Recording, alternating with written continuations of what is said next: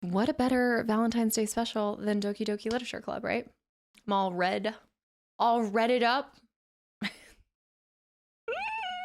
Hey guys, welcome back into the channel, or welcome in if it's your first time here. It is officially our Valentine's Day special that I am here to bring you guys, which is my first playthrough of Doki Doki Literature Club. Now, while I don't know a lot about this game, it has been something that is frequently requested over the course of my entire time being a content creator, so I figured we would finally sink our teeth into it today. So, without further ado, let's dive in with an open heart and open mind and zero expectations. Let's go. This game is not suitable for children or those who are easily disturbed. Individuals suffering from anxiety or depression may not have a safe experience playing this game. For content warnings, please visit. I agree. That's not slightly concerning. This game is not suitable for children or those who are easily disturbed. But the music's so uppity and boppity and boopity. I'm just going to turn these down just a little bit, but you guys should still be able to hear it just fine. Just so we don't get blasted. I like this. All right, with that, as you guys read, please do your own due diligence. See if this is something that you guys are okay watching and viewing. Please take the content warning serious. Watch out for yourself above all else. With that in mind, I don't know what we're about to really get into, but there's no better time like the present. Doki Doki Literature Club. Please enter your name. Should I do... I guess I'll do Kasta. Okay. We're going in as Kasta. A club. Oh! I need to read the line. Okay, I need to read it. Hey! Question marks. I see. Oh, okay. So we're being, okay, narrator. Okay. I'm going narrator mode. Oh, shoot. All right, let me warn you guys if y'all are new here. Most characters will somehow go Southern or have a twang to it. If you guys saw my Parasite Eve playthrough, nearly everybody in New York City was previously from the great state of Texas. All right, here we go. I see an annoying girl running towards me from the distance, waving her arms in the air like she's totally oblivious to any attention she might draw to herself. That girl is Sayori. Sayori? My neighbor and good friend since we were children. You know, the kind of friend you'd never see yourself making today, but it just kind of works out because you've known each other for so long. Wow, that is incredibly relatable. We used to walk to school together on days like this, but starting around high school, she would oversleep more and more frequently, and I would get tired of waiting up. I wonder why she overslept. But if she's going to chase after me like this, I almost feel better off running away. However, I just sigh and idle in front of the crosswalk and let Sayori catch up to me.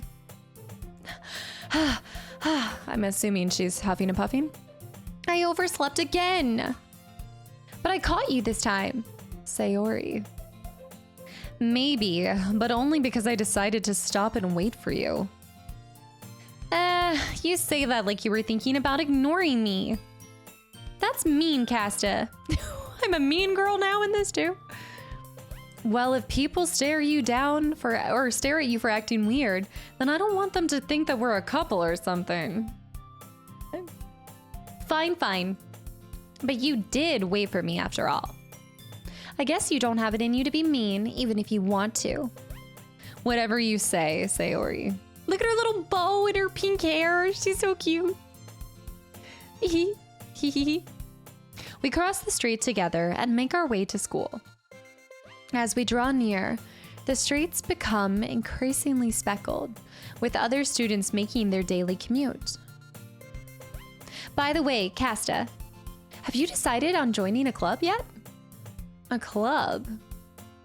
I told you already, I'm not really interested in joining any clubs. I haven't been looking either. That's not true. You told me that you would join a club this year. Did I? I'm sure it's possible that I did in one of our many conversations, where I dismissively go along with whatever she's going on about. Sayori likes to worry a little too much about me when I'm perfectly content just getting by on the average while spending my free time on games and anime. Why does this feel relatable? Oh my gosh. Uh-huh. I was talking about how I'm worried that you won't learn how to socialize or have any skills before college. Your happiness is really important to me, you know. And I know you're happy now, but I die at the thought of you becoming a NEET, what is that, in a few years because you're not used to the real world. An NET. You trust me, right? Don't make me keep worrying about you. All right, all right. I'll look at a few clubs if it makes you happy. No promises, though. Will you at least promise me you'll try just a little? Yeah, I guess I'll promise you that. Yay. Why do I let myself get lectured by such a carefree girl? Okay, I feel like the dialogue already, it feels kind of genuine. You know, like this is the internal dialogue in my head that I'd have for sure. More than that, I'm surprised I even let myself relent to her. I guess seeing her worry so much about me makes me want to ease her mind at least a little bit. Even if she does exaggerate everything inside of her head. Oh, new scene. I like the way that this is done though. I like the art style. The school day, I also love like the little polka dots, the pink polka dots and everything. It's so cheerful. The school day is as ordinary as ever, and it's over before I know it. After I pack up my things, I stare blankly at a wall, looking for an ounce of motivation. Clubs. Sayori wants me to check out some clubs. I guess I have no choice but to start with the anime club. Hey, that's a good starting point. Hello? Sayori? Sayori must have come into classroom while I was spacing out. I look around and realize that I'm the only one left in the classroom. I thought I'd catch you coming out of the classroom, but I saw you just sitting here spacing out, so I came in. She's so nice. Honestly, you're even worse than me sometimes. I'm impressed. You don't need to wait up for me if it's going to make you late to your own club. Well, I love the face changes. Well, I thought you might need some encouragement, so I thought, you know what? Well, that you could come to my club. Sayori. Yeah? There is no way that I'm going to your club. Ugh, meanie.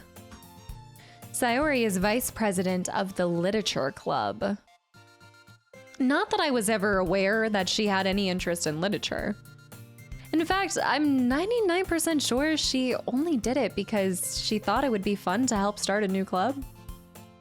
Since she was the first one to show interest after the one who proposed the club, she inherited the title vice president. That said, my interest in literature is guaranteed to be even less.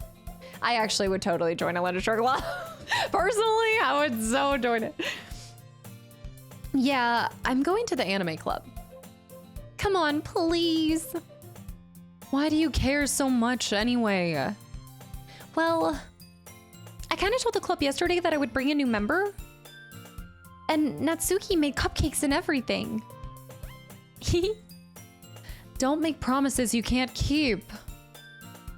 I can't tell if Sayori is really that much of an airhead, or if she's so cunning as to have it planned all of this out. I let out a long sigh. Fine.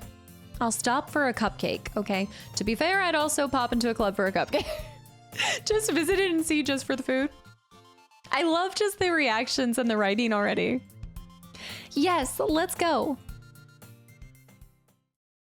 And thus, today marks the day I sold my soul for a cupcake, and I would do it again. If it was a damn good cupcake, to be fair. To be fair. I like it's a very plain kind of building, but it feels like a schoolhouse, that's for sure. I dejectedly follow Sayori across the school and upstairs, a section of the school I rarely visit, being generally used for the third-year classes and activities.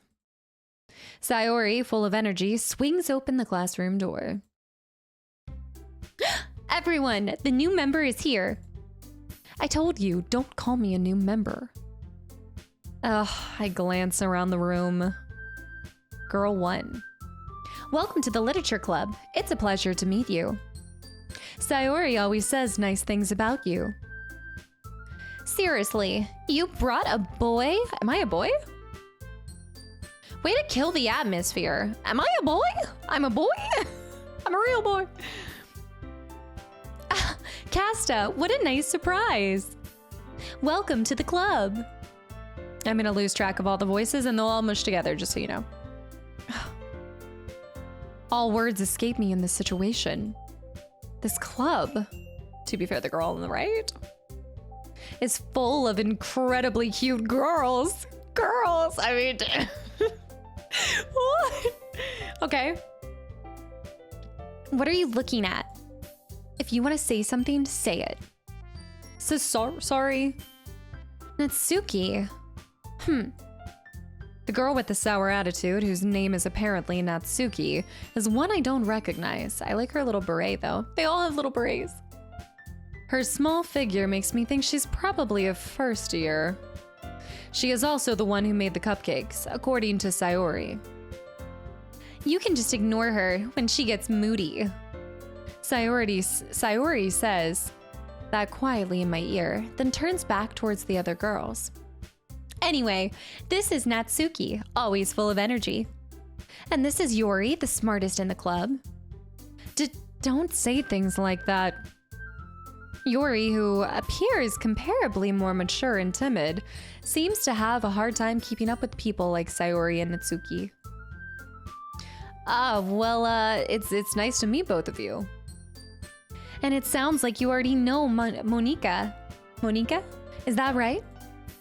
That's right. It's great to see you again, Kasta. Oh, Monika smiles sweetly. We do know each other. Well, we rarely talk, but we were in the same class last year. Monika was probably the most popular girl in class. Smart, beautiful, athletic. Basically, completely out of my league. Classic, tale as old as time. So, having her smile at me so genuinely feels a little... I'm trying to bring like a deeper voice to my protagonist. You too, Monika. Come sit down, Kasta. We made room for you at the table, so you can sit next to me or Monika. I'll get the cupcakes. Hey, I made them. I'll get them. Sorry, I got a little too excited. Then how about I make some tea as well? So tea, cupcakes, and literature, really? The girls have a few desks arranged to form a table. As Sayori mentioned, it's been widened so that there is one space next to Monika and one space next to Sayori. Natsuki and Yori walk over to the corner of the room, where Natsuki grabs a wrap tray, and Yori opens the closet. Did I miss that? Was that not always open? This is so descriptive. Still feeling awkward, I take a seat next to Sayori. Natsuki proudly marches back to the table, tray in hand. Okay, are you ready? Ta-da! Oh, Natsuki lifts the foil off the tray to reveal a dozen white, fluffy cupcakes, decorated to look like little cats. The whiskers are drawn with icing, and the little pieces of chocolate were used to make their ears.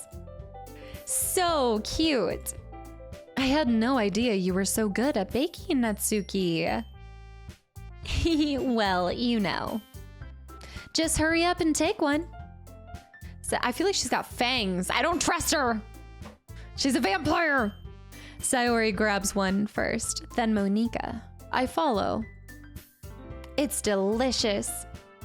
Sayori talks with her mouth full and has already managed to get icing on her face. I turn the cupcake around my fingers, looking for the best angle to take a bite. Natsuki is quiet. I can't help but notice her sneaking glances in my direction. Is she waiting for me to take a bite. I finally bite down. The icing is sweet and full of flavor. I wonder if she made it herself. This is really good. Thank you, Natsuki. Well, why are you thanking me? It's not like haven't I heard this somewhere before? Made them for you or anything. I thought you technically did. Sayori said. Well, maybe. But not for, you, dummy. All right, okay. I give up on Natsuki's weird logic and dismiss the conversation. Yori returns to the table carrying a tea set. I feel like I'm going to be initiated into a cult at this rate. I don't know, it feels... But maybe that's because of the content warning is like a spoiler in of itself that something nefarious is gonna happen. She carefully places a teacup in front of each of us before setting down the teapot next to the cupcake tray.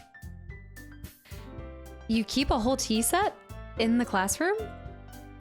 Don't worry, the teachers gave us permission. After all, doesn't a hot cup of tea help you enjoy a good book? I guess. Don't let yourself get intimidated. Yori's just trying to impress you. That's not insulted. Yori looks away. I love the facial changes. I meant that, I believe you. Well, tea and reading might not be a pastime for me, but at least I enjoy tea. I'm glad. Yori faintly smiles to herself in relief. Monika raises an eyebrow, then smiles at me. So, what made you consider the literature club? I was afraid of this question. I got coerced into it. I didn't choose this. I didn't want to be here. I wanted to be in the anime club. Something tells me I shouldn't tell Monika that I was practically dragged here by Sayori. Well, I haven't joined any clubs yet, and Sayori seemed really happy here, so... That's okay. Don't be embarrassed. We'll make sure you feel right at home, okay? As president of the literature club, it's my duty to make the club fun and exciting for everyone. Monika, I'm surprised. How come you decided to start your own club? You could probably be a board member of any of the other major clubs. I love her blue bow. Weren't you a leader of the debate club last year? Well, to be honest, I can't stand all the politics around the major clubs. It feels like nothing but arguing about the budget and publicity and how to prepare for events. I'd much rather be taking something I personally enjoy and make something special out of it. And if it encouraged others to get into literature, then I'm fulfilling that dream. Monika really is a great leader. Yori nods in agreement. Then I'm surprised that there aren't more people in the club yet. It must be hard to start a new club. I love the green eyes. You could put it that way. Not many people were very interested in putting out all the effort to start something brand new. Especially when it's something that doesn't grab your attention, like literature. You have to work hard to convince people that you're both fun and worthwhile. But it makes school events like the festival that much more important. I'm confident that we can all really grow this club before we graduate. Right, everyone? Yeah! We'll do our best. You know it. Everyone enthusiastically agrees. Such different girls, all interested in the same goal. Monika must have worked really hard to just find these three. Maybe that's why they're all so delighted by the idea of a new member joining. Though I still don't really know if I can keep up with their level of enthusiasm about literature. So, Kasta, what kind of things do you like to read? Well, considering how little I've read these past few years, I don't really have a good way of answering that. Manga? I mutter quietly to myself, half joking. Natsuki's head suddenly perks up. It looks like she wants to say something, but she keeps quiet. Not much of a reader, I guess. Well, that can change. What am I saying? I spoke without thinking after seeing Yori's sad smile. Anyway, what about you, Yori? Well, let's see. Yori traces the rim of her teacup with her finger. My favorites are usually novels that build deep and complex fantasy worlds. The level of creativity and craftsmanship behind them is amazing to me. And telling a good story in such a foreign world is equally impressive. Yori goes on, clearly passionate about her reading. She seemed so reserved and timid since the moment I walked in. But it's obvious by the way her eyes light up that she finds her comfort in the world of books, not people.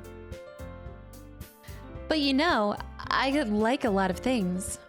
Stories with deep psychological elements usually immerse me as well.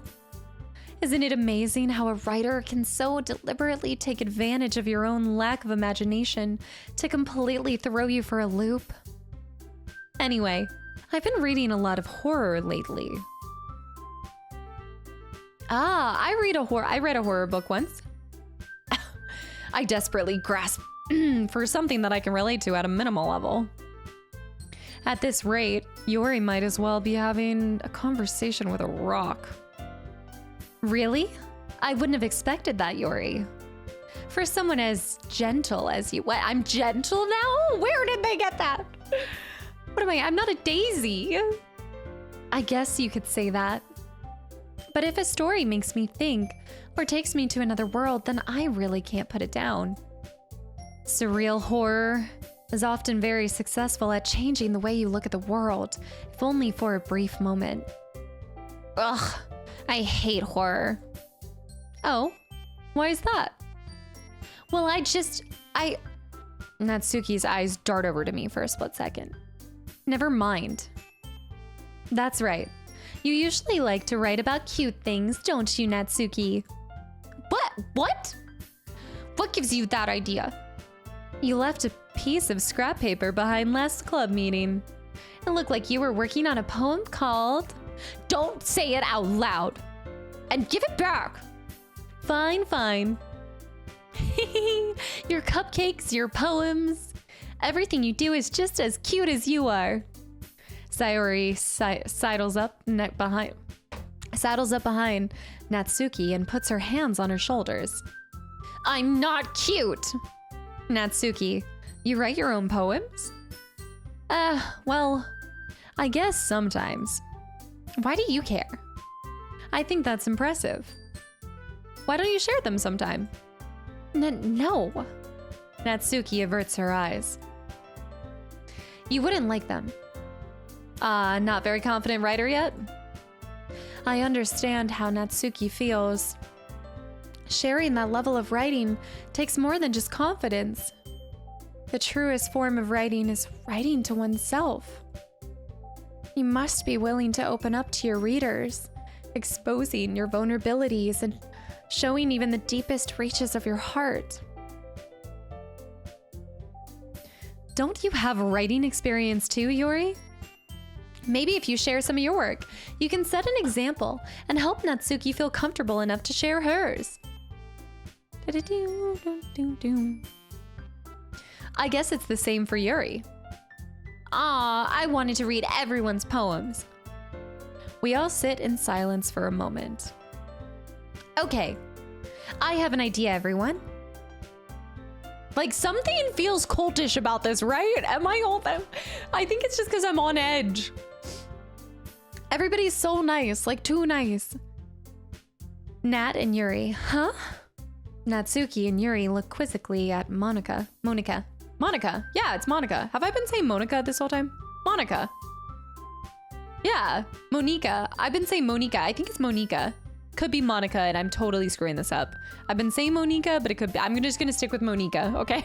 Monica. Let's all go home and write a poem of our own. Then, next time we meet, we'll all share them with each other. That way, everyone is even. Yeah, let's do it. Plus, now that we have a new member, I think it will help us all get a little more comfortable with each other and strengthen the bond of the club. Isn't that right, Kasta? Monica smiles warmly at me once again. Hold on, there's still one problem. What's that?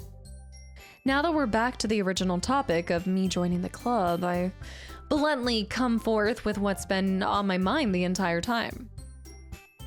I never said that I would join the club. Sayori may have convinced me to stop by, but I never made any decision. I still have other clubs to look at, and I lose my train of thought. All 4 girls stare back at me with dejected eyes. But, I'm sorry, I thought, Kasta, you all, I'm defenseless against these girls. How am I supposed to clear my head, make a clear-headed decision when it's like this? That's it. If writing poems is the price I need to pay in order to spend every day with these beautiful girls. Right. Okay, I've decided then. I'll join the literature club. One by one, the girls' eyes light up. Yes, I'm so happy. Sayori wraps her arms around me, jumping up and down. Hey. You really did scare me for a moment. If you really came just for cupcakes, I would have been super pissed. Then that makes it official. Welcome to the literature club. Aw, thanks, I guess. Okay, everyone. I think with that, we can officially end today's meeting on a good note. Everyone, remember tonight's assignment. Write a poem to bring to the next meeting so we can all share. Monica. I gotta go with Monica. Monica. It's gotta be Monica. This is like Xenogears Fae and Fee and Fi and Fo. Monica looks over at me once more. Kasta, I look forward to seeing how you express yourself. Yeah. Can I really impress the class star Monica with my mediocre writing skills? I already feel the anxiety welling up inside me. Meanwhile, the girls continue to chit-chat as Yori and Natsuki clean up their food. Hey, Kasta, since we're already here, do you want to walk home together? That's right. Sayori and I never walk home together anymore because she always stayed after for clubs.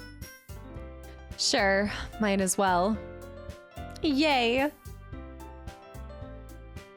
With that, the 2 of us depart the club room and make our way home. The whole way, my mind wanders back and forth between the 4 girls. Sayori, Natsuki, Yori, and of course, Monica. Will I really be happy spending every day after school in a literature club? Perhaps I'll have a chance to grow closer to one of these girls. Oh my goodness, don't be an orbiter. I'm being put into a position of being an orbiter. No. Oh man. All right. I'll just need to make the most of my circumstances, and I'm sure good fortune will find me. And I guess that starts with writing a poem tonight. Do I get to write my own poem? It's time to write a poem. Oh! Pick words you think your favorite club members will like. Something good will happen with whoever likes your poem the most. Okay, let's save.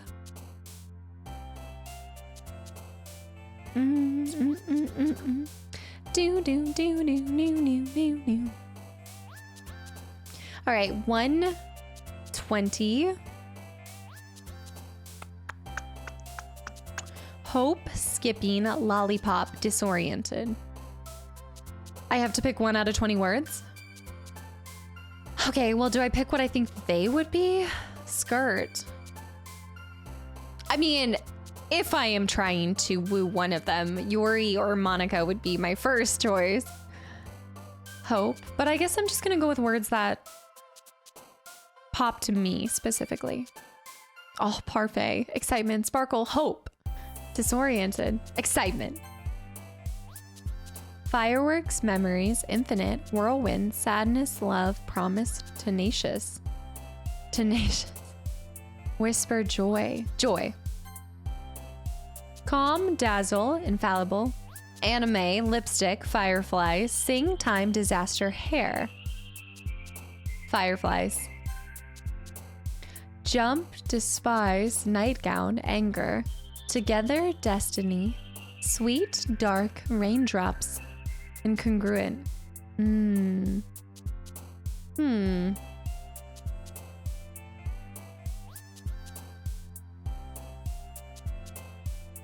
Raindrops. Color, agonizing, prayer, hurt, hop, flower, nature, lucky, shiny, lust, flower. Flower or prayer? But flower was the first one that popped from the page. Smile, cry, forgive, twirl, treasure, music, amazing, cheeks, party, awesome. Smile or music? Smile. Marshmallow, loud, summer, ribbon, passion.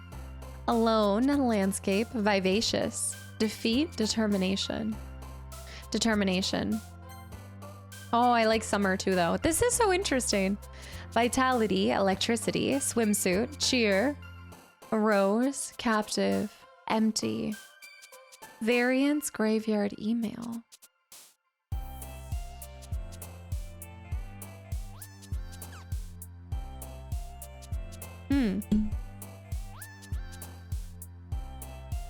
Vitality, variance, are empty. Electricity. Say empty, though.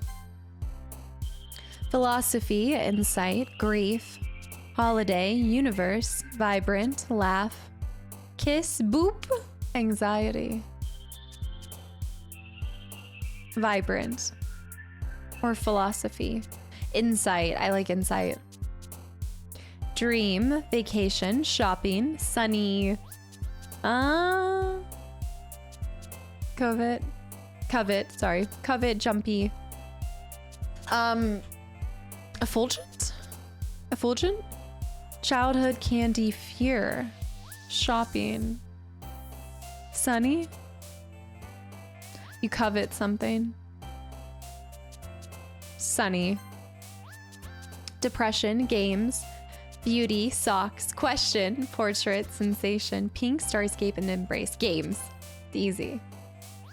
Bubbles, crimson, heart, peace, dance, fickle. Bouncy, death, chocolate, tragedy.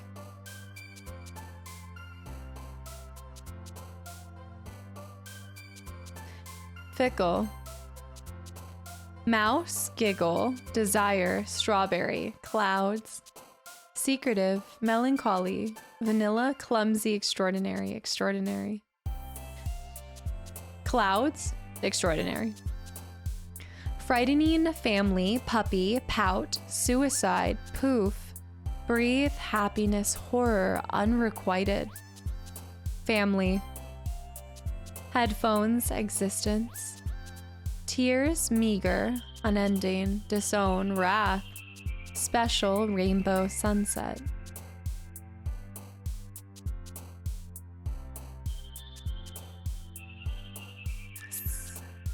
Existence or sunset? Existence. Romance, flee, essence, rain cloud, ocean. Uncontrollable, fun, charm, friends, comfort.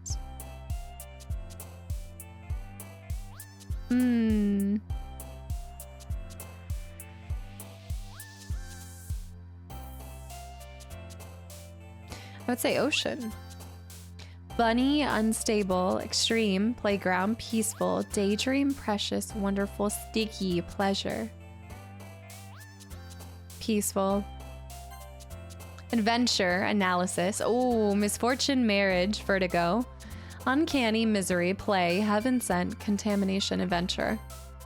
disarray, waterfall, blanket, journey, fantasy, climax, fester, scars, kawaii, whistle, fantasy, shame, pure, inferno, Valentine, heartbeat, judgment, papa, ambient, feather, aura, inferno, or heartbeat, inferno. I have no idea what that's gonna come together to do, but hi again, Kasta. Glad to see you didn't run away on us. Nah, don't worry. This might be a little strange for me, but at least I keep my word. Well, I'm back at the literature club. I was the last to come in, so everyone else is already hanging out. Thanks for keeping your promise, Kasta.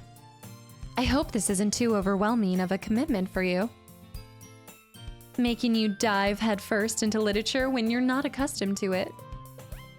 Oh, come on, like he deserves any slack. Sayori told me you didn't even want to join any clubs this year. And last year, too. I don't know if you plan to just come here and hang out or what. But if you don't take us seriously, then you won't see the end of it. Oh. Natsuki, you certainly have a big mouth for someone who keeps her manga collection in the club room. Natsuki finds herself stuck between saying Monica and manga. Manga is literature! Swiftly defeated, Natsuki plops back into her seat. Don't worry, guys. Kasta always gives the best, as long as he's having fun. He helps me with busy work without even asking. Like cooking and cleaning my room. How dependable. Sayori, that's because your room is so messy, it's distracting. And you almost set your house on fire once. Is that so? You two are really good friends, aren't you? Like the blushing, not like that, we're not that good of friends. Acquaintances, really. I might be a little jealous. How come? You and Kasta can be good friends too. Sayori. As usual, Sayori seems oblivious to the weird situation she just put me into. Oh, Yori even brought you something today, you know? Wait, Sayori. Did I do it? I got Yori's attention with my poem? Maybe not. Me? Not really. Don't be shy. It's really nothing. What is it? Never mind. Sayori made it sound like a big deal when it's really not. What do I do? I'm sorry, Yuri. I wasn't thinking. I guess that means it's up to me to rescue the situation. Hey, don't worry about it. First of all, I wasn't expecting anything in the first place. So any nice gestures from you is a pleasant surprise. It'll make me happy no matter what. Is that so? Yeah, I won't make a big deal if you don't want me to. All right. Well, here. Yuri reaches into her bag and pulls out a book. I didn't want you to feel left out, so I picked out a book that I thought you might enjoy. It's a short read, so it should keep your attention even if you don't normally read. And we could, discuss it if you wanted. This is... How is this girl accidentally being so cute? She even picked out a book she thinks that I'll like, despite me not reading much? Yuri, thank you. I'll definitely read this. I enthusiastically take the book. Well, you can read it at your own pace. I look forward to hearing what you think. Now that everyone's settled in, I expected Monica to kick off some scheduled activities for the club. But that doesn't seem to be the case. Sayori and Monica are having a cheery conversation in the corner. Yuri's face is already buried in a book. I can't help but notice her intense expression, like she was waiting for this chance. Meanwhile, Natsuki is rummaging around in the closet. Man, it looks like no one wants to be bothered today. I slump down in the nearest desk. How am I supposed to occupy myself with something literature related by myself like this? I guess I could always read some of the book Yori gave me. But I'm feeling a little too tired to read. I could probably fall asleep right now. I close my eyes and end up listening in on Sayori's conversation with Monica. We're probably gonna seem really lame compared to all the other clubs, though. Huh. Well, we can't give up. The festival is our chance to show everyone what literature is all about. The problem is that the idea of the literature club sounds too dense and intellectual. But it's not like that at all, you know? We just need a way of showing that to everyone. Something that speaks to their creative minds. That doesn't solve the problem, though. What do you mean? Even if we come up with some of the most fun things ever, nobody will come in the first place if it's just a literature event. So it's more important to figure out how to get people to show up in the first place, you know? And after they come, we can do this thing to speak to their creative minds. Or you trap them with cupcakes and beautiful smiles like you did with me. Let bygones be bygones. What's this? Sayori is taking this really seriously. It's rare to hear her deliberating like this. Huh, that's a good point. In that case, do you think food will do the trick? What kind? Well, I guess we could... Cupcakes! Good thinking. Natsuki would love to do that too. You're right. Natsuki makes the best cupcakes. That works out perfectly. That wasn't why you suggested it. Cupcakes speak to my creative tummy. Cupcakes it is then. I'm hungry. Anyway, we still need to work out the details of the event itself. I find myself smiling. In the end, Sayori is still her usual self. But therein lies the unexpected reason I admire her. Unlike me, who has trouble finding any motivation at all. Sayori can put her mind to things and make them come to life. I suppose that's why I end up letting her get on my case about things. I can't help but wonder what it would be like to see the world through her eyes. Oh! I open my eyes to find Sayori's face filling my vision. I nearly fall out of my chair.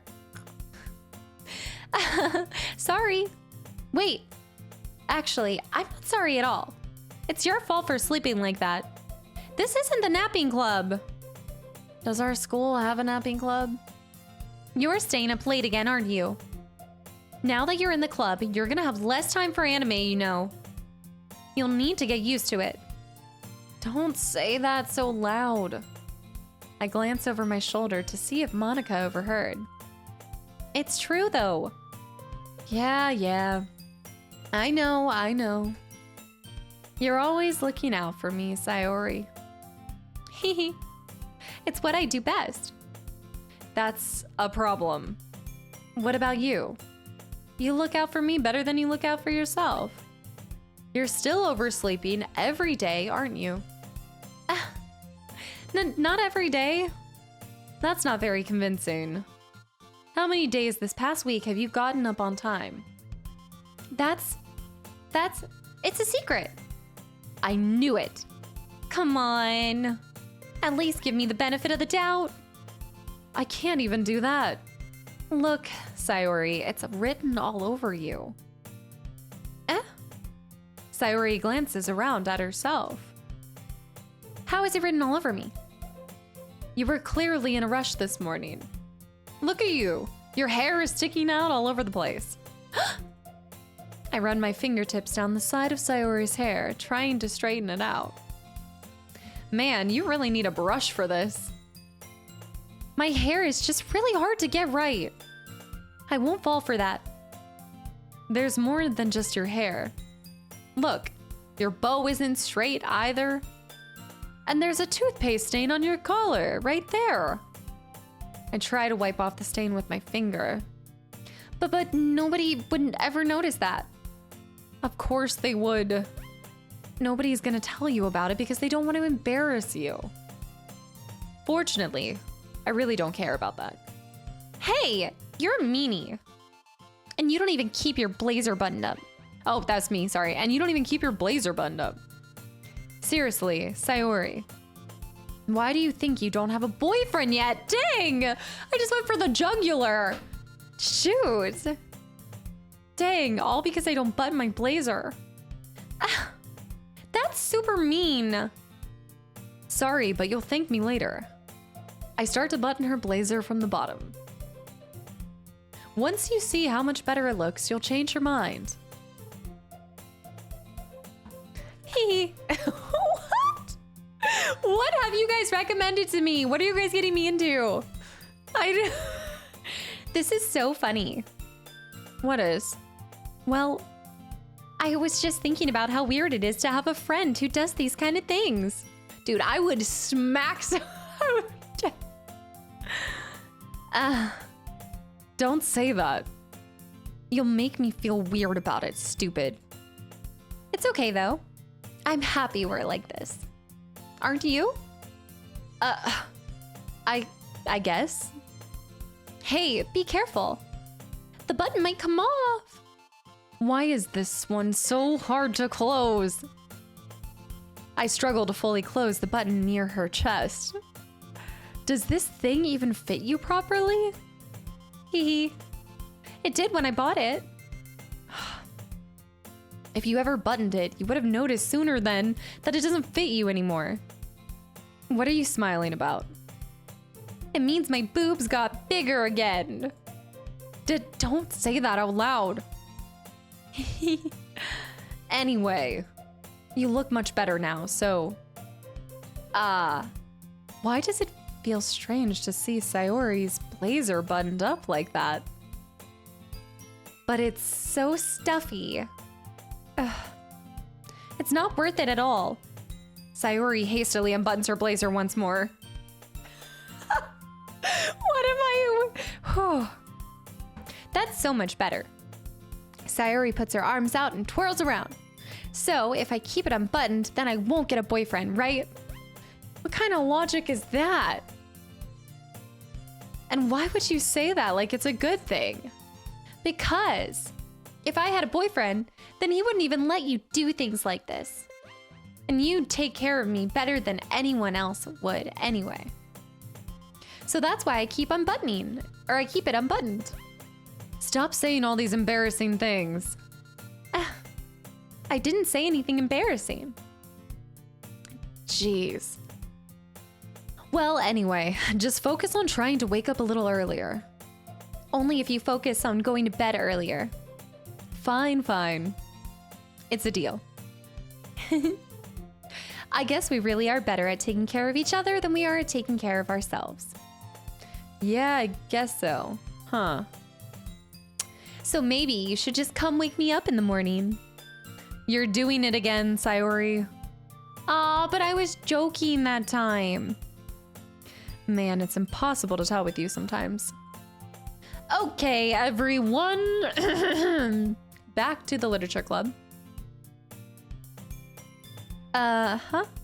Monica suddenly calls out. Why don't we share the poems that we wrote now? Yay! Kasta, I can't wait to read yours. Yeah, same. I fail to sound enthusiastic, but Sayori still trots away to retrieve her poem. By the way, did you remember to write the poem last night? Yeah. My relaxation ends. I can't believe I agreed to do something so embarrassing. I couldn't really find much inspiration since I've never really done anything like this before. Well, now that everyone's ready, why don't you find someone to share it with? I can't wait. Sayori and Monica enthusiastically pull out their poems. Sayori's is on a wrinkled sheet of loose leaf torn from a spiral notebook. On the other hand, Monica wrote hers in a composition notebook. I can already see Monica's pristine handwriting from where I sit. Natsuki and Yuri reluctantly comply as well, reaching into their bags. I do the same myself. Who should I show my poem to first? Okay, who am I interested in first? I feel like that's the main thing. Like who?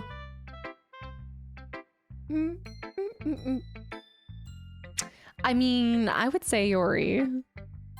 Okay. I need water. I need to remember that I'm talking so much.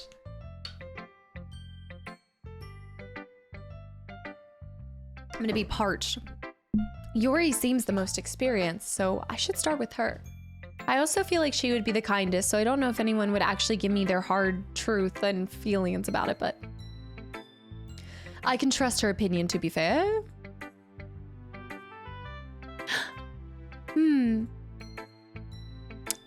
Yuri stares at the poem. A minute passes, more than enough time for her to finish reading. Oh, so sorry. I forgot to start speaking. It's fine, don't force yourself. I'm not. I just need to put my thoughts into words. Hold on. Okay. This is your first time writing a poem, right? Yeah? Why do you ask? I'm just making sure.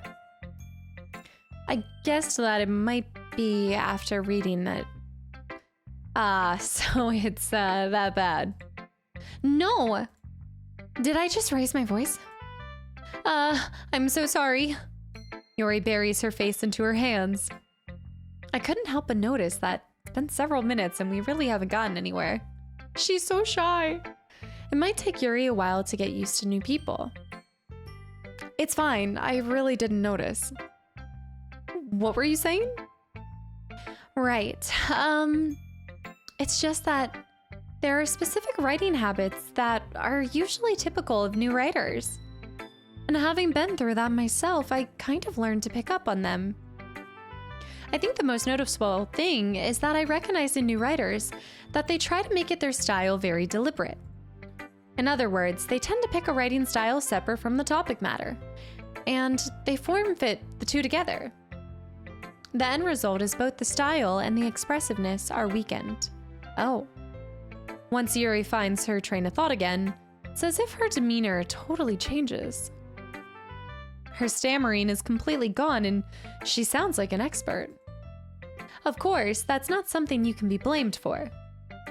There are so many kinds of different skills and techniques that go into writing even a simple poem. Not just finding them and building them, but getting them to work together is probably the most challenging part. It might take you some time, but it all comes with practice and learning by example and trying new things. I also hope that everyone else in the club gives you valuable feedback. Oh, Natsuki can be a little bit, biased though. Biased? How? Well, never mind. I shouldn't be talking about people like that. Sorry. It's fine. I'm not sure if Yuri is apologizing to herself, to me, or to Natsuki. Do you mind if I read your poem now? Please do. I'd love to share my thought process behind it. Yuri smiles dreamily, as if it's a rare opportunity for her. Which itself is kind of funny. After all, isn't this supposed to be the literature club? Oh, this is so beautiful. Click outside the poem area. Ghost under the light. The tendrils of my hair illuminate beneath the ember glow. Bathing. Bathing? I think it's bathing. It must be this one. This is beautiful cursive though, I will say. The last remaining streetlight to have withstood the test of time. The last yet to be replaced by the sickening blue-green hue of the future. I bathe, calm, breathing air of the present, but living in the past. The light flickers. I flicker back. It's kind of beautiful. I'm sorry. I have such terrible handwriting. No, it was good. It was good. What? I wasn't thinking about that at all. But it took you a long time to read it. Oh my gosh, oh shoot, do my interactions matter? Oh no. I wonder if my interactions actually do matter. Shoot. Well, I just don't read script very often. I actually think your handwriting is pretty. That's a relief. Also, I liked the poem. Even though it's short, it was really descriptive. It wasn't too short. I usually write longer poems. Not at all. I'm really glad that you liked it. I'll be honest. Since it's our first time sharing, I wanted to write something a little more mild. Something easy to digest, I suppose. Are you into ghosts, Yuri? Huh? Actually, the story isn't about a ghost at all, Kasta. Really? I must have totally missed the point. Well, I suppose you did only glance over it after all. But remember that poets often express their own thoughts, feelings, and experiences in their work. They usually do more than tell a simple story or paint a picture. In this case, perhaps the subject of the poem is only being what in the world? My voice is starting to go numb from talking for so much. Symbolically compared to a ghost. I can like feel my jaw getting, I know that's insane, but this is the most talking I think I've done in a video. Lingering in her last remaining place of comfort, unable to let go of the past. And soon to be left with nothing. That's a lot more solemn putting it like that. I hadn't even thought of that. That's impressive. It's nothing really. Well, it makes me happy that you think that. Just remember that it won't be long before you pick up on these things too. Yeah, maybe you're right. I guess I'll have to keep trying. I'm counting on you. Okay. Or no, this is crazy. My jaw. I don't know. I stream for hours and talk for hours. I wonder why it's not like the same. Okay, let's go with Sayori. I love her blue eyes, like the contrast between that and the pink hair. Oh my goodness. This is so good, Kasta. I love it. I had no idea that you were such a good writer. Sayori, you must be seriously overreacting. I'm not a good writer at all. I honestly have no idea what I'm doing. Well, maybe that's why. Because I have no idea what I like either. Jeez. Yuri's opinion was way more constructive than this. Maybe even Natsuki's. Are you sure you don't like it just because I wrote it? Well, I'm sure that's part of it. I think that I understand you better than a lot of other people, you know? So when I read your poem, it's not just a poem. It's a Kasta poem. And that makes it feel extra special. Like I can feel your feelings in it. Sayori hugs the sheet against her chest. You're so weird, Sayori. I'm really happy that you wrote one. It just reminds me of how you're really becoming a part of the club now. Not to mention the fact that I'm standing in front of you in the club room. Well, of course. I'm not really in it yet, but that doesn't mean I'll break my promise. See? It's like I said before, Kasta. Deep down, you're not selfish at all, you know? Trying new things like this for other people. That's something that only really good people do. Thanks, Sayori. I'm not sure if Sayori sees the full picture of my motive here, but then again, I can't deny that she's part of the reason I joined. Knowing how much this means to her and all. Yeah? And I'm gonna make sure that you have lots of fun here, okay? That will be my way of thanking you. All right, I'm gonna hold you to that then. Yay. Now, you'll read my poem too, right? Don't worry, I'm really bad at this. We'll see about that. Dear sunshine, the way you glow through my blinds in the morning, it makes me feel like you missed me.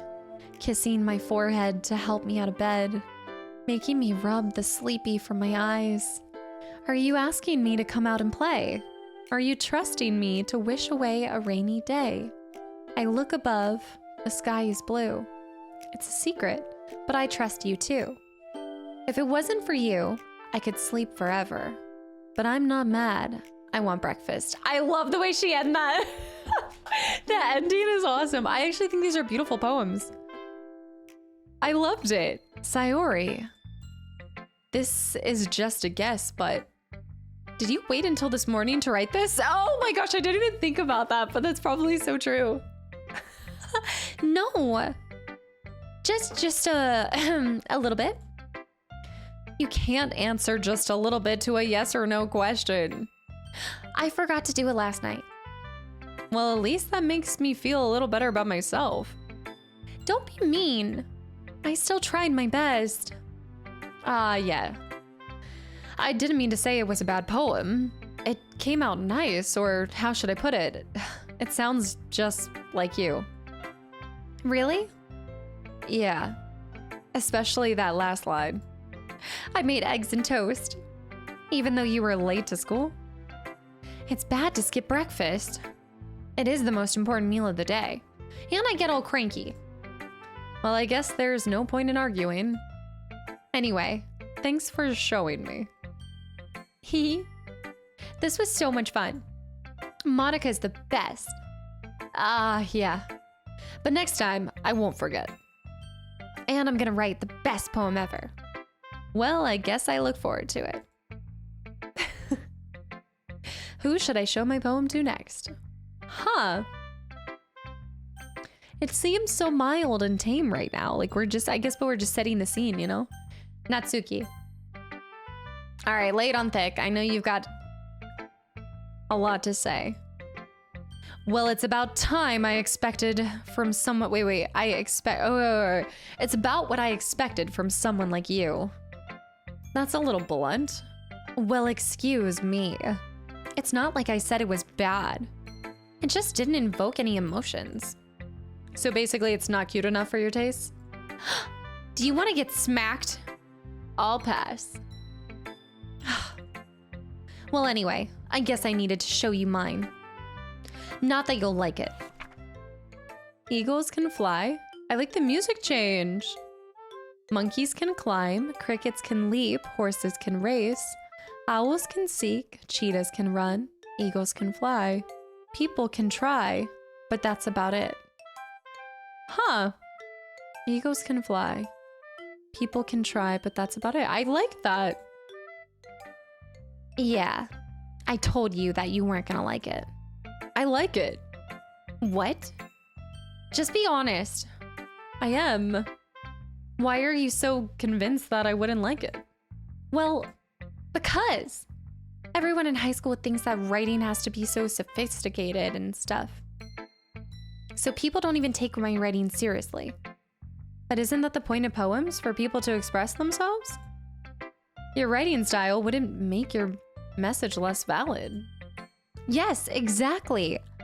I like when it's easy to read, but it hits you hard. Like in this poem. Seeing everyone around you do great things can be really disheartening. So I decided to write about it. I actually love that point of view. Yeah, I understand. But the other nice thing about simple writing is that it puts more weight on the wordplay. I agree. I actually think I enjoyed Natsuki's poem the most. I would say that, oddly enough, I think I liked that the most, and then Sayori's, and then, oh my gosh, Yuri? Is it Yuri? Like I set up for a rhyme at the end, but then made it fall flat on purpose. It helps bring out the feelings in the last line. So you did. I guess more went into it than I realized. That's what it means to be a pro. I'm glad you learned something. Didn't expect that from the youngest one here, did you? Yeah, I guess I didn't. I decide to humor her with one last comment. I don't really care how old everyone is, but if Natsuki is feeling proud, then I won't take that away from her. I loved hers. Yeah, I think that was really good. And last but not least, Monica. Monica. What is wrong with me? Hi, Kasta. Oh, I'm having a good time so far? Yeah. Good, I'm glad to hear it. By the way, since you're new and everything, if you ever have any suggestions for the club, like new activities or things we can do better, I'm always listening. Don't be afraid to bring things up, okay? All right, I'll keep that in mind. Of course, I'll be afraid to bring things up. I'm much better off just going with the flow until I'm more settled in. Anyway, want to share your poem with me? It's kind of embarrassing, but I guess I have to. Don't worry, Kasta. We're all a little embarrassed today, you know? But it's that sort of barrier that we'll all learn to get past soon. Yeah, that's true. I hand Monica my poem. I like this one. It makes me think of something Sayori would say. Is that so? You and Sayori are really good friends, right? I wouldn't be surprised if you had these sort of things in common. Well, we may be good friends, but Sayori and I are actually really different. Well, that might be the case, but maybe that there's some similarities that you wouldn't expect. The way she talks about you, it sounds like the two of you really care about each other's well-being. Even if you show it in different ways, it ends up being more similar than you'd think. So I think that's the kind of vibe that I get from reading your poem.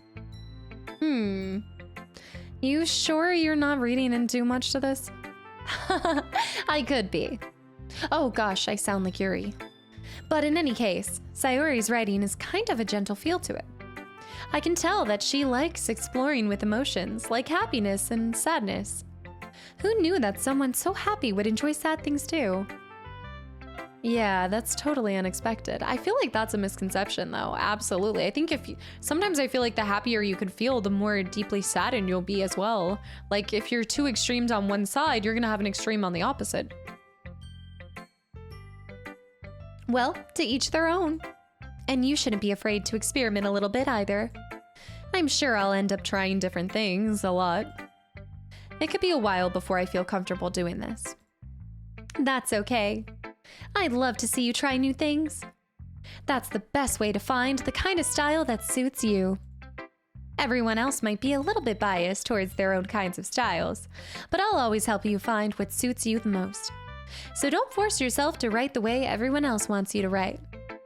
It's not like you have to worry about impressing them or anything. No. Yeah. Anyway, do you want to read my poem now? Don't worry, I'm not very good. You sound pretty confident for someone who claims to not be very good. Well, that's because I have to sound confident. That doesn't mean that I always feel that way, you know? I see. Well, let's read it then. Hole in a wall, hidden wall, hole in wall. It couldn't have been me. See the direction the spackle protrudes? A noisy neighbor, an angry boyfriend? I'll never know. I wasn't home. I peer inside for a clue. No, I can't see. I reel, blind like a film left out in the sun. But it's too late. My retina's already scorched with a permanent copy of the meaningless image. It's just a little hole. It wasn't too bright, and it wasn't too deep, stretching forever into everything. A hole of infinite choices. I realize now that I wasn't looking in, I was looking out. And he, on the other side, was looking in. Wait, that is amazing. That might be my favorite one yet. So what do you think? It's very freeform, if that's what you call it. Sorry, I'm not really the right person to ask for feedback. It's okay. Yeah, that kind of style has gotten pretty popular nowadays. That is, a lot of poems have been putting emphasis on the timing between words and lines. When performed out loud, it can be really powerful. What was the inspiration behind this one? Well, I'm not really sure if I know how to put it. I guess you could say that I had some kind of epiphany recently. It's been influencing my poems a bit. An epiphany? Yeah, something like that. I'm kind of nervous to talk about deep stuff like that because it kind of comes on strongly. Maybe after everyone is better friends with each other. Anyway, here is Monica's writing tip of the day. Sometimes when you're writing a poem or a story, your brain gets too fixated on a specific point. If you try so hard to make it perfect, then you'll never make any progress. Oh, I like that. Just force yourself to get something down on the paper and tidy it up later. Another way to think about it is like this. If you keep your pen in the same spot for too long, you'll just get a big dark puddle of ink. So just move your hand and go with the flow. Bee-haw! That's my advice for the day. Thanks for listening. Whew. I guess that's everyone. I glanced around the room. That was a little more stressful than I anticipated. It's as if everyone is judging me for my mediocre writing abilities. Even if they're just being nice, there's no way my poems can stand up to theirs. This is a literature club after all. Oh, I sigh. I guess that's what I ended up getting myself into. Across the room, Sayori and Monica are happily chatting. My eyes land on Yori and Natsuki. They gingerly exchange sheets of paper, sharing their respective poems. As they read in tandem, I watch each of their expressions change. Natsuki's eyebrows furrow in frustration. Meanwhile, Yuri smiles sadly. What's with this language? Did you say something? Oh, it's nothing. Natsuki dismissively returns the poem to the desk with one hand. I guess you could say it's fancy. Thanks. Yours is cute. Cute? Did you completely miss the symbolism or something? It's clearly about the feelings of giving up. How can that be cute? I know that. I just meant the language, I guess. I was trying to say something nice. Ugh. You mean you have to try that hard to come up with something nice to say? Thanks, but it really didn't come out nice at all. Well, I do have a couple of suggestions. Huh. If I was looking for suggestions, I would have asked someone who actually liked it. Which people did, by the way. Sayori liked it. And Kasta did too. So based on that, I'll gladly give you some suggestions of my own. First of all, excuse me. I appreciate the offer, but I've spent a long time establishing my writing style. I don't expect it to change anytime soon, unless of course I come across something particularly inspiring. Which I haven't yet. And Kasta liked my poem too, you know. I'm getting myself into trouble. He even told me he was impressed by it. Natsuki suddenly stands up. Oh, I didn't realize you were so invested in trying to impress our new member, Yuri. What? That's not what you were just... Yuri stands up as well. Maybe you're just jealous that Kasta appreciates my advice more than he appreciated yours. How do you know he didn't appreciate my advice more? Are you that full of yourself? No. If I was full of myself, I would have deliberately gone out of my way to make everything I do overly cutesy. Guys, is everyone okay? Well, you know what? I wasn't the one whose boobs magically grew a size bigger as soon as Kasta started showing up. What? The drama? Okay, it's popping off. Natsuki. Natsuki, that's a little... This doesn't involve you. I don't like the fighting, guys. Suddenly, both girls turned to me, as if they just noticed I was standing there. Kasta, she's trying to make me look bad. That's not true. She started it. If she could get over herself and learn to appreciate that simple writing is more effective, then this wouldn't have happened in the first place. What's the point of making your poems all convoluted for no reason? The meaning should jump out at the reader, not force them to have to figure it out. Help me explain that to her, Kasta. But wait. There's a reason we have so many deep and expressive words in our language. It's the only way to convey complex feelings and meanings the most effectively. Avoiding them is not only unnecessarily limiting yourself, it's also a waste. You understand that, right, Kasta? I'm not gonna lie though, I can't stop looking at her boobs because she has her hands in front of her, and then every time her hands go behind her back, you notice the red and everything. You understand that, Kasta, right? Well? How did I get dragged into this in the first place? It's not like I know anything about writing, but whoever I agree with, they'll probably think more highly of me. So of course, that's going to be...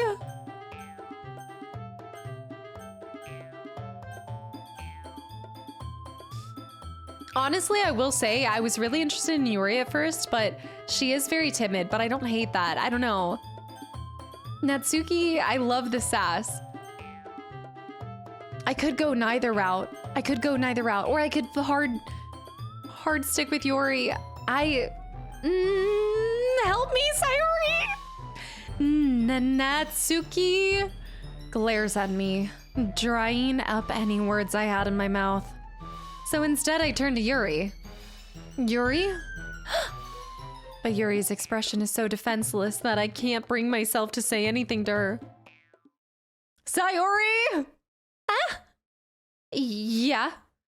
Everyone's fighting is making Sayori uncomfortable. How can the two of you keep fighting when you know you're making your friend feel like this? I like the strategy. Kasta. Well, that's her problem. This isn't about her. I agree. It's unfair for others to interject their own feelings into our conflict. Yeah, unless Sayori wants to tell Yuri what a stuck-up jerk she's being. She would never. It's your immaturity that's made her upset in the first place. Excuse me? Are you listening to yourself? This is exactly why nobody likes... Stop! Natsuki, Yuri, you guys are my friends. I just want everyone to get along and be happy. My friends are wonderful people, and I love them because of their differences. Natsuki's poems, they're amazing because they give so many feelings with such few words. And Yuri's poems are amazing because they paint beautiful pictures in your head. Everyone's so talented. So why are we fighting? Because... Well... Also, Natsuki's cute, and there's nothing wrong with that. And Yuri's boobs are the same as they've always been. Big and beautiful. Sayori stands triumphantly. Monika stands behind her with a bewildered expression. I'll make some tea. Yuri rushes off. Natsuki sits down with a blank expression on her face, staring at nothing. So this is why Sayori is vice president. I whisper to Monika. She nods in return. To be honest, I might come off as a good leader and I can organize things, but I'm not very good with people. I couldn't even bring myself to interject. As president, that's kind of embarrassing for me. Nah, it's not like I can blame you. I wasn't able to say anything myself. Well, I guess that just means Sayori is amazing in her own ways too, isn't she? You could say that. She might be an airhead, but sometimes it's weirdly suspicious that she knows exactly what she's doing. I see. Take good care of her, okay? I would hate to see her get herself hurt. That makes two of us. You can count on me. Monica smiles sweetly at me, causing my stomach to knot. Such a genuine person really does make a good president, regardless of what she says. If only I could get a chance to talk to her a little more. Okay, everyone. It's just about time for us to leave. How did you all feel about sharing poems? It was a lot of fun. Well, I'd say it was worth it. It was all right. Well, mostly. Kasta, how about you? Yeah, I'd say the same. It was a neat thing to talk about with everyone. Awesome. In that case, we'll do the same thing tomorrow. And maybe you'll learn something about your friends too. So your poems will turn out even better. Another poem? I think to myself, I did learn a little more about poems. And about the type of poems that everyone likes. With any luck, that means I can at least do a better job impressing those I want to impress. I nod to myself with a newfound determination. Kasta, ready to walk home? Sure, let's go. Sayori beams at me. It's truly been a while since Sayori and I have spent this much time together. I can't really say I'm not enjoying it either. Sayori, about what happened earlier. What do you mean? You know, between Yuri and Natsuki. Does that kind of thing happen often? No. That really was the first time I've ever seen them fight like that. I promise they're both wonderful people. You don't hate them, do you? No, I don't hate them. I just wanted your opinion, that's all. I can see why they'd make good friends with you.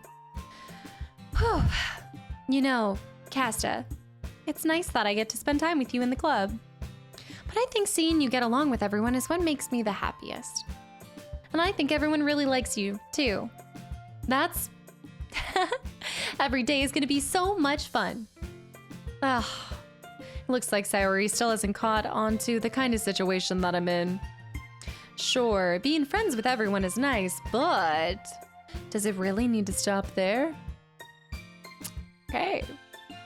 We'll just have to see what the future holds, Sayori. I pat Sayori on the shoulders.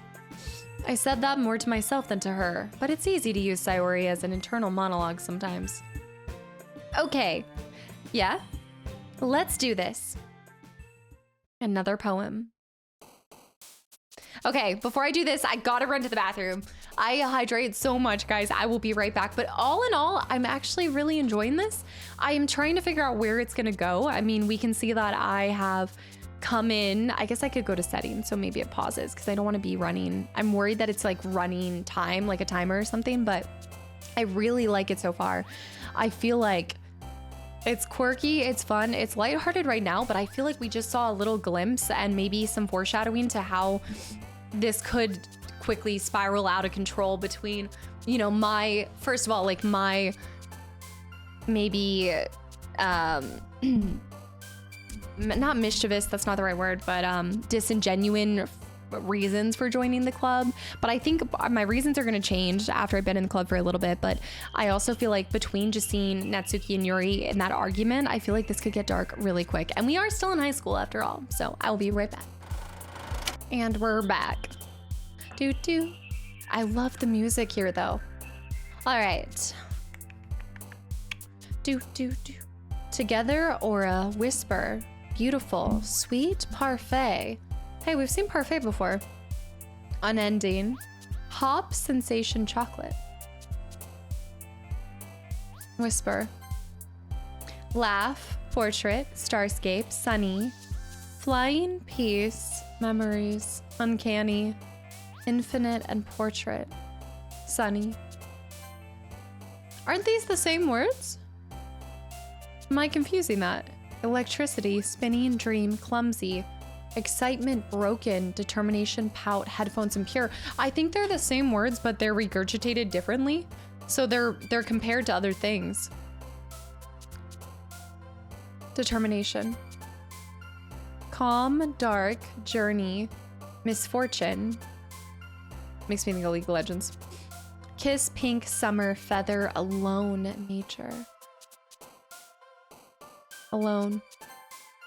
Eternity, judgment, dance, anxiety, awesome, fester, joy, joy. Joy every time. Swimsuit, disown, daydream, philosophy, precious, fireflies, fireflies. Oh, intellectual imagination. Fireflies.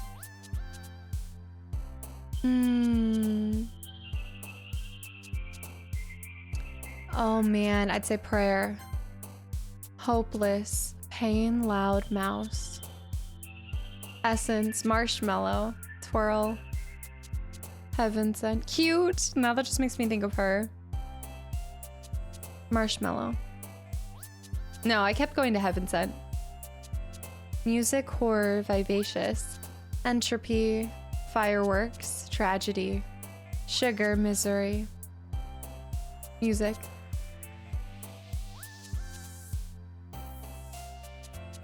Giggle, vacation. I would say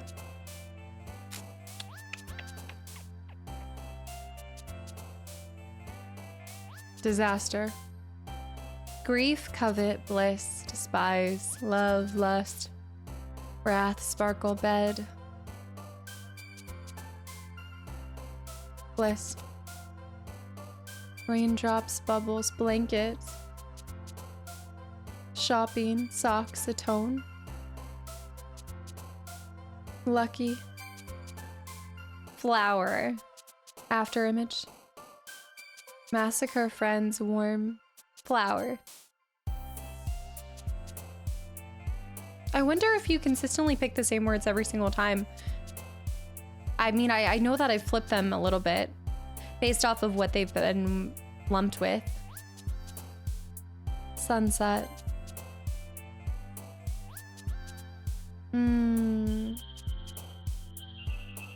Melody. Valentine. Adventure, hands down. Doki Doki, I don't remember seeing that one before. Games, yes, games. Lazy existence, bouncy, sadness, skipping. Forgive. Extraordinary, vibrant. Agonizing, fantasy. Inferno. I feel like Inferno was my last one before. Oh, here we go. All right, another day passes and it's time for the club meeting already. I've gotten a little bit more comfortable here over the past couple days. Entering the club room, the usual scene greets me. Hi, Kasta. Yo, Sayori. Looks like you're in a good mood today. I'm just still not used to you being in a club, that's all. I see. That's a pretty simple thing to get you in a good mood. But I guess it's always the simple things with you anyway. I do love that about her. Speaking of which, I'm kind of hungry. Will you come with me to buy a snack? No thanks. That's not like you at all. I have my reasons. Why don't we take a look at your purse, Sayori? Why that all of a sudden? No reason, really? I just wanted to look at it. Why do you want to look at the purse? Sayori nervously retrieves her coin purse. She fumbles with the latch and gets it open. Then she turns it upside down and lets its contents spill onto the desk. Only 2 small coins fall out. I knew it! Oh, you needed me to pay for it! I can see right through you, Sayori. That's not fair. How did you even know? It's simple.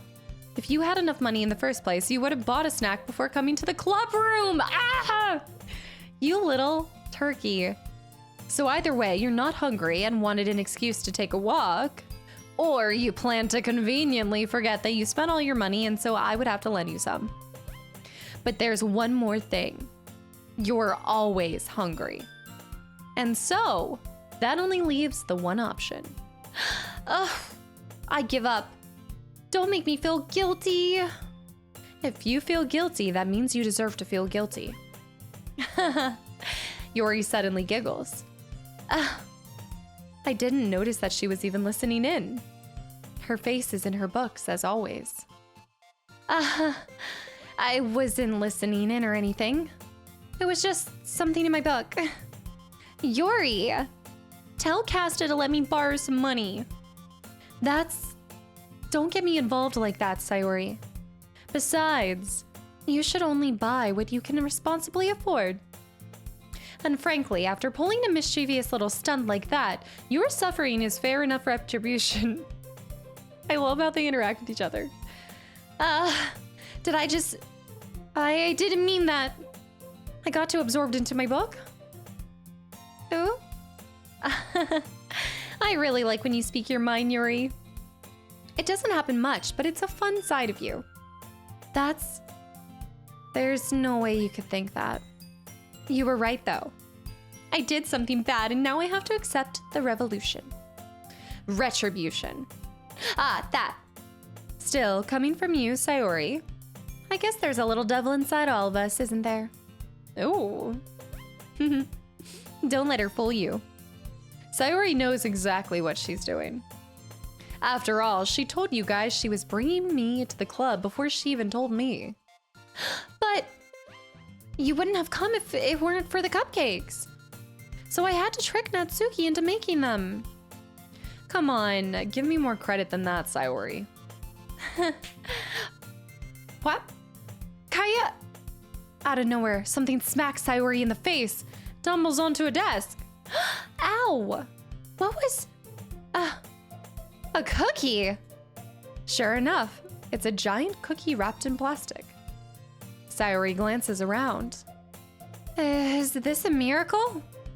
It's because I paid my restitution. She's so cute. Retribution. Actually, that one almost worked. I was just gonna give it to you. But then I heard you blab about the cupcakes. It was totally worth seeing your reaction, though. Natsuki, that was so nice of you. I'm so happy. Sayori hugs the cookie. Geez, just eat it. Sayori rapidly tears open the wrapper and takes a big bite. It's so good. Right, the Shupov? No, sorry. Sayori suddenly clasped her hand over her mouth. I bit my tongue. You were going through a lot over just one cookie. Natsuki takes a bite of her own cookie. Yours looks really good too, Natsuki. Can I try it? Jeez. Beggars can't be choosers. But yours is chocolate. Chocolate! Yeah, but why do you think that I gave you that one? Fine. Still, I'm really happy that you shared this one with me. Sayori gets out of her seat and goes behind Natsuki, then wraps her arms around her. Ah, jeez, get off of me. I get it. Cookie still in hand, Natsuki reaches up to nudge Sayori off of her. Sayori suddenly leans down and takes a bite out of Natsuki's cookie. Hey! Did you seriously just do that? Mouthful, Sayori trots away to safety. Yuri and I laugh as well. Geez, you're such a kid sometimes. Monica, can you tell Sayori? Hey? Natsuki glances around. Monica isn't in the club room. Ugh. Where's Monica anyway? Good question. Have any of you heard anything about her being late today? Not me. Yeah, I haven't either. I haven't either. That's a bit unusual. I hope that she's okay. Of course she's okay. She probably just had something to do today. She's pretty popular after all. You don't think she has a... I wouldn't be surprised. She's probably more desirable than all of us combined. That's true. Excuse me? Suddenly the door swings open. Sorry, I'm super sorry. There you are. I didn't mean to be late. I hope you guys weren't worried or anything. Monica chose the club over her boyfriend after all. You're so strong-willed. But boyfriend? What on earth are you talking about? Monica quizzically glances at me. Me? Do I have a shot with Monica? Aw, never mind that. What held you up anyway? Well, my last period today was study hall. To be honest, I kind of just lost track of time. That makes no sense at all, though. You would have had heard the bell ring, at least. I must not have heard it since I was practicing piano. Oh, she plays the piano, too? Piano? I wasn't aware that you played music as well, Monica. I don't really. It just kind of started happening recently. I've always wanted to learn piano. That's so cool. You should play something for us, Monica. That's... Monica looks at me. Are my poems speaking to Monica of all people? Maybe once I get a little better, I will. Yay! That sounds cool. That sounds cool. I'd also look forward to it. Is that so? In that case, I won't let you down, Kasta. Monica smiles sweetly. Oh shoot, I'm in trouble. Save me now. I didn't mean to put any pressure or anything like that. Don't worry. I've been practicing a whole lot recently, and I'd love the chance to share once I'm ready. I see. In that case, best of luck. Thanks. So, I didn't miss anything, did I? Not yet, really. I choose to leave out Sayori's mischievous escapade. I'm sure Natsuki will end up complaining to her anyway. Looks like everyone has already settled down. Sayori somehow already finished her entire cookie. Yori is back to her book, and Natsuki disappeared into the closet. Kasta! I just realized that I haven't been going back to this part. Kasta! Sayori suddenly comes up to me. I'm gonna get some supplies from another classroom. Wanna come with me? Supplies? What for? Well, you know how the festival is coming up, right? Me and Monica were gonna make some posters and stuff. So I need to find some crowns and markers and glue sticks and... I see. Sure, I'll go with you. Yay! Okay, Monica. We'll be back soon. Aw, are you going with Kasta to get the supplies? There's no need to trouble yourself. I'd be happy to go with him.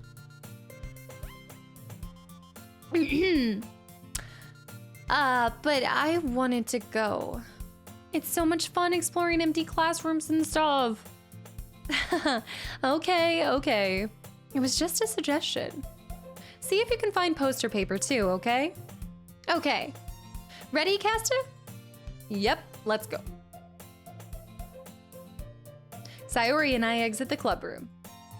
I follow behind as Sayori hums and skips all around down the hallway.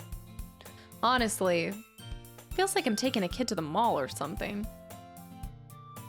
Sayori finds pleasure in the simplest things sometimes. Hey, Sayori. What exactly are we doing for the festival anyway? I'm not sure how you would make an event out of literature. Me and Monica have it all planned out. Don't you worry. Is that so? Yep. We're gonna do a poetry performance. A performance? Of what kind? Well, everyone is gonna take turns on stage and recite their favorite poems. That sounds, kinda dull. Kasta! You're not thinking about it the right way at all. It's not just about reading poems. It's about performing them. Like you say the lines of the poem like, between my feet. The last remaining flower beckons to me. I twist the stem, freeing it from the clinging roots. Caressing the final joyous moments between my fingers. But to what ends have I summoned this joy? For now, when I look in every direction. The once prosperous field before me is but a barren wasteland. Like that. See? Sayori. How do I put this? I'm sure it's just me, but it's impossible for me to take you seriously when you talk like that. You're a meanie. I'm working super hard on this, you know. I know. I just meant that it's pretty unordinary contrast to your cute self. Don't say that, it's embarrassing. But I guess that means that I'm doing a good job. Yeah, I guess so. I'm so excited. The festival is going to be so much fun. Sayori spins herself around in the hallway again. Hey, Kasta, this classroom over here is empty. Let's begin the mission. The mission, eh? It's been a long time since I've spent time with Sayori like this. Dun, dun, dun, dun, dun. But in the end, she hasn't changed one bit. She's nothing but a ball of sunshine, drawing happy vibes from the world around her. I love Sayori. It's a pretty nostalgic feeling for me. As the years went by, I began to hold myself up in my room more and more. So going and venturing with Sayori brings about a special sort of feeling I forgot I had in me. The two of us enter the classroom. Sayori heads straight to the closet and I follow. Let's see what we have in here. Crayons? Oh, I don't say crayons. Crowns. They're crowns to me. I will never say it right. Sayori pulls out a box of crowns off the shelf. They're the best brand too. They're kind of dirty though. Sayori starts pulling various crowns out of a box, reading the color names. All right, that's one down. Don't get distracted. We need to find... Wait, I'm looking for my favorite color.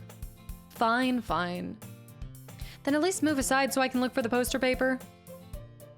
I dropped one by accident. Yeah. Sayori bends over and smacks her forehead right into the shelf. She falls to the floor and the crowns spill all over her lap. Owie, owie, owie, owie, owie, owie. You okay? My forehead. Sayori clutches her forehead. Jeez, Sayori. That's just like you, isn't it? You're such a klutz. Come on, let me see. Since Sayori is sitting on the floor, I grab her by the waist and pull her out of the closet. You have to move your hand, Sayori. But it hurts. Just do it for a second. Stop! Sayori slowly releases her hands from her forehead. I gently brush her bangs to the side. Ow! Sorry. There's a huge red mark on the center of her forehead. A bump is starting to form as well. Man, that's gonna swell up. I should find you some ice. Kasta, where would I even find ice around this time? Where would I even find ice around this time? I guess a cold drink would do. You don't have to. I'm fine with looking like a unicorn. Even wincing from the pain, Sayori makes a silly joke. What are you saying? I'll be right back, okay? Okay. I pat Sayori on the shoulder and run out into the hallway. I locate the nearest vending machine. What was this a ploy to get her a drink after all? Hold on. I feel like I can't put it past her to pull this one over us. What should I get? It doesn't really matter since it's going to be used as an ice pack rather than a drink. But I know Sayori likes apple juice, so I purchased that one. In just a moment, I'm already returning to the classroom where I left Sayori. She has one palm on her forehead and is using the other hand to clumsily scoop the crayons back into the box. At least they were already in the wrong spots before I spilled them. Sayori here. I hand Sayori the bottle of apple juice. Oh, that does not look like it was even halfway full. Did I drink out of it? Why does it look like bourbon out of all things? It's nice and cold. Sayori opens the cap and starts drinking from it. Sayori, what are you doing? It's for your forehead, idiot. Sorry, I forgot. How hard did you hit your head? Sayori places the bottle against the bump on her head. It stings. Just bear with it. It'll feel better soon. Looks like you cleaned up most of the grounds, so that's good. Hey, Kasta? This kind of reminds you of growing up, doesn't it? What do you mean? You know how we used to play outside all the time? I'd always try to keep up with you. You were kind of oblivious in some ways. Like I usually fell behind or had trouble climbing on things you did. But sometimes when I tried to do things I couldn't, I would get myself hurt. I'd fall and scrape myself or get a bump, and I would start crying really hard. And you would rush over as soon as you could. You would try really hard to get me to stop crying. It was almost like you blamed yourself and were afraid of getting in trouble if someone found out. Even though it really wasn't your fault at all, you know? Did I really do that? Yeah, you don't remember?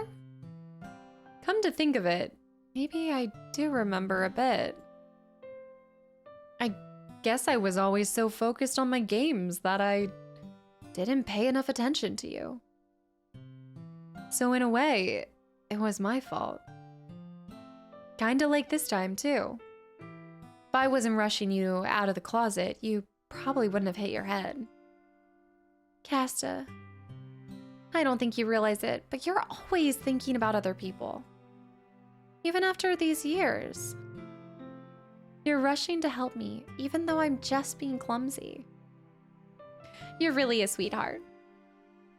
Don't call me that. And I don't really do this kind of thing all the time.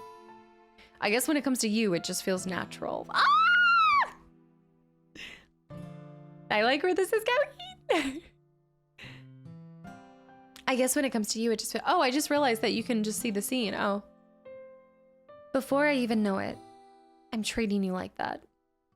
I guess that's what happens when you've been friends for so long. Really?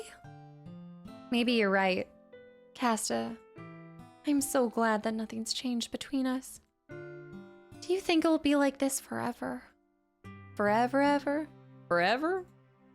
If I'm being honest with myself, there's no telling where we'll end up for college, and after that, it wouldn't be fair for me to make any promises.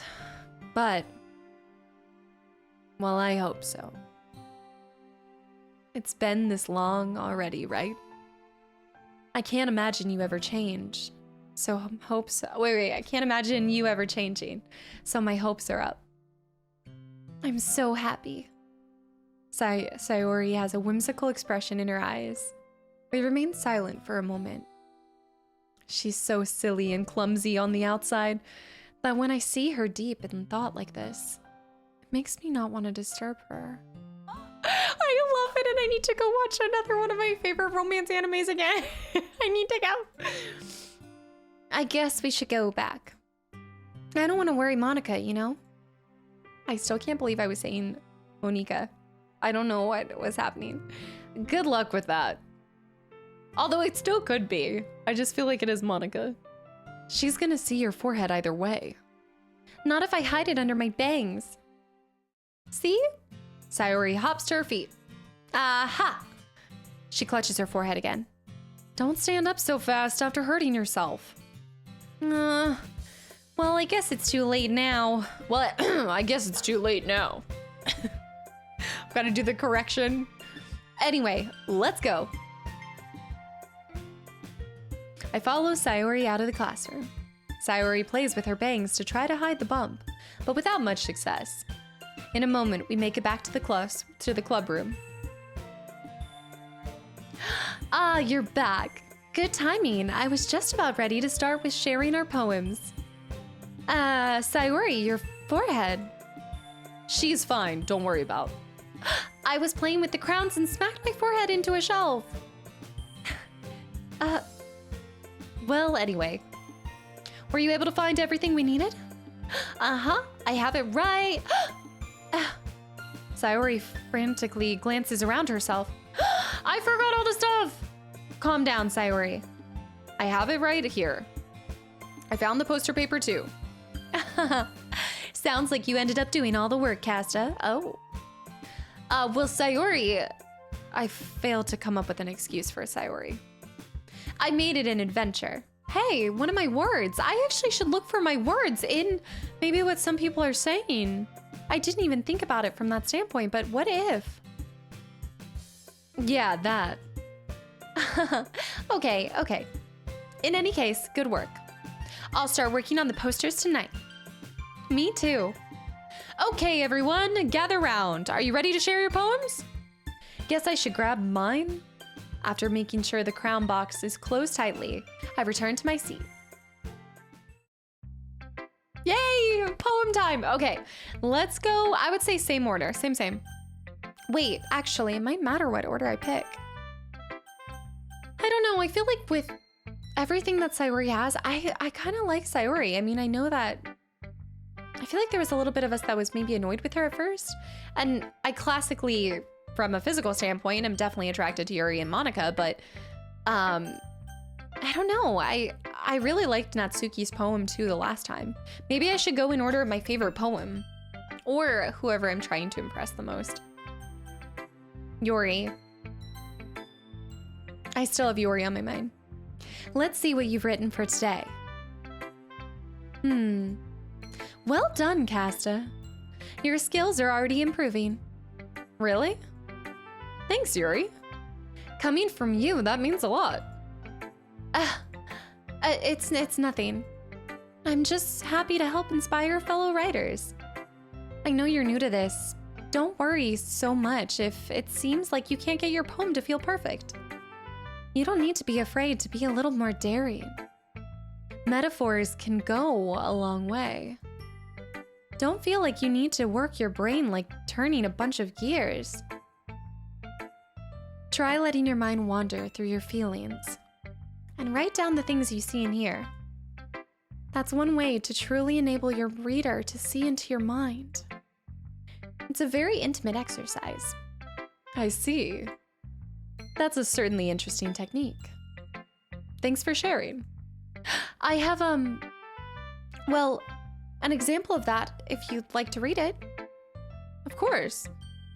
Is this the poem you wrote for today? Yuri nods and timidly hands me her poem. The raccoon. It happened in the dead of night while I was slicing bread for a guilty snack. My attention was caught by the scuttering of a raccoon outside my window.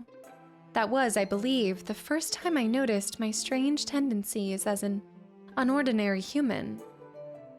I gave the raccoon a piece of bread, my subconscious well aware of the consequences. Well aware that a raccoon that is fed will always come back for more. The enticing beauty of my cutting knife was the symptom. The bread, my hungry curiosity, the raccoon, an urge. The moon increments its phase, I think. Cursive is not.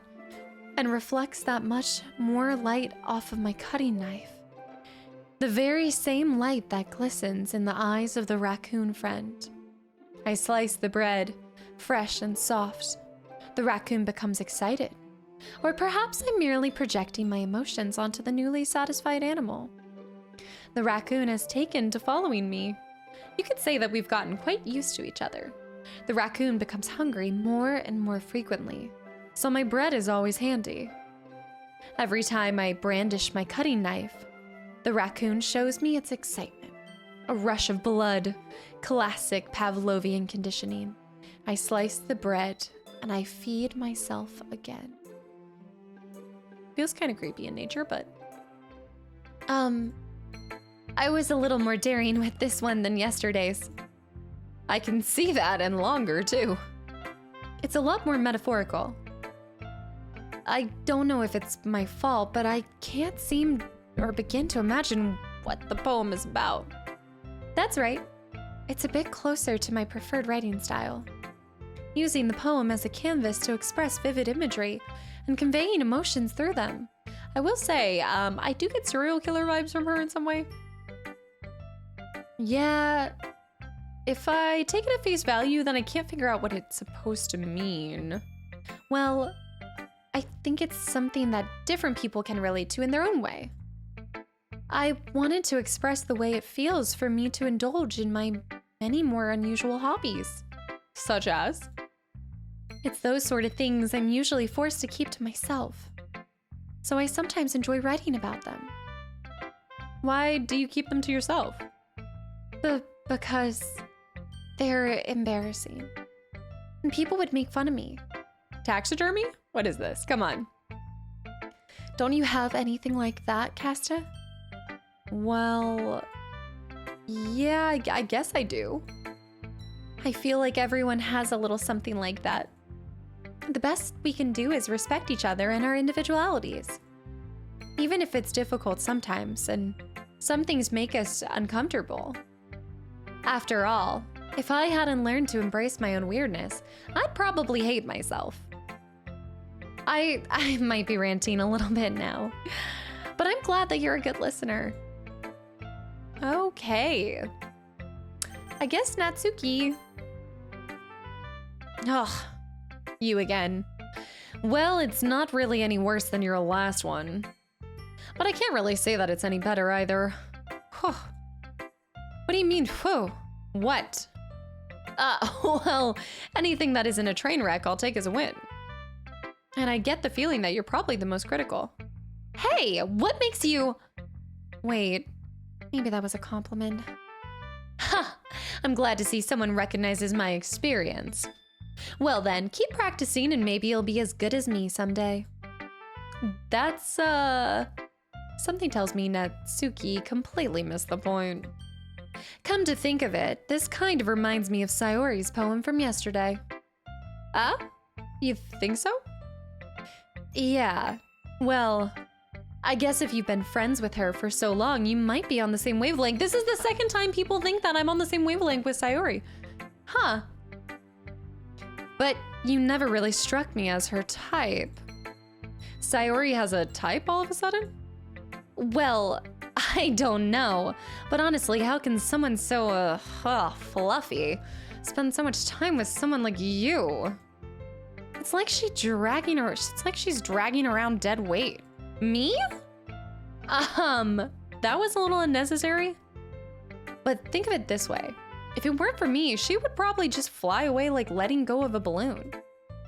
You could say we each take care of each other in our own way.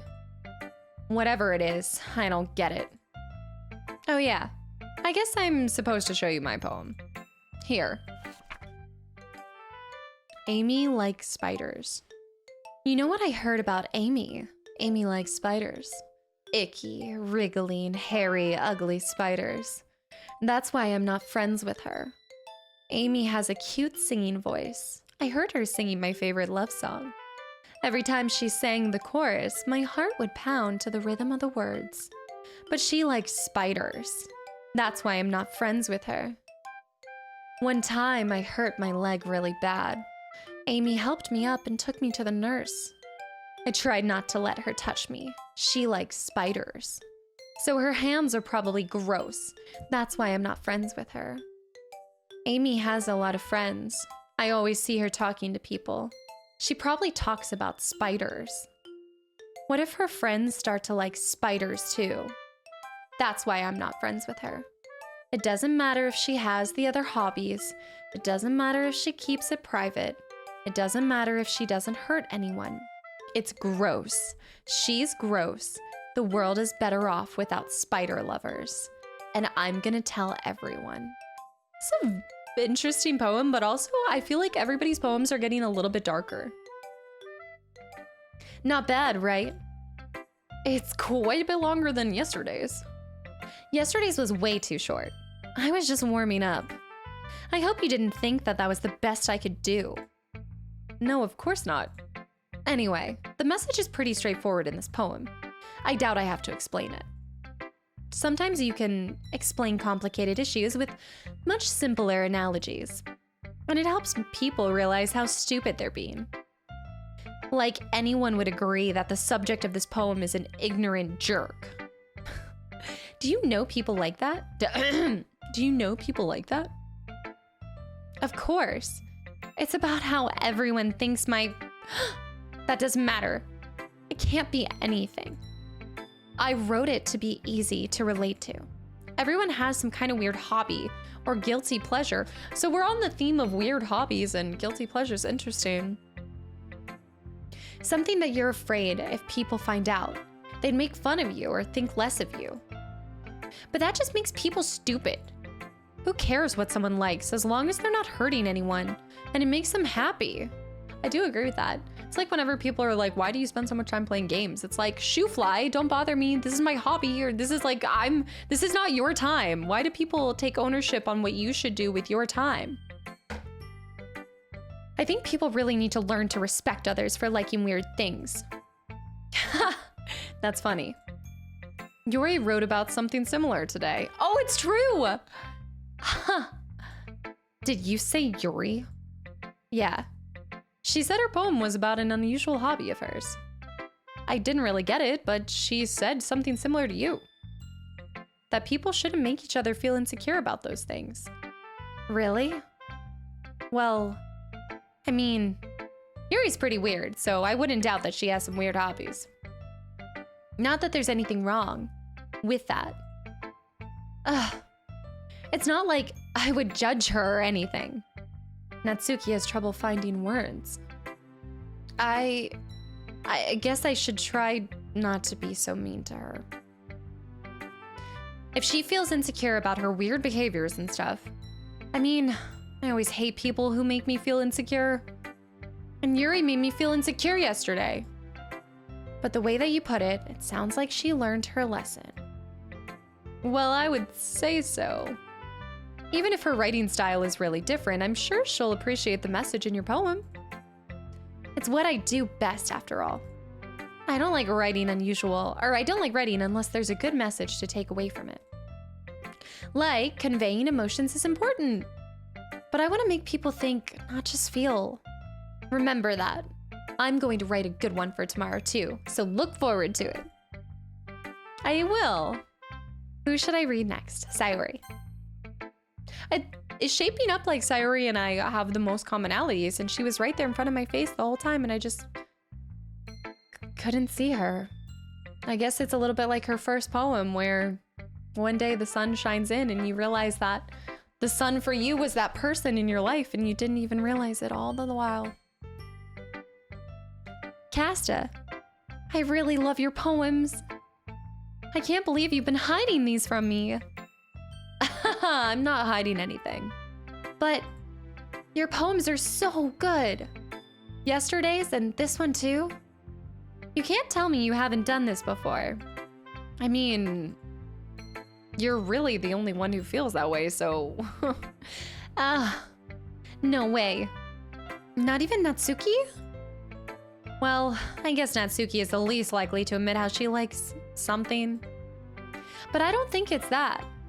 What do you mean? Well, I guess I'll be honest about it. It's a lot easier to write poems when I'm thinking about you. Ah! I'm starting to see why this is a Valentine's Day special. We're getting our Valentine's Day special. Ah! Okay. What? Stop thinking weird things, idiot. Oh, stop thinking weird things, idiot. I just mean that you're really an expressive person, I guess. How am I supposed to write poems about my own stupid life? But you somehow make everything in your life an adventure. Even the little things. Like cooking? Let's not talk about that. So, yeah. I guess what I'm trying to say is that I can feel more feelings through you than I can through myself. We have that kind of weird connection. It's your fault for getting in my business all the time. I don't know if I understand. Ugh. You never understand when I try to explain things to you, do you? Sayori. I pat Sayori's head. Hey, I'm not a kid, you know. Are you sure about that? Maybe. Sayori starts fiddling with her pencil between her hands. Hey, Kasta, will you give me your poem? I kind of want to keep it. Huh? Why? Because, well, it's the first time you've written something for me. Sayori, you completely misunderstood. I didn't write this for you. Okay. Are you even listening anymore? Well, whatever. I'll give it to you when I go home. When we go home. Really? Snap! Ah! I broke my pencil. Sayori hastily bends down to pick up the piece she dropped. But being inattentive of her surroundings, she bumps right into me. Sorry. It's fine, it's fine. I'll get it for you. I bend down and pick up the broken pencil. Sayori clutches the desk beside her to support herself, knees shaking. I'm a little clumsy today. Let's sit down, Sayori. Yeah. I grab Sayori's arm and help her sit at the desk. Anyway, I still have to read your poem. Oh, sorry, I forgot about that. But it's not as good as yours. Jeez, don't worry. I also feel like I'm the one that does more talking with her than she does. I'm sure I'll like it. Bottles. I pop off my scalp like the lid of a cookie jar. It's the secret place where I keep all my dreams.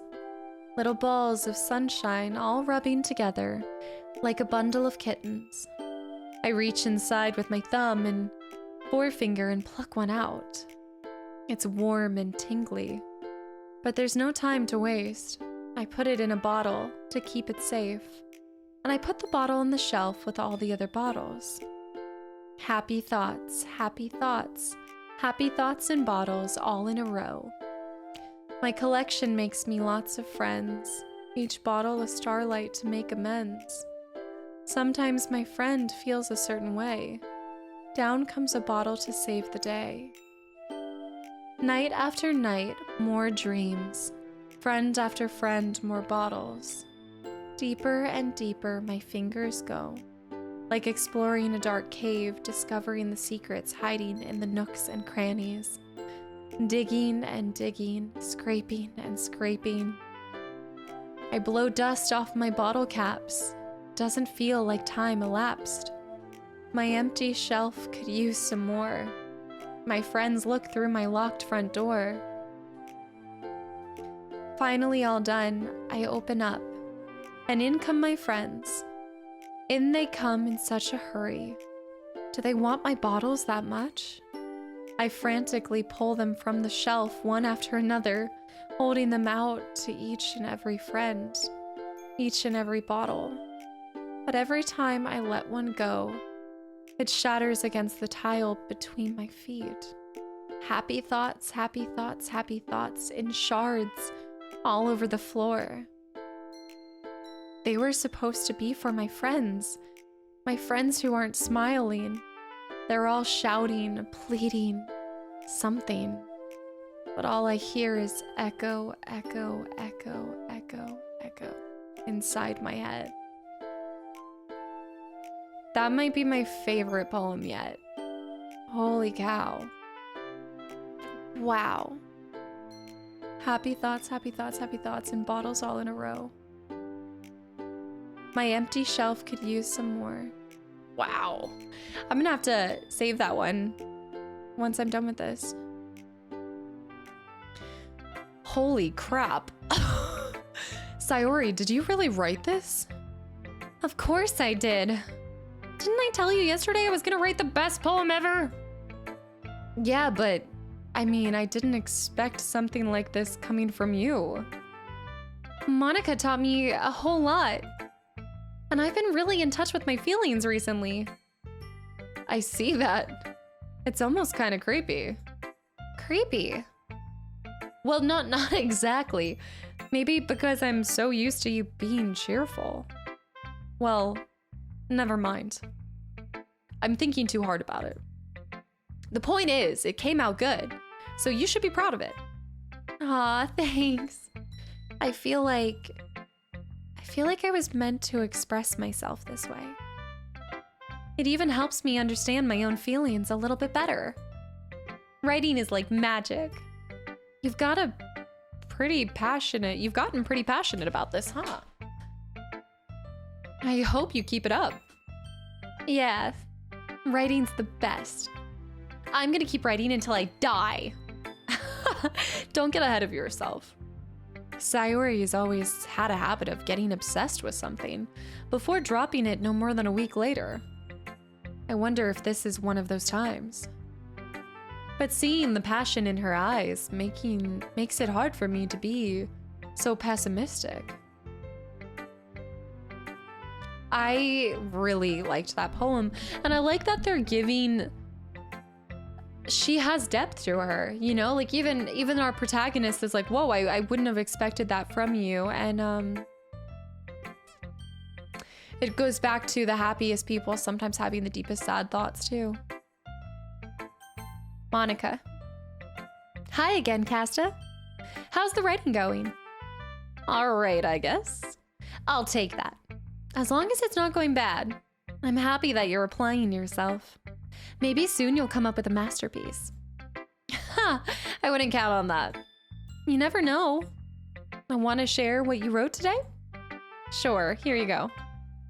I give my poem to Monica. All right. It's pretty good. It makes me think of Sayori, like the other one you wrote. Why does everybody think... Okay, everybody thinks... You two are like the dynamic duo. That's kind of exaggerating it. Yeah, probably. But you do spend a lot of time with her, even in this club, don't you? Then again, I don't blame you for being a little shy. I'm not shy, it's just... I'm only teasing.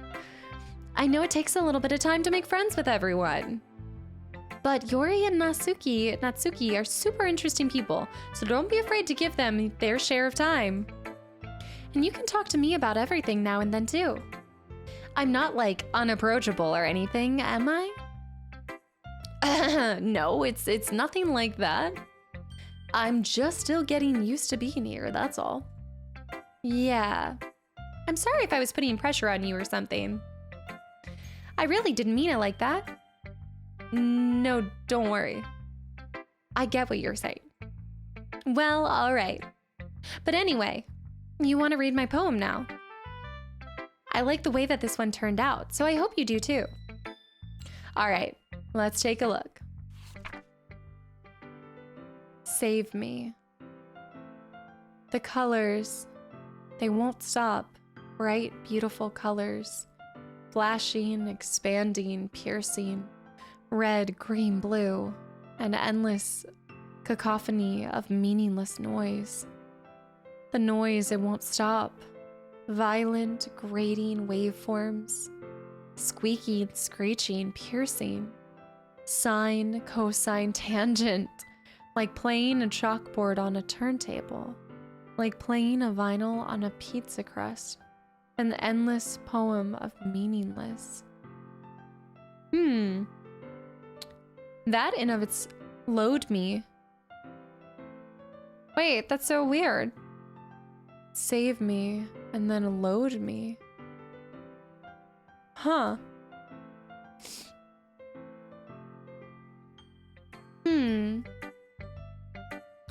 Do I hit load? Like, okay, I guess not. It's even more abstract than your last one, huh? I guess it's just the way I write. I'm sorry if you don't like it. No, I never said that. It's just a kind of thing I've never really seen before, I guess. They all have such dynamic range. Like, all of their poems feel... Yori's are all kind of long, but not as long. Well, I guess the first one wasn't super, super long. I kind of like playing with my space on the paper. Choosing where and how to space your words can totally change the mood of a poem. It's almost like magic. Wait, that's also what... The way I wrote the lines really short makes it feel like they're trying to speak over the noise.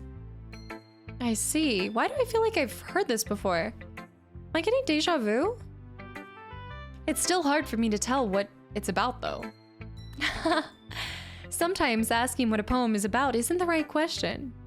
A poem can be as abstract as physical expression of a feeling, or a conversation with the reader. So putting it in that way, not every poem is about something. Anyway, here's Monica's writing tip of the day. Sometimes you'll find yourself facing a difficult decision. When that happens, don't forget to save your game. You never know when you might change your mind, or when something unexpected may happen. Wait, is this tip even about writing? What am I even talking about? That's my advice for today. Thanks for listening. I think that's trying to tell me to save the game. Okay, everyone. We're all done reading each other's poems, right? I have something extra planned today. So if everyone could come sit at the front of the room. I'm gonna save, I'm saving. I don't trust it. Is this about the festival? Well, sort of. Ugh, do we really have to do something for the festival? It's not like we can put together anything good in just a few days. We'll just end up embarrassing ourselves instead of getting any new members. That's a concern of mine as well. I don't really do well with last-minute preparations. Don't worry so much, y'all. We're going to keep it simple, okay? We won't need much more than a few decorations. Sayori has been working on posters, and I've designed some pamphlets so that we can give them out during the event. Okay, that's great and all, but that doesn't tell us what we're actually going to be doing for the event. Ah, sorry. I thought you heard about it already. We're going to be performing.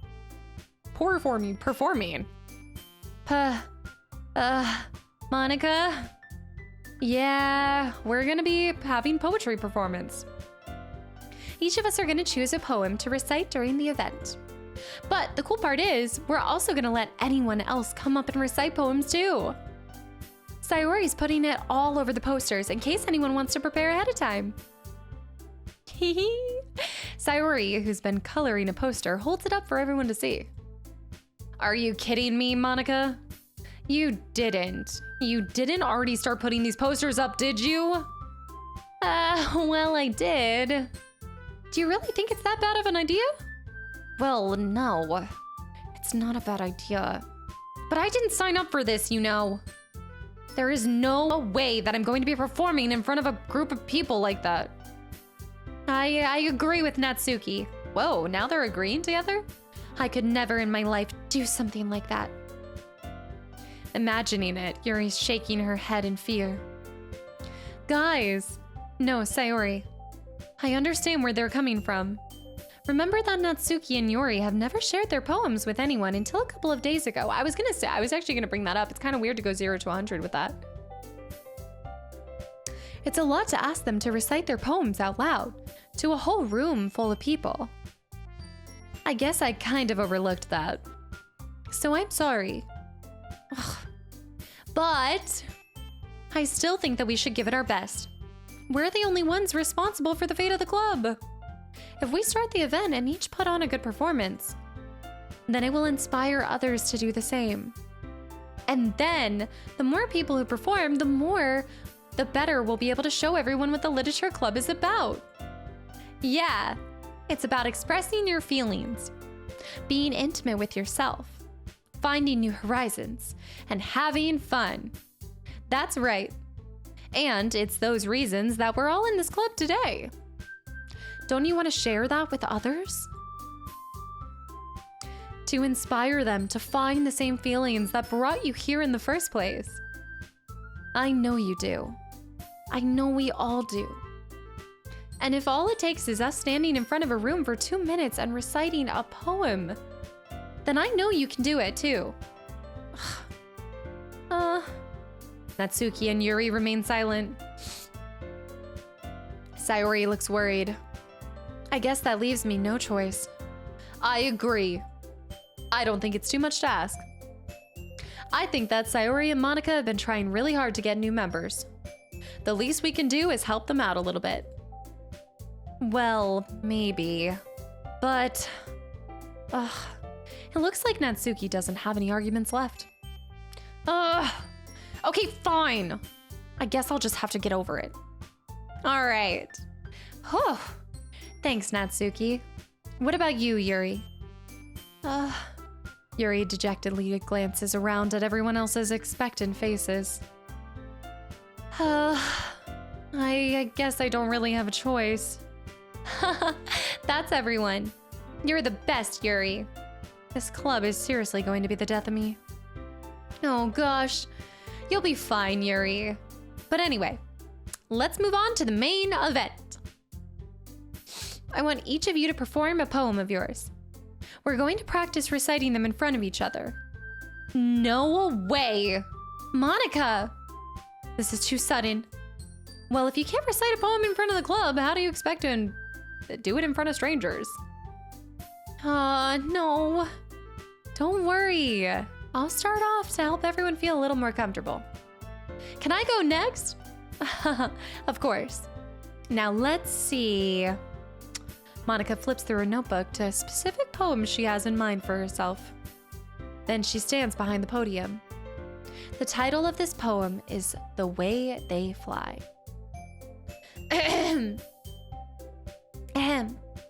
Monica begins reciting her poem. Her clear, confident voice fills the room. More than that, her inflection is pristine. She knows exactly how to apply emotion behind each line she recites, bringing the words to life. Is this something she's done before? Or is she simply a natural? I glance around me.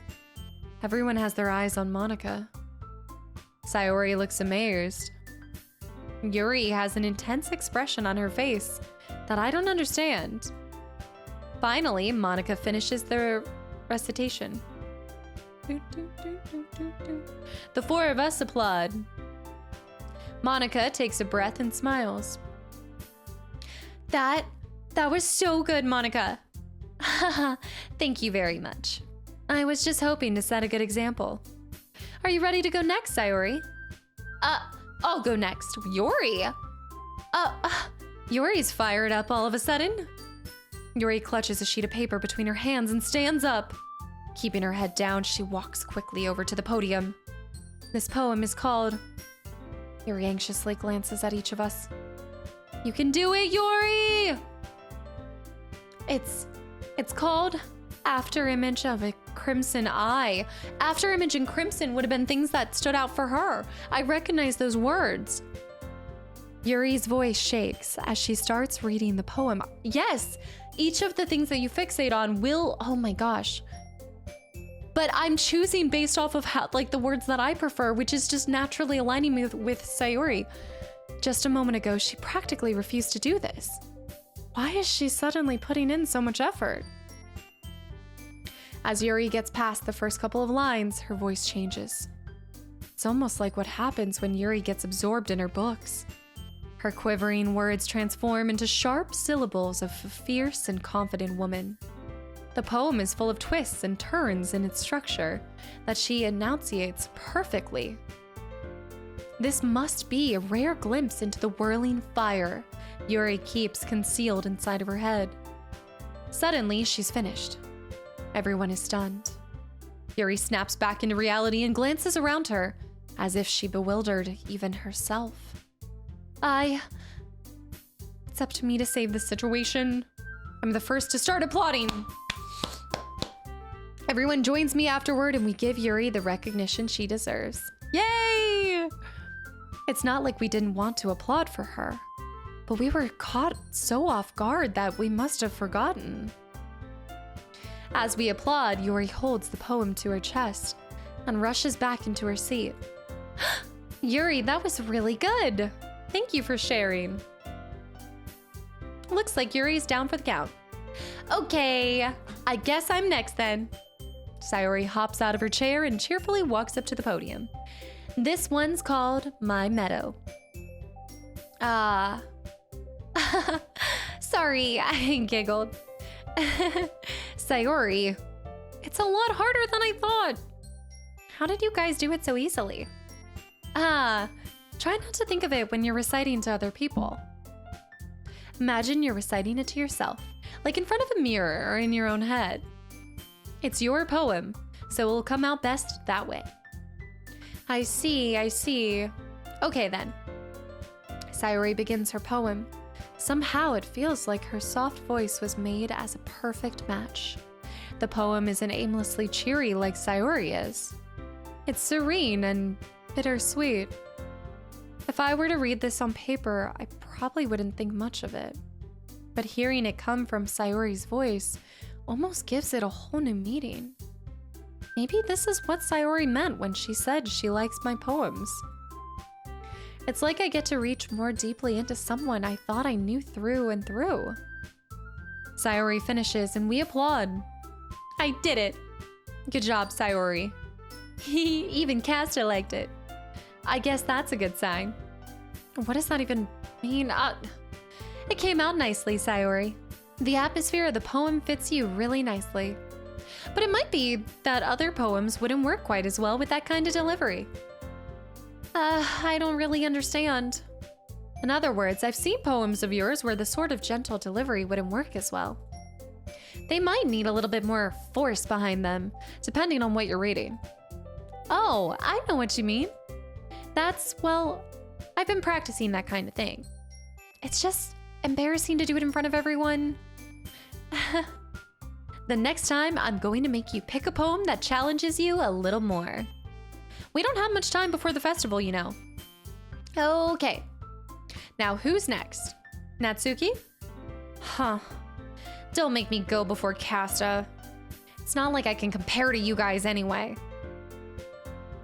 Might as well let Kasta lower everyone's standards a little before I have to do it.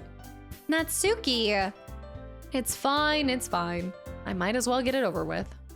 But it's not like I have much of a selection of what to read. I'll just have to go with what I wrote for today. I stand up and step in front of the podium. Everyone has their eyes fixated on me, making me feel terribly awkward. I recite my poem. Since I'm not exactly confident in my own writing, it's hard to put energy into it. Despite that, once I finish, I receive applause anyway. Sorry, I'm not really as good as everyone else. Don't worry about it so much. I think it's less about your abilities and more about your lack of confidence in your writing. That's something that'll improve over time, though. Yeah, maybe. All right, then. That just leaves you, Natsuki. Yeah. I'm going. Natsuki begrudgingly gets out of her seat and makes her way to the podium. The poem is called... Well, it's called... Why are you all looking at me like that? Because you're presenting... Anyway, the poem is just called Jump. Natsuki takes a deep breath. Once she starts reciting the poem, her sour attitude disappears a little. While she's still a little unenthused, her poem has a rhythm and a rhyme to it. And it's Natsuki's trademark style, and it works surprisingly well when spoken aloud. The words feel like they bounce up and down, as if giving life to the poem. Natsuki finishes and everyone applauds. She huffs back to her seat. That wasn't so bad, was it? Easy for you to say. You'd better not make me do that again. Well, do you at least feel prepared enough to recite a poem in front of other people? I mean, doing it in front of other people will be way easier. I can put on whatever face I want for other people. But when it's just my friends, it's just embarrassing. That's a surprise, Natsuki. I think it would be the other way around for me. Well, that's just how it is, so... Well, I guess in that case, you won't have much to worry about for the festival. That said, I want to thank everyone for coming through. It might be hard, but I hope you all have an idea of what it's like now. Make sure you pick a poem and get enough practice before the festival, okay? I'll be making pamphlets, so let me know ahead of time what you'll be reciting. Jeez. I should probably find some other poem to recite instead. That's fine too. It doesn't have to be your own.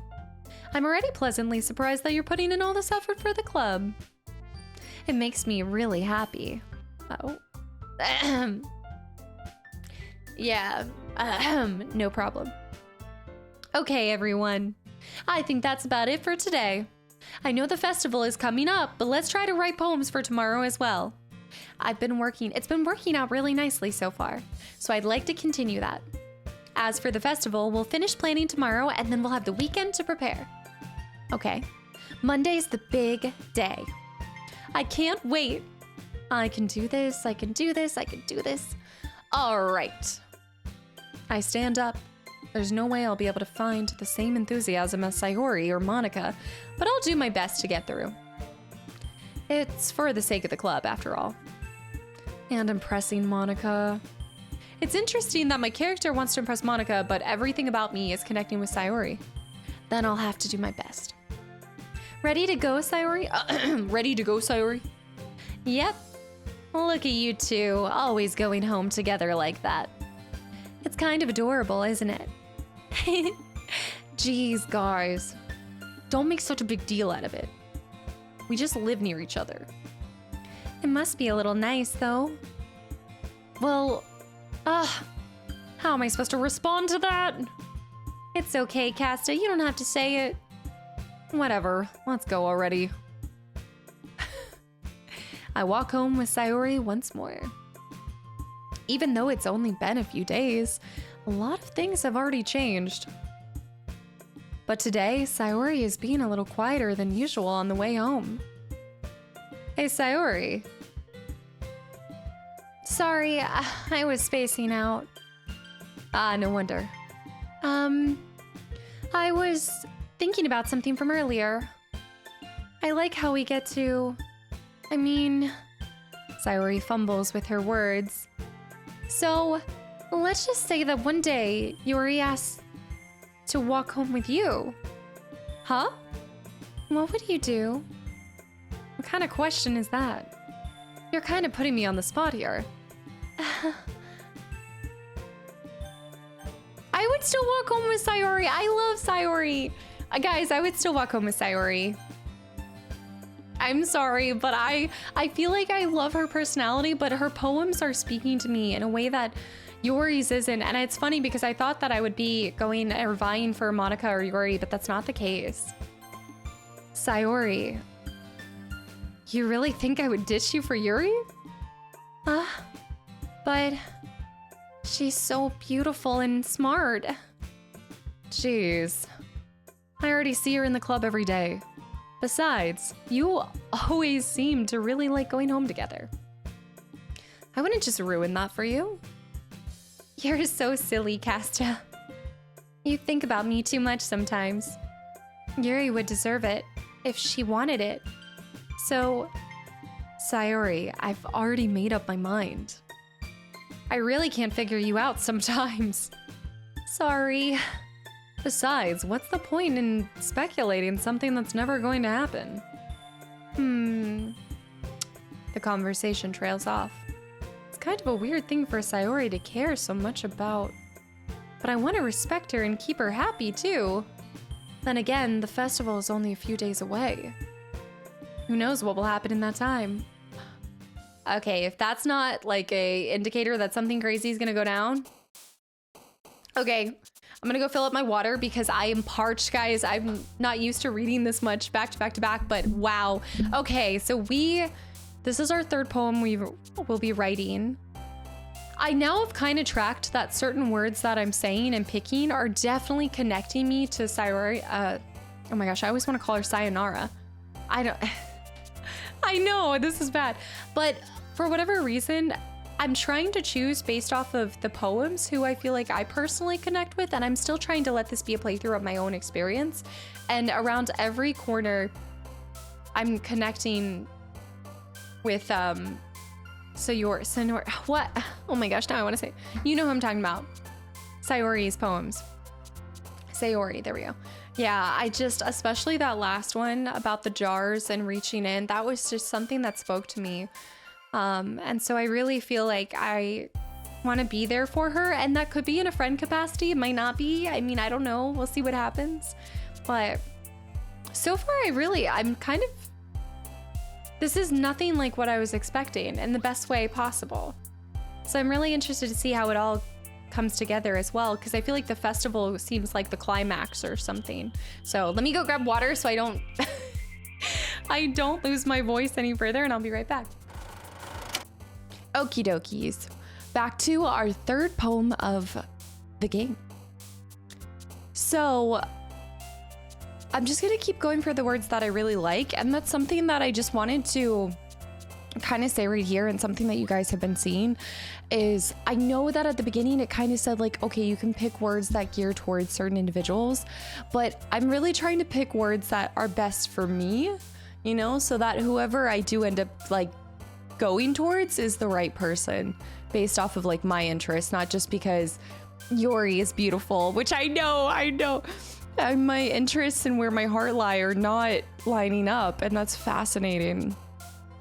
Okay. Peaceful, congruent, intellectual.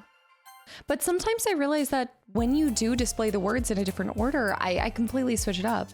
Tenacious, inferno, memories, happiness, determination, heart, determination, socks.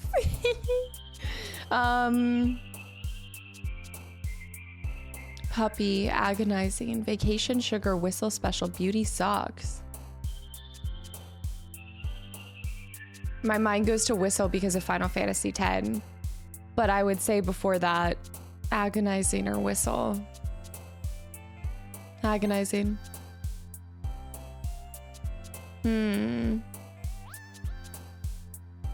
Excitement. Summer. That was where my, or sunset. Oh, my brain went to both of those. Oh man. Promise. Summer. Games. Adventure.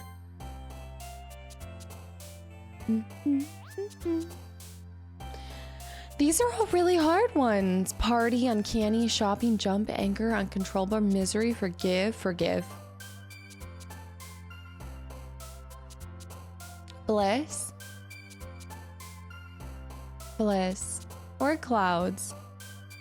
Oh, not email. Bliss.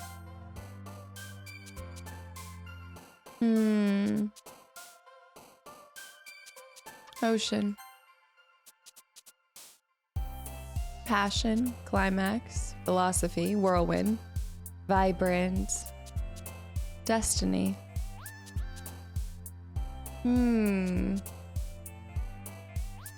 Vibrant.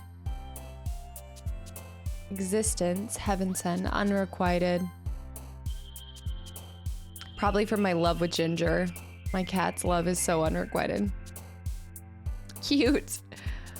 Infallible. Starscape. Anime. Alone.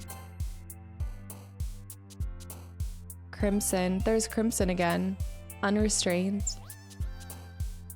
Poof. Cheer. Imagination. Flower. Sunny, anxiety, silly, hopeless, treasure, tragedy, embrace, grief, sunny. Fantasy. Atone. That's interesting. Electricity. Wrath. Contamination. Hope. Fireflies. Wow, that went so much faster, I guess, when I'm not reading it out loud. Oh, man. I'm the last one here today. Well, you were yesterday, too. Don't worry, I just walked in, too. Were you practicing piano again? Yeah. You must have a lot of determination. Starting this club and now picking up piano. Well, maybe not determination.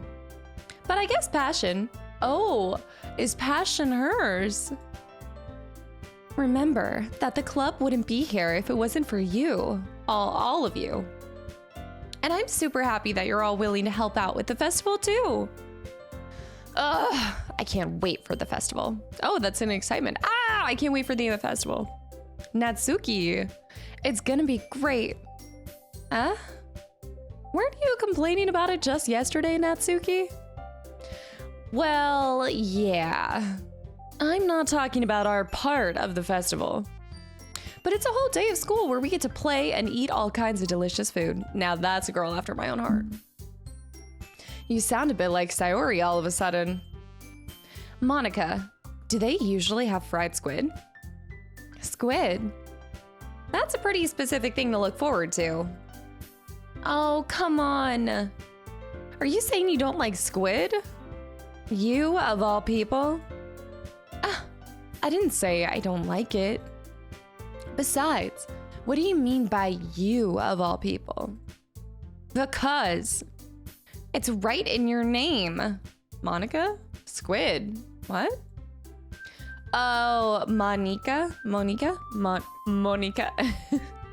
Monica. Oh. That's not how you say my name at all. Oh my gosh. Was I calling her Squid the whole time? No. I don't think that's even I don't think you would even pronounce it as Monica. I was calling her Squid. That's not even how you say my name at all. Also, that joke makes no sense in translation. Never mind. Let's just focus on our own event for today, okay? Fine, fine. Your reactions aren't as fun as Yori's or Sayori's anyway. Excuse me. Where is Sayori anyway? Oh, there you are. Sayori is sitting at a desk in the corner of the room, looking down at nothing. I walk over to her. Hey, Sayori. I wave my hand in front of her face. Sayori. You're spacing out again. Oh, sorry. Don't mind me. You can go talk to everyone else. Huh? Is everything all right? Of course. Why wouldn't it be? It just feels like you're a little off. Sorry for assuming things. Jeez, you worry too much about me. I'm fine, see? Which means it's totally and completely not fine. Red flags, fine. All over. Sayori shows me a big smile. Don't let me distract you from having fun with everyone else. Well, all right. If you say so. I worriedly glance at Sayori before turning back towards everyone else. But the conversation has already dispersed, with everyone back at their usual activities. I gotta move my mouse up here. Maybe I should ask Monica if she's noticed anything about Sayori recently. Since they've been preparing for the festival, they must be spending a lot of time together. I timidly approach Monica, who is shuffling through some papers at her desk. Kasta, what's up? Hey, this might sound a little strange, but have you noticed anything up with Sayori recently? I'm trying my best to go deep with my voice and it's not working. Anything up with her? In what way do you mean?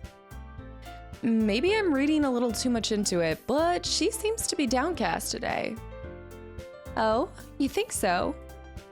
I can't say I've noticed anything about her.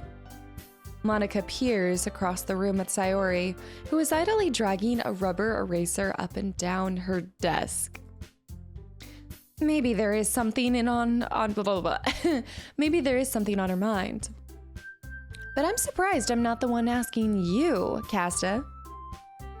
You certainly know her a lot better than I do. Yeah, but she's never really like this.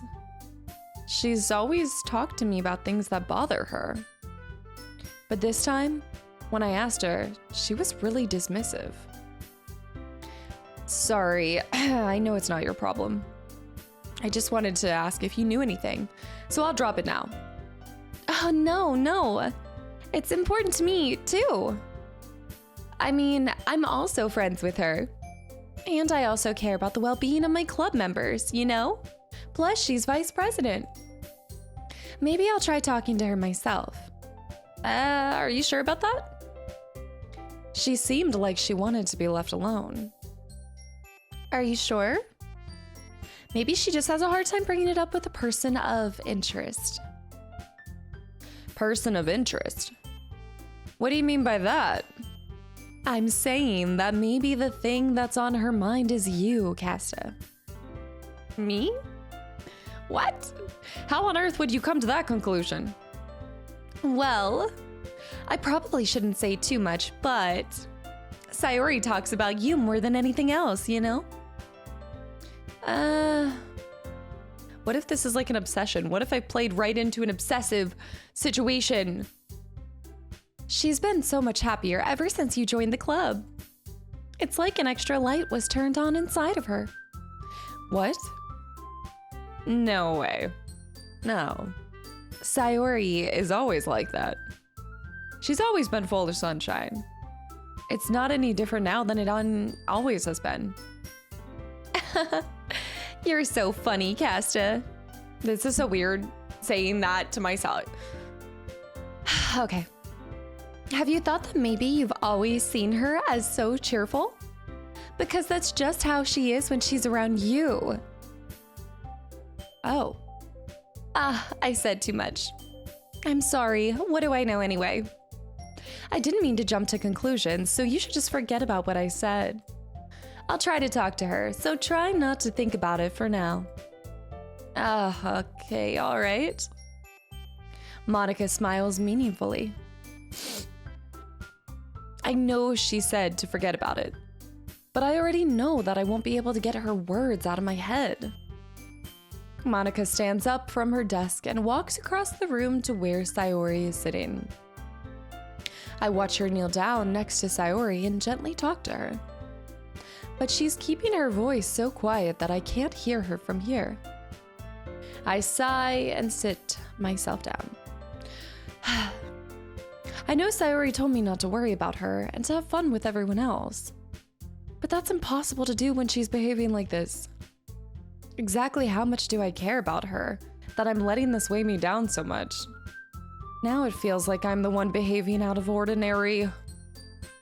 But there's nothing I can do besides wait for Monica. Do. Okay, everyone. After some time passes, Monica calls out to the club room. Why don't we share our poems now? Yes, my favorite part! I love these poems. Before I know it, everything is back to normal. Everyone goes to retrieve their poems, and I do the same. I make eye contact with Monica, and she smiles at me. I wonder what she was talking about with Sayori. Yay, poem time! Who should I? Okay, I'm gonna keep it the same order. Yuri first.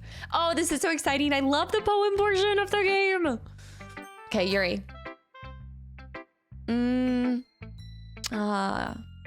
Well done, Kasta. Really? You've definitely improved your writing style over the course of these few days.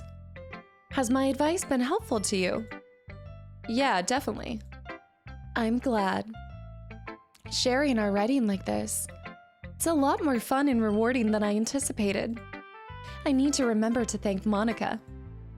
I think we all felt a little awkward at first. But now it seems like everyone is enjoying sharing their writing and seeing what others think. I guess I can't really disagree. I was afraid this whole thing would be a chore. But it's a great way for me to spend some personal time with all the girls in the club. I feel like that's still a little... I'm just being deceptive about the purpose, and I think this will come to light based off of this game and everything, and this is like a rom-com waiting to happen. The girl that I'm interested in is gonna find out about it. It's gonna be bad news bears. But it's been fun getting to know everyone and their writing. And I guess doing some writing myself. Well, have you learned anything about yourself, Kasta? Well, you know how I like to say that writing is a very personal way to get in touch with yourself. In the end, it doesn't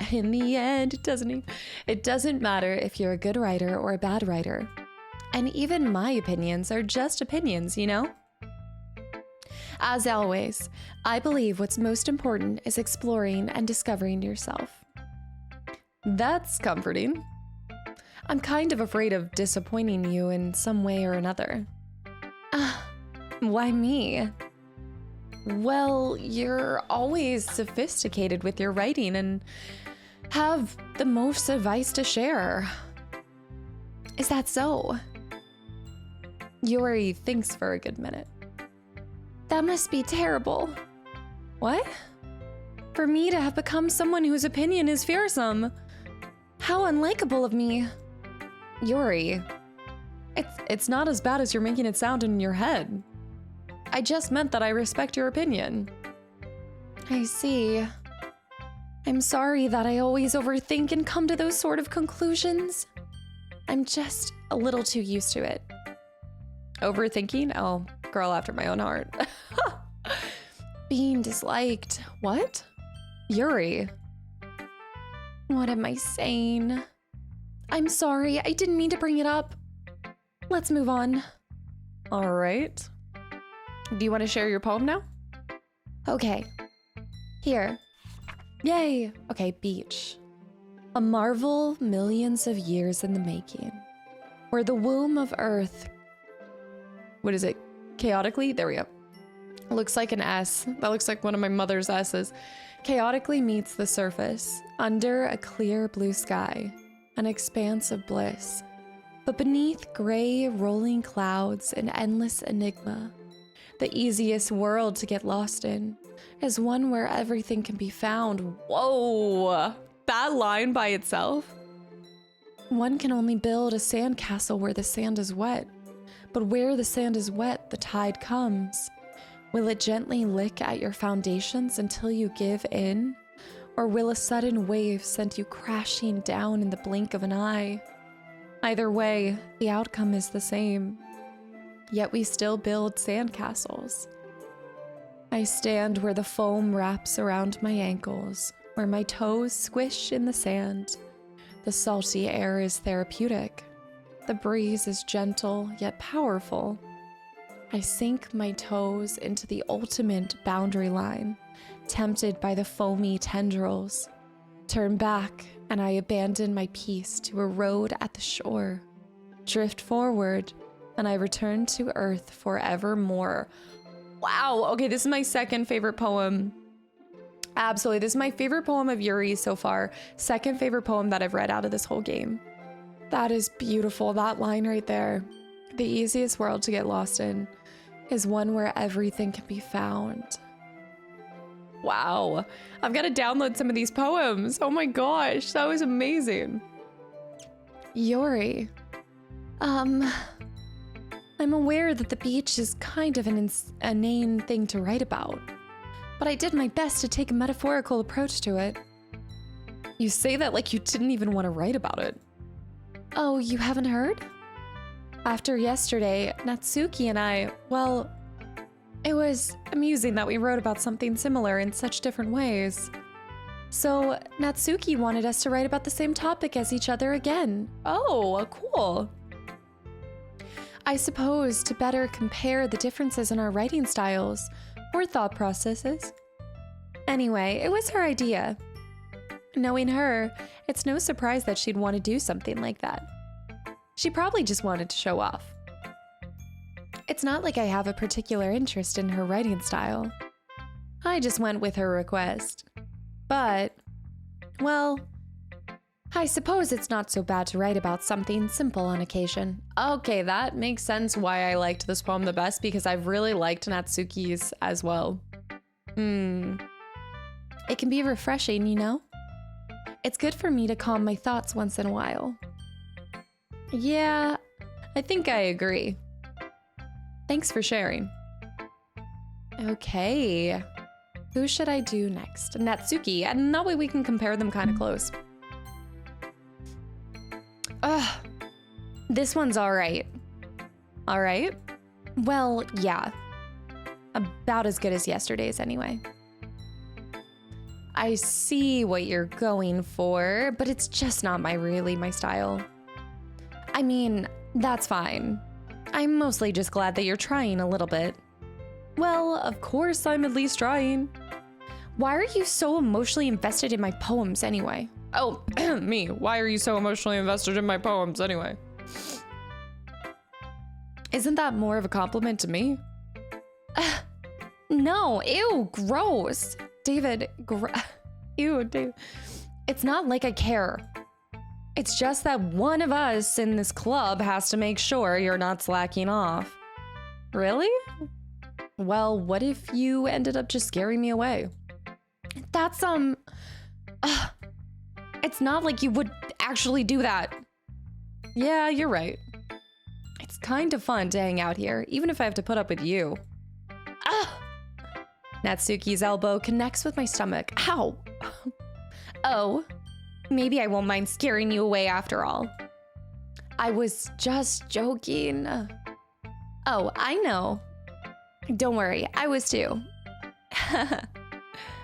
How the hell do you call that a joke? That seriously hurt. Well, maybe it was funny to her. I guess that's kind of the point. I should really just watch my mouth around Natsuki. Anyway, Natsuki holds her poem out to me like nothing ever happened. To be fair, it was Natsuki's cupcakes that brought me into the club in the first place. Well, Sayori's determination, but also Natsuki's cupcakes. I'll be your beach. I love the music change. It really does shift you into reading a little. All right, your mind is so full of troubles and fears that diminished your wonder over the years. But today I have a special place, a beach for us to go.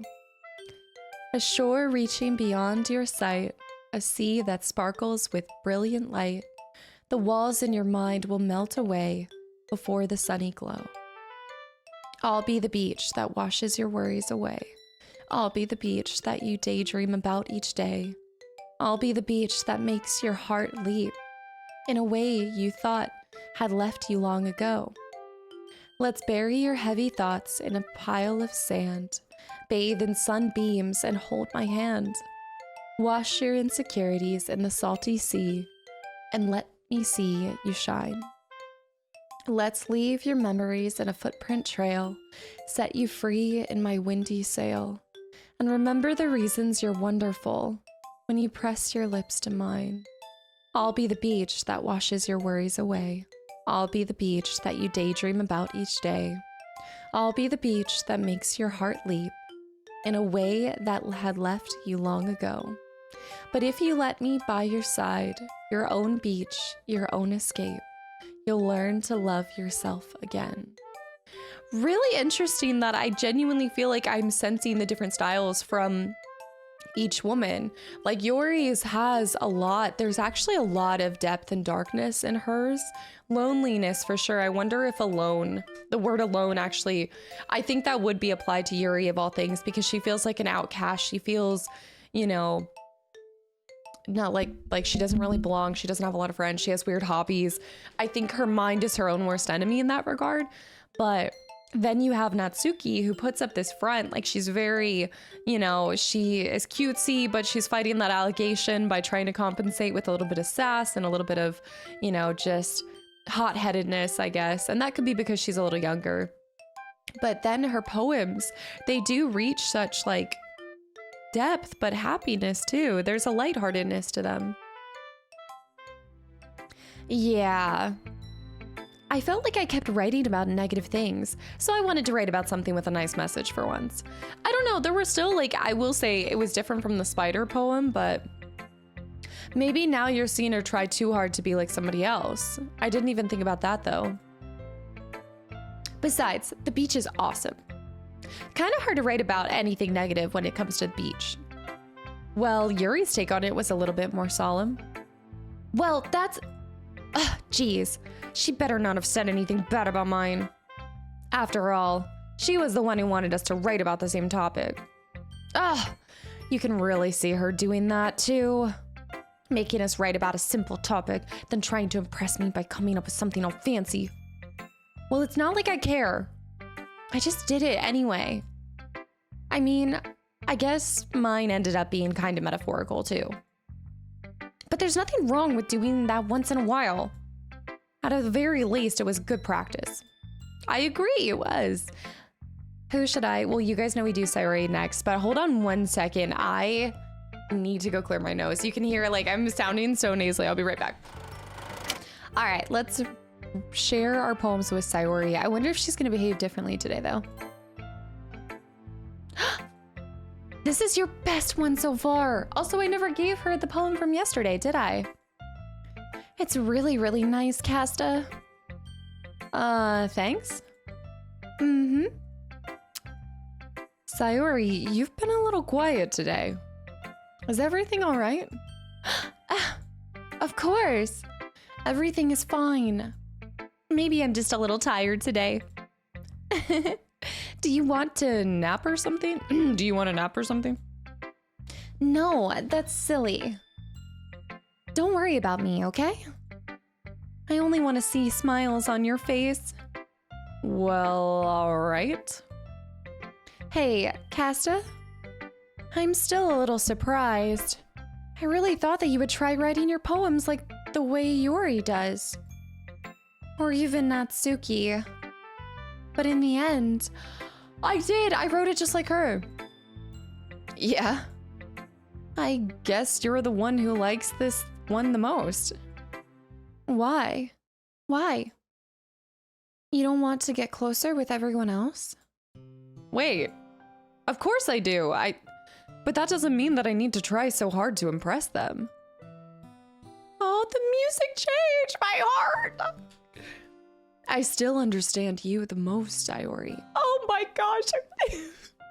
Okay, I need to stop. I feel like I'm playing Sayori. I'm emotionally invested in Sayori the same way I am in myself, because I'm reading for her. I know you have to sometimes put up with me. And I have to put some, and I have to sometimes put up with you. But we have a wavelength or something. And this is how the poem came out. Sometimes it feels like you're the only exciting thing in my life. So sometimes it's just easier to write when thinking about you. Sayori? No. Kasta. I don't deserve this. You're too nice to me. Why are you doing this? Sayori has trouble keeping her voice steady all of a sudden. If you had fun with everyone else instead, this would be so much easier. Sayori. I glance around the room to make sure nobody has noticed this. Sayori. I've probably never said this before, but I don't understand what you're feeling right now. Tell me what will cheer you up. Sayori just shakes her head. She sniffles and keeps shaking her head. Finally, she gathers herself and puts on a smile. It's nothing, Kasta. It's just a little rain cloud. The rain cloud was her voice. Oh. I'm sorry you had to see that. Okay, but she's too dismissive of her own emotions. She's not embracing. Yeah, I feel like she doesn't allow herself to feel the negative emotions or the rain cloud. And I realize now, I think that Sayori and I matched up because a lot of things that I do like, it's like the sunset, sunny, summer, like vibrancy, but then you have the alone, you have the rain cloud, you have... I'm sorry you had to see that. I promise it won't happen again. Just smiles from everyone, okay? That's all that matters. Go play with everyone else. I'm gonna go home a little bit early today. Sayori. Tell Monica I wasn't feeling well, alright? I'll see you tomorrow. Before I can say anything else, Sayori cheerfully walks out of the classroom humming to herself. But what about her poem? I didn't get to read her poem. What? I should have saved Sayori for last. Hi, Kasta. Have you thought about what you want to submit to perform for the festival? Well, being in this club is one thing, but performing in front of a bunch of people, I'll have to give it some more thought. Okay, no pressure. But whatever you do, I'm sure it'll turn out great. It would also make me happy to see. Anyways, let's take a look at today's poem. Sure. I let Monica take the poem I'm holding in my hands. It's kind of funny. How so? No, not the poem. I mean, it's funny how your poems and Sayori's poems have been getting more and more similar to each other every day. I'm surprised you're so in sync with her. Then again, you've been spending a lot of time together lately, haven't you? I guess you could say that. Although we kind of grew up as best friends, I haven't been seeing as much of her this past year. But since I joined the club, we've been spending a lot more time together. I see. That reminds me, how about Sayori's been a little off today? Yeah, did she tell you something? Well, Kasta, you haven't been flirting with her, have you? Of course not. I mean, I just buttoned up her blouse and spoke about her bobs. I've been treating her like I always do. All right, just making sure. I know how much you care about her. It would be terrible if something bad happened to her, so keep an eye on her. Sayori's been acting so much happier ever since you joined the club. What could have happened all of a sudden? Well, never mind. This really isn't the time to be talking about all of this. Anyway, I'll share my poem with you now, all right? Okay. The Lady Who Knows Everything. An old tale tells of a lady who wanders Earth. The lady who knows everything. It's interesting, the caps. A beautiful lady who has found every answer. All meaning, all purpose, and all that was ever sought. And here I am, a feather, lost adrift the sky. Victim of the current of winds. Day after day I search. I search with little hope, knowing legends don't exist. And when all else has failed me, when all others have turned away, the legend is all that remains. The last dim star glimmering in the twilight sky. Until one day the wind ceases to blow, I fall.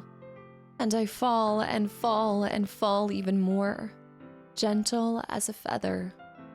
A dry quill, expressionless. The cues are very interesting. I've never seen a cue that has almost like a T. But a hand catches me between the thumb and forefinger, the hand of a beautiful lady. I look at her eyes and find no end to her gaze. The lady who knows everything knows what I am thinking. Before I can speak, she responds in a hollow voice. I have found every answer, all of which amount to nothing. There is no meaning. There is no purpose, and we seek only the impossible.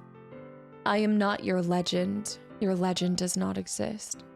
And with a breath, she blows me back afloat, and I pick up a gust of wind.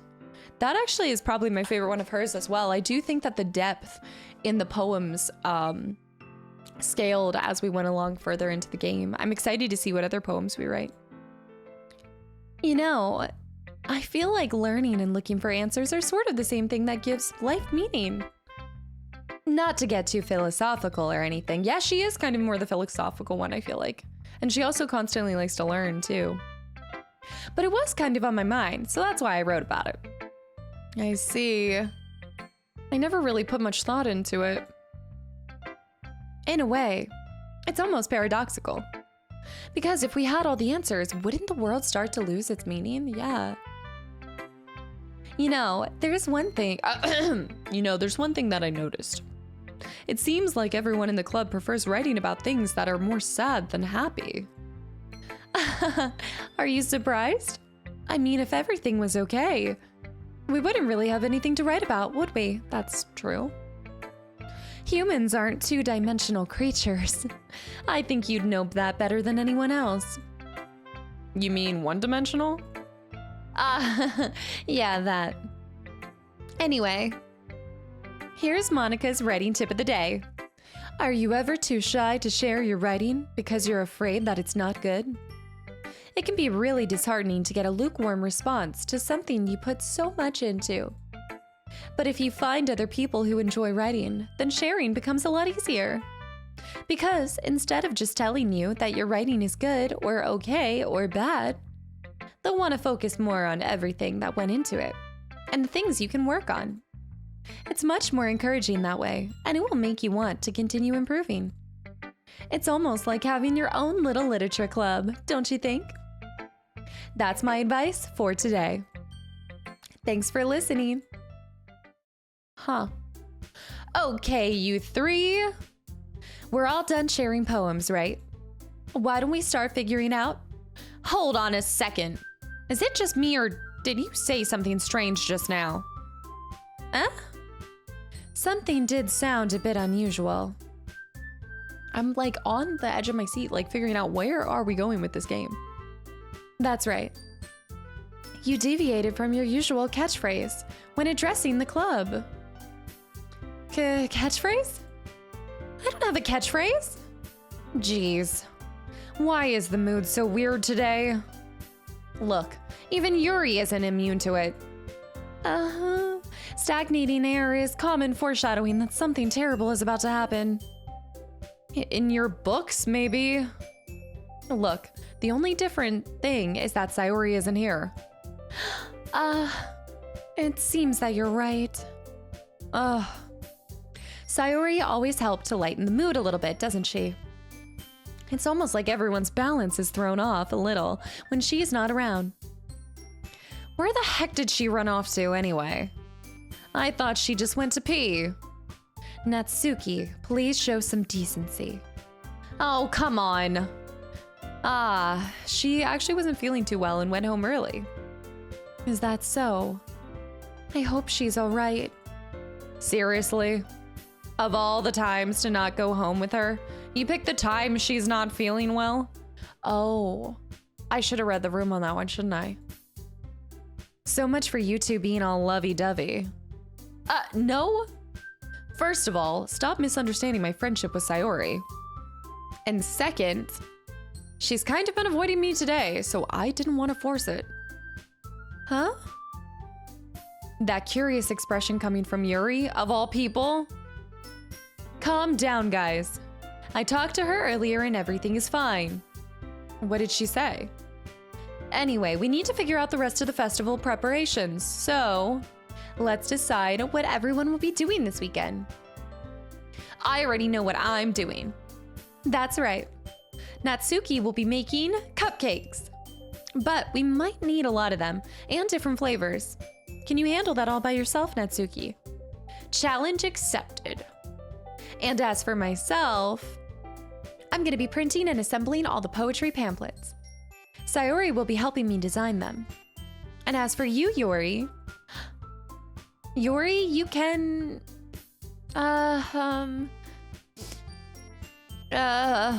Guys, can you help me out with this? Come up with something for Yuri. I'm useless. No, that's not it at all. You're the most talented person here, you know. Now Natsuki's pouting too. Jeez, everyone, I can tell now. I guess I never gave Sayori enough credit, but I can tell things are harder on you when she's not around. Maybe so. That may be the case. But if I can't also be a leader on my own, then I won't grow as a person. So Yuri, you have beautiful handwriting, you know. So you should make some banners and decorations to help set the atmosphere. Atmosphere? About that. I love atmosphere. Yuri's expression suddenly changes as she stares at the desk, in focus, and starts nodding to herself. Your mind is already racing, I see. That's great. You'll be wonderful. But anyway, that just leaves you, Kasta. The one who truly is useless. Don't say that. In fact, both Natsuki and Yuri have some pretty heavy tasks to handle. It would be it would probably go a long way for you to give them a hand. You could always help me out as well. I'd be really appreciative of that. Oh no, am I gonna have to choose what to do on my weekend? Is Monica suggesting that I spend the weekend with one of my club members? How on earth are they going to respond to a suggestion like that? I suppose I wouldn't mind a bit of help. Well, even if you don't know how to bake, there's always some dirty work I could give you. It's not like Monica's going to give me a choice, and you shouldn't be sitting on your butt anyway. Natsuki tries to mumble a bunch of excuses like that. If I recall, Natsuki, you mentioned that you would like to handle the baking on your own. Kasta may not like to be around if you only make him out to be a nuisance. So therefore, he may be more suited to assisting with the decorations. Oh, hold on. I never said that. How hard could it be to make a few decorations anyway? Sounds more like you're making excuses for Kasta to... Well, what are you saying? It will be extremely meticulous work. And baking isn't? Just what do you think? Guys, let's settle down for a moment. In the end, I think it's up to Kasta to decide how he'd like to contribute. Besides, he hasn't really gotten the chance to spend any time with me yet, you know? So I'm sure he's interested in... You literally just said, I'm surprised as well. Sorry. I was just saying though, jeez. Can we just settle this already? Yeah. Kasta, you're okay with this, right? In the end, it's up to you. Of course. Very well. In that case, everyone looks straight at me. Okay, but of course I'm going to go with, okay, so I have a couple thoughts here. One, I don't like getting in the middle of this. This is like a love square that I'm not trying to become a part of. But I'm worrying about Sayori. My mind, even when they were trying to decide who I should help, my mind kept drifting to Sayori. And I have been matching with her poems. So maybe instead of going against the grain, I should actually go towards the person that I am connecting with. But look at the way that Yori's looking at me. It's not fair. This would be my chance to get to know one of them better. But I worry about Sayori, and for what it's worth, this sucks for the protagonist because they're at my hands. Like they're all at my mercy, and to me, I'm caring more about the friendship with Sayori than pursuing a relationship with any of these women, or even getting to know them better and leading anybody else on, because while I'm worried about my friendship with Sayori, I'm also kind of worried about, I don't know, maybe I'm leading Sayori on, and she seems to be in a bad place, and based off of her writing, I think she could use a friend. I mean, if it's going to be anyone, then I prefer helping Sayori. Plus, I did tell her that I wouldn't walk home with anyone else. I mean, we're already neighbors and... But Monica said that Sayori was helping her. Jeez. Do you really hate us that much? Oh, no. Sorry, I didn't mean for this to be difficult. What? Just think of the club, okay? Wait, what?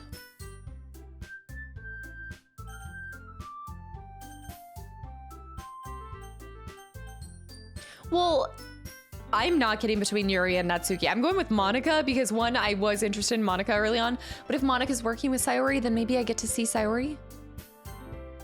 Well, I guess I should probably be helping Monica. Yay, you picked me. Hold on a second. Yeah. Monica, you're the one who needs the least help of all of us. But I agree with Natsuki. Not only is your work already most suitable for one person, but you already have Sayori's help. Oh no, But Kasta was the one who... that doesn't matter. You were the one who scared him into picking you in the first place.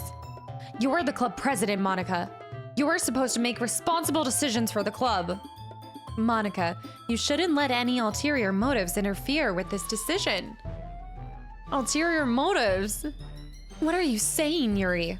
In fact, it sounds like you guys are the ones with ulterior motives. Excuse me. Otherwise, this wouldn't have been made into such a big deal in the first place. That's completely false, Monica. Yeah, we have a lot of work to do, you know. We won't do as good of a job if you make us work alone. Maybe that's true. Think of the club, Monica. If we want our event to succeed, then we need to appropriately distribute our resources. So you're going to do the right thing, President. Okay. I get it. It's technically most logical for Kasta to help one of you two. So, I guess that's what we'll do.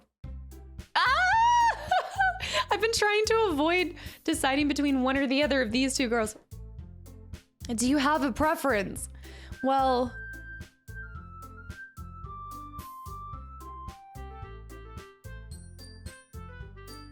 I don't know. I really liked Yori's most recent poem, but I like the idea of baking more. I'm definitely more of a baker than well, I do like making arts and crafts and decorations too. I kind of like Natsuki. She's spunky. But I also worry that I feel like Yori is such a loner too, though.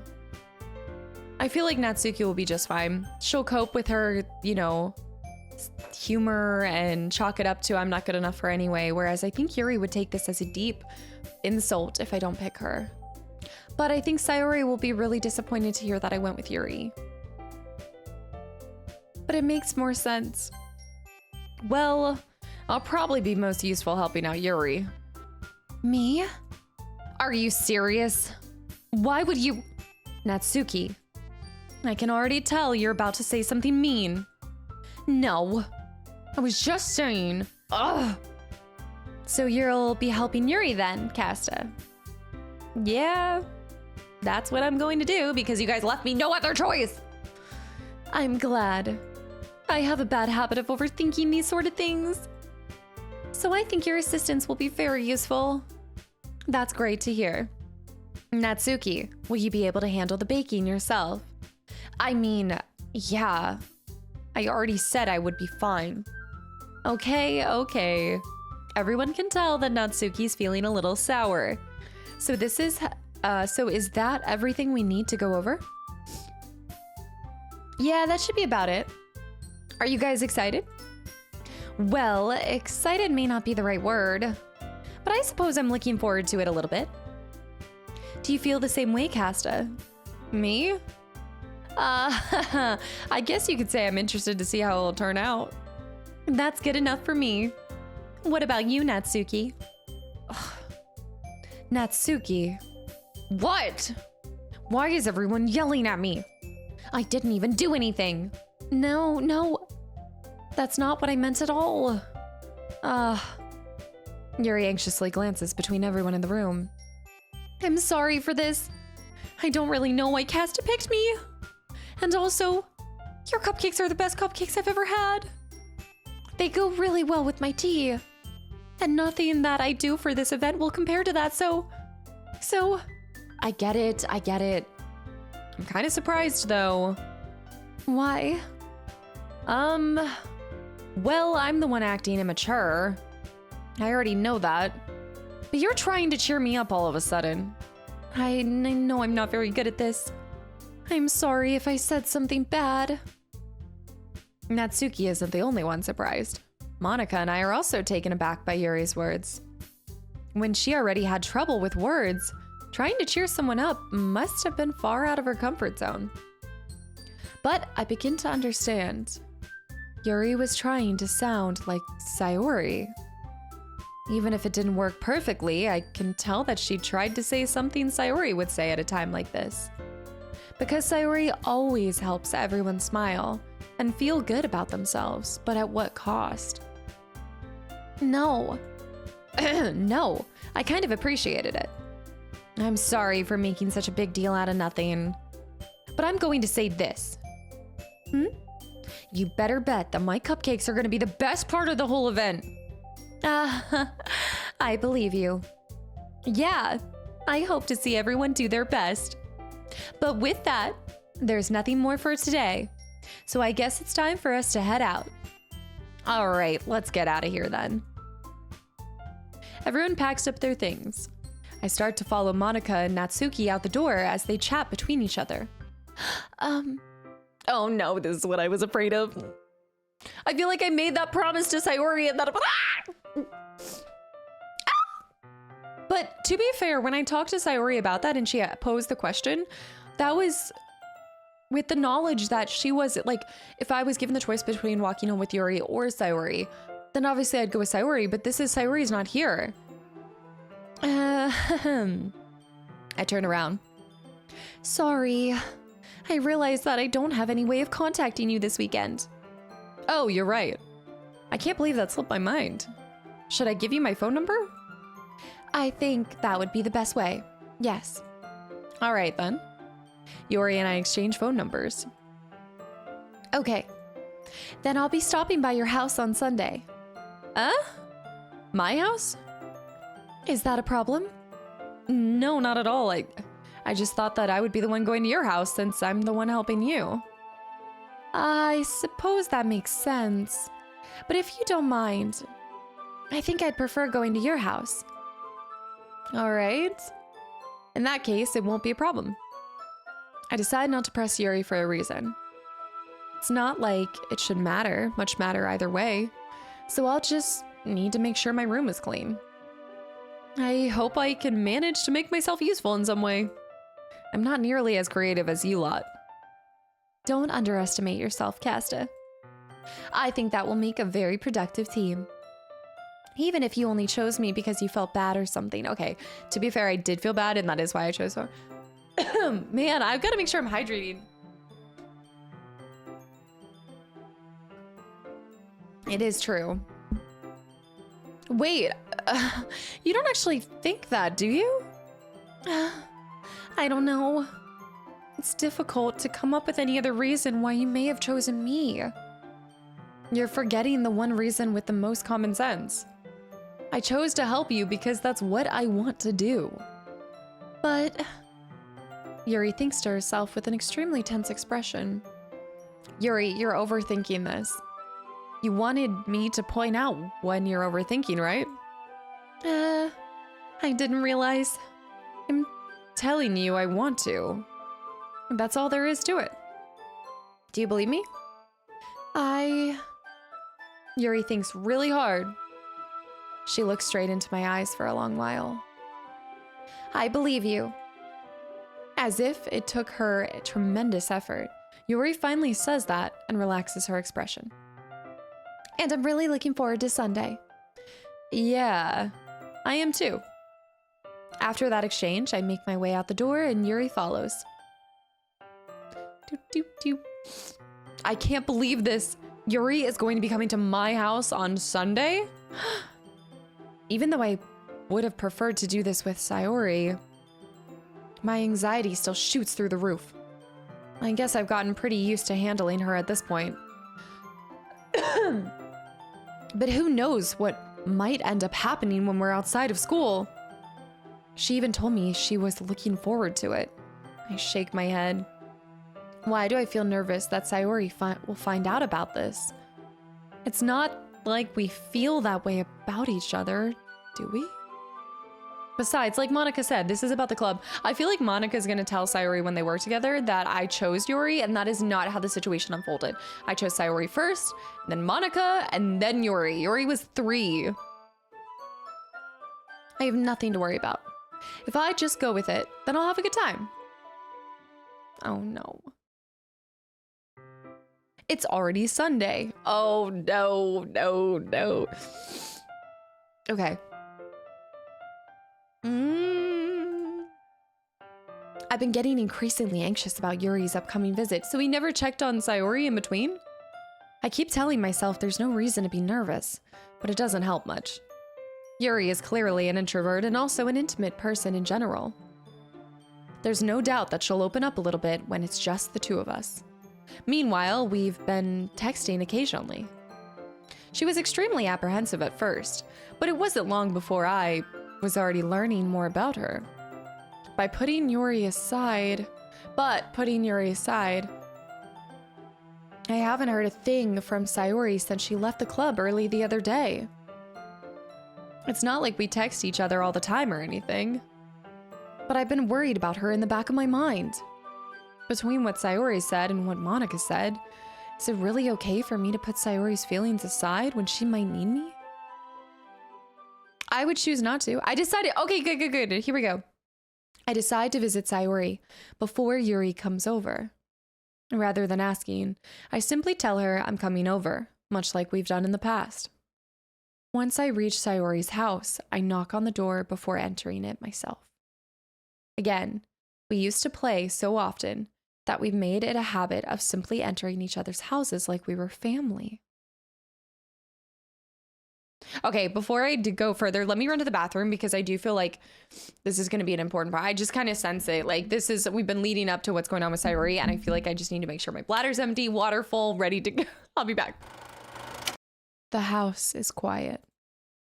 Sayori isn't anywhere on the first floor, so I assume she's up in her room. It's already strange of her not to run down and greet me. I head up to her bedroom where I finally find her. Sayori? Hi, Kasta. Oh, look at her room. Wait, look at everything. She got plants, her little, oh, look at the cow. This is so cute. I sit down in her room. Sayori forces a smile, but it's easy to tell that she's different. There's a minute of silence between us. You haven't come over like this in a long time, have you? I guess you're right. It has been a long time. Not much has really changed, has it? Sayori's room is as messy as it's always been. I also recognize the same stuffed animals and wall decorations she's had for years now. If you came over more often, it wouldn't be such a mess. That's because I end up cleaning it for you. How come you suddenly wanted to come over today? Aren't you supposed to see Yuri today? Yeah, but... Wait, how did you know about that? Sayori already had left by the time we decided that last meeting. Monica, little pot stirrer. Monica told me. It's only natural for her to keep me informed about the festival preparations, right? Okay, that's fair. That's fair. That's true. But what about you? Aren't you going to be helping Monica today? Of course. But I'm just helping her online. We didn't plan to meet up or anything. So it's just me and Yuri then. Yep. There's more silence between us. Sayori stares in a random direction. Everything about her behavior is really uncharacteristic. I finally get to the point. I just wanted to see how you were doing. After you left on Friday. When something's wrong, you can't hide it from me. I know you too well. So, Sayori smiles, shaking her head. That's not good. That's no good, Kasta. Why can't it just be like it's always been? This is all my fault. If I didn't get so weak and accidentally express my feelings, if I didn't make that stupid mistake, then you wouldn't have been worried about me at all. You wouldn't have come here. You wouldn't have even been thinking about me right now. But this is just my punishment, isn't it? I'm getting punished for being so selfish. I think that's why the world's decided to have you come over today. It just wants to torture me. Sayori. I grab Sayori by the shoulders. What on earth are you saying? Are you listening to yourself right now? I know something happened to you. There's no other explanation for you to be like this. So tell me already. Until I know, I won't be able to stop thinking about it.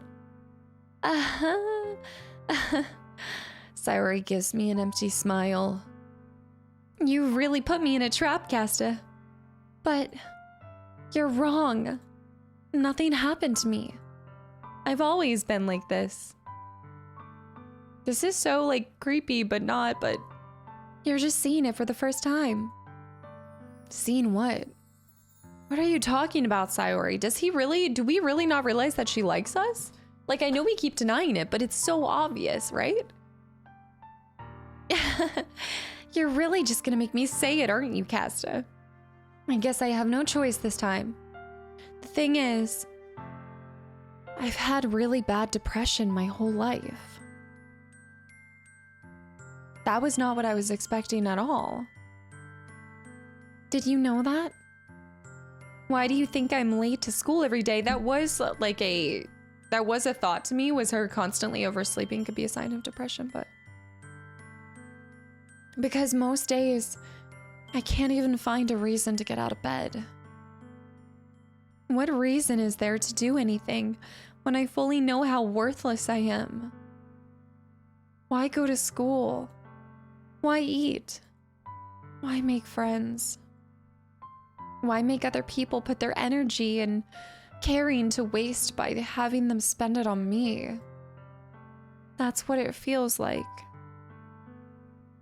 And that's why I just want to make everyone happy, without anyone worrying about me. Oh my gosh. I'm in shock. I can't even figure out how to respond. How is it possible that Sayori kept this from me the entire time that I've known her? Did she really want so badly for me to just not think about her?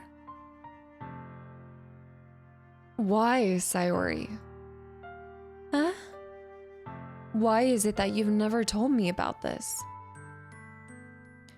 It almost feels like I've been betrayed as your close friend. Because if I knew, I would have done everything I could to support you. Even if there's only so much that I could do, but see, she didn't want anyone worrying. I don't know. I wonder if it's like, if you have people worrying about you, then it does give you more reason to muster up the courage to have to care, you know? Like, I would have tried a little bit harder to make every day a little better for you. That's why I'm your friend. All you had to do was tell me. You don't understand at all, Kasta. Why do you think I didn't tell you? Because if I told you, then you would have wasted effort caring about me instead of doing important things. I don't want to be cared about. It's bittersweet when people try to care about me. It feels nice sometimes, but it also feels like a bat being swung against my head. That's why I wanted so badly for you to make friends with everyone else. Helping everyone to be happy together is the best thing for me. I can't imagine that is, though, because then you're left still feeling like the outsider. But then I discovered something else too. Seeing you make friends and get closer with everyone in the club feels like a spear going through my heart. So that's why I decided the world just wants to torture me. Every path leads to nothing but hurt.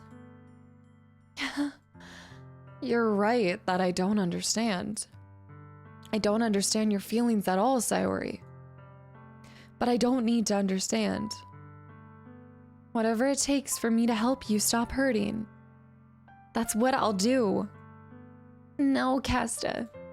There's nothing at all. The only thing that could have helped is if everything could be like it always was. But I was selfish. I finally showed you what a horrible person I am. Tears streaked down Sayori's face. I made you join the literature club because I was selfish, and I was punished by my heart hurting in a way that I couldn't understand.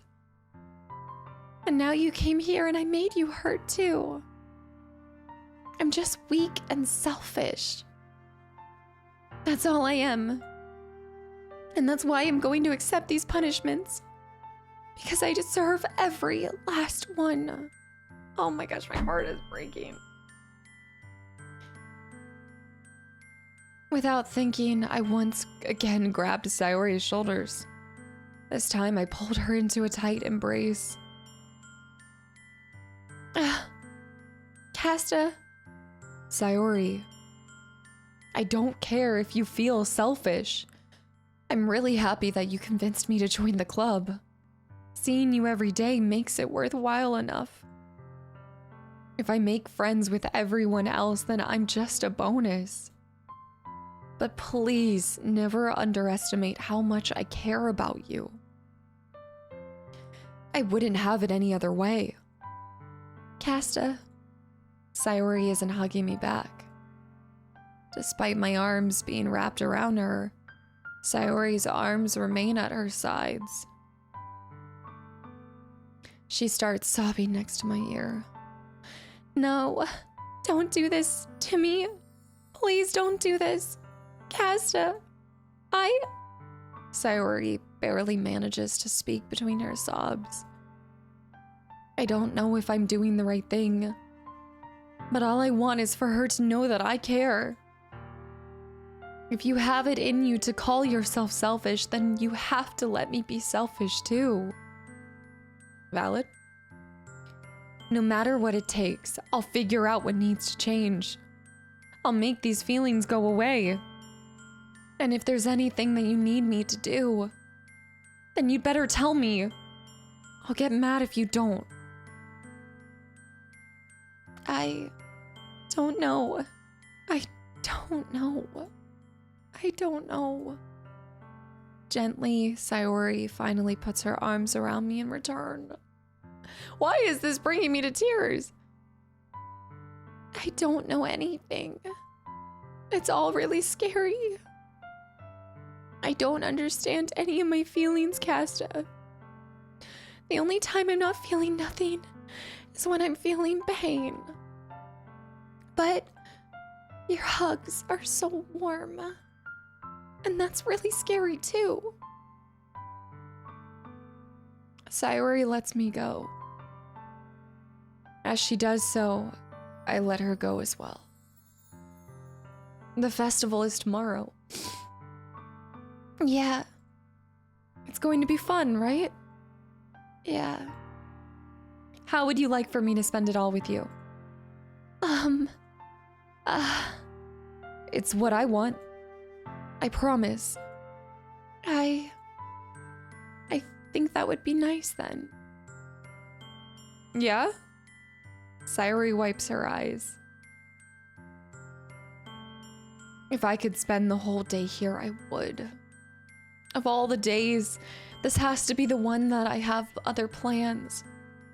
Maybe I should cancel. No, don't. Please don't. If you do that, then I really wouldn't forgive you. But it's almost time for Yuri to meet me at my house. At the very least, do you want to come along and help out? It would be fun. To my surprise, Sayori shakes her head. I'm sorry. I don't know if that would be very good for me today. At least she knows, like, her boundaries, but maybe sometimes she also assumes what's best for her.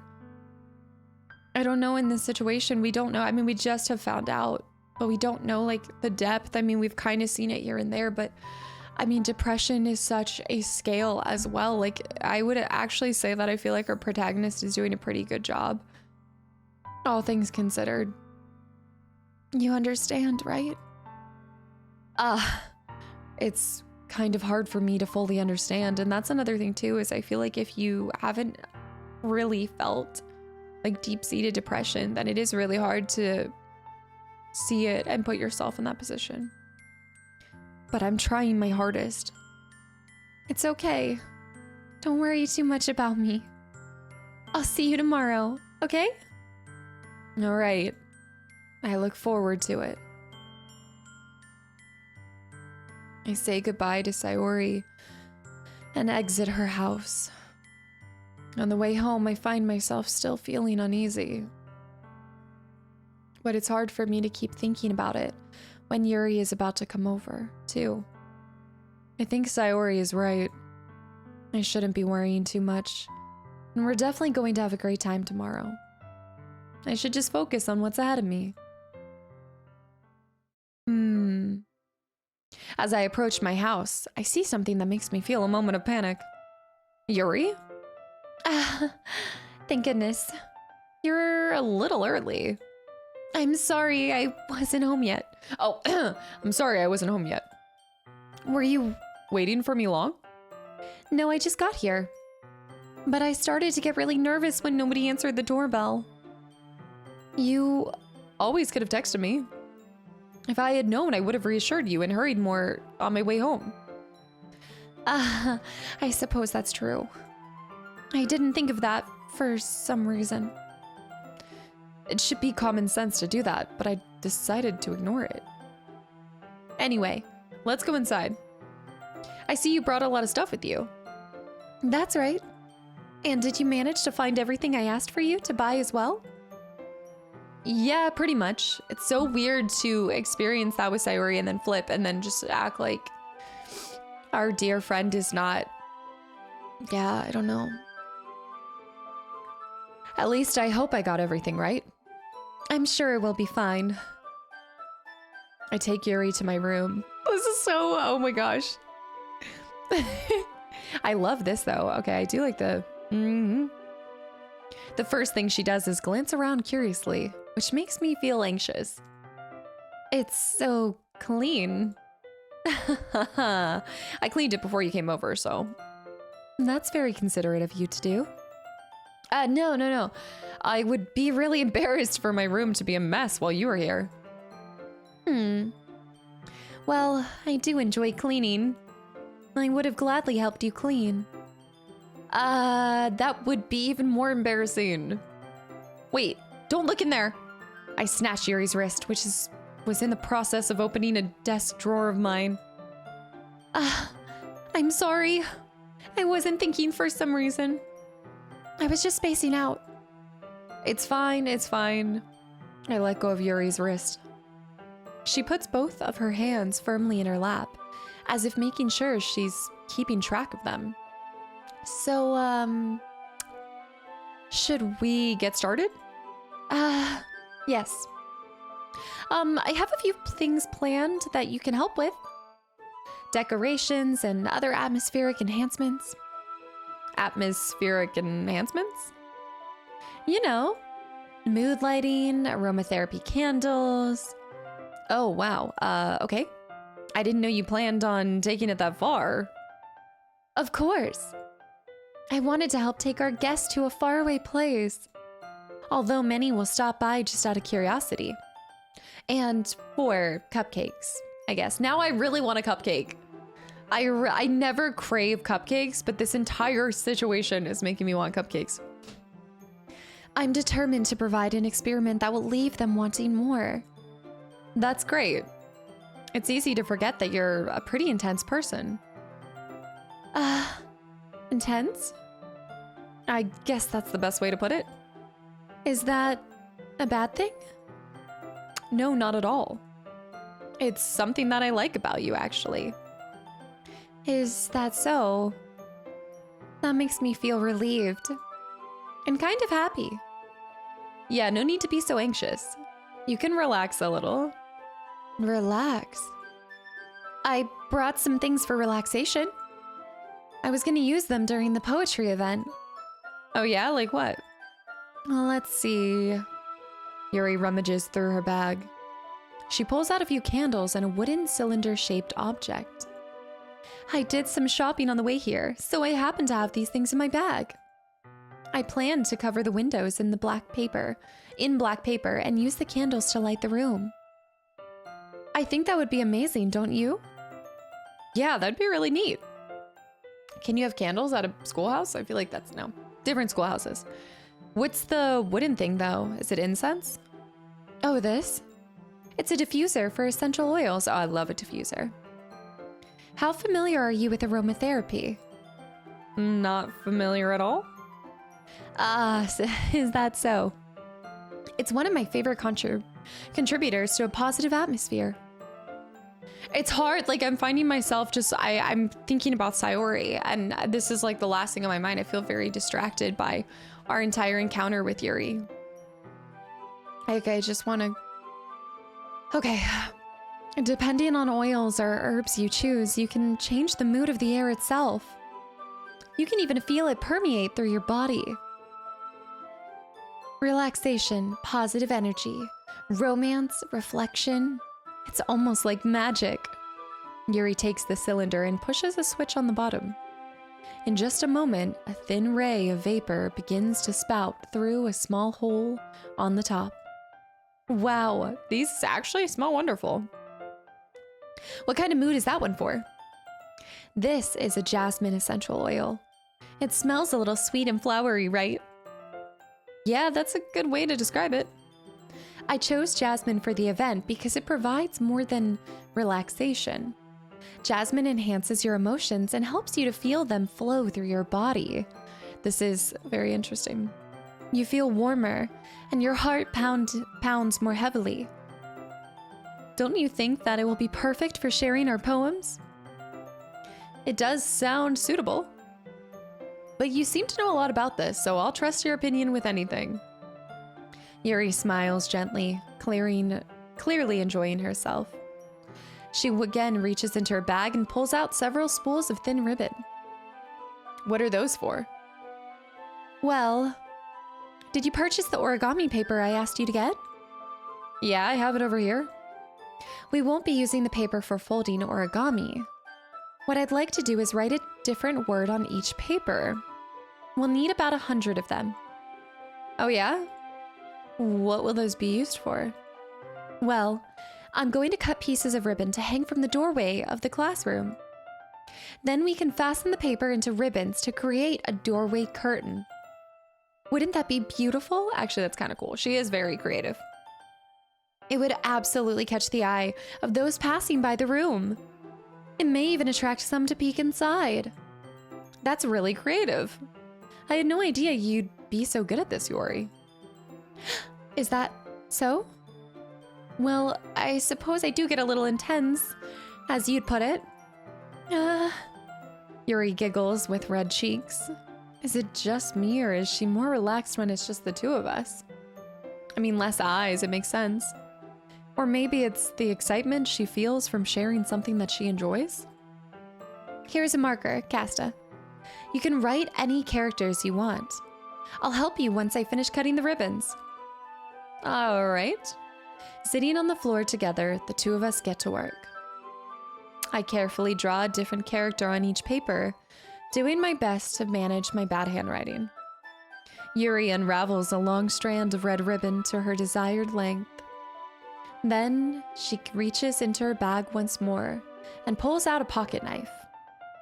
The knife is strangely beautiful. The silver handle has an intricate pattern of waves etched into it. Parts of her poem. A beach, maybe? The blade itself is gently tinted blue. That's no ordinary pocket knife. That's not a knife. This is a knife. It looks really fancy. Well... Embarrassed, Yuri looks away. What is it?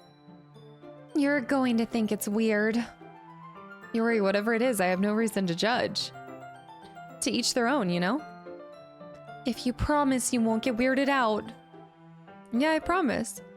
All right. The thing is, I'm kind of into knives. Okay, this is further a girl that I can get behind. Are you kidding me? Love my benchmaid. Okay. I see. They're just so pretty. I can't help it.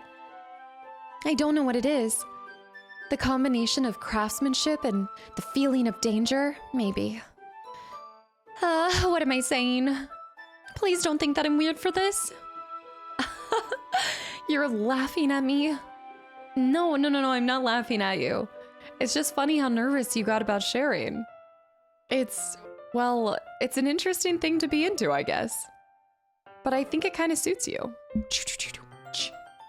I don't know. It feels like this could lead somewhere bad though. I don't know. I still like the purpose of giving her the hobby of being into knives. I feel like this is gonna come up later. It's weird. Suits me. Yeah, it's kind of intense. Besides, it's a really cool looking knife. I can't deny that. It is, isn't it? Yuri relaxes her expression once again. Would you like to hold it? Sure, I'll check it out.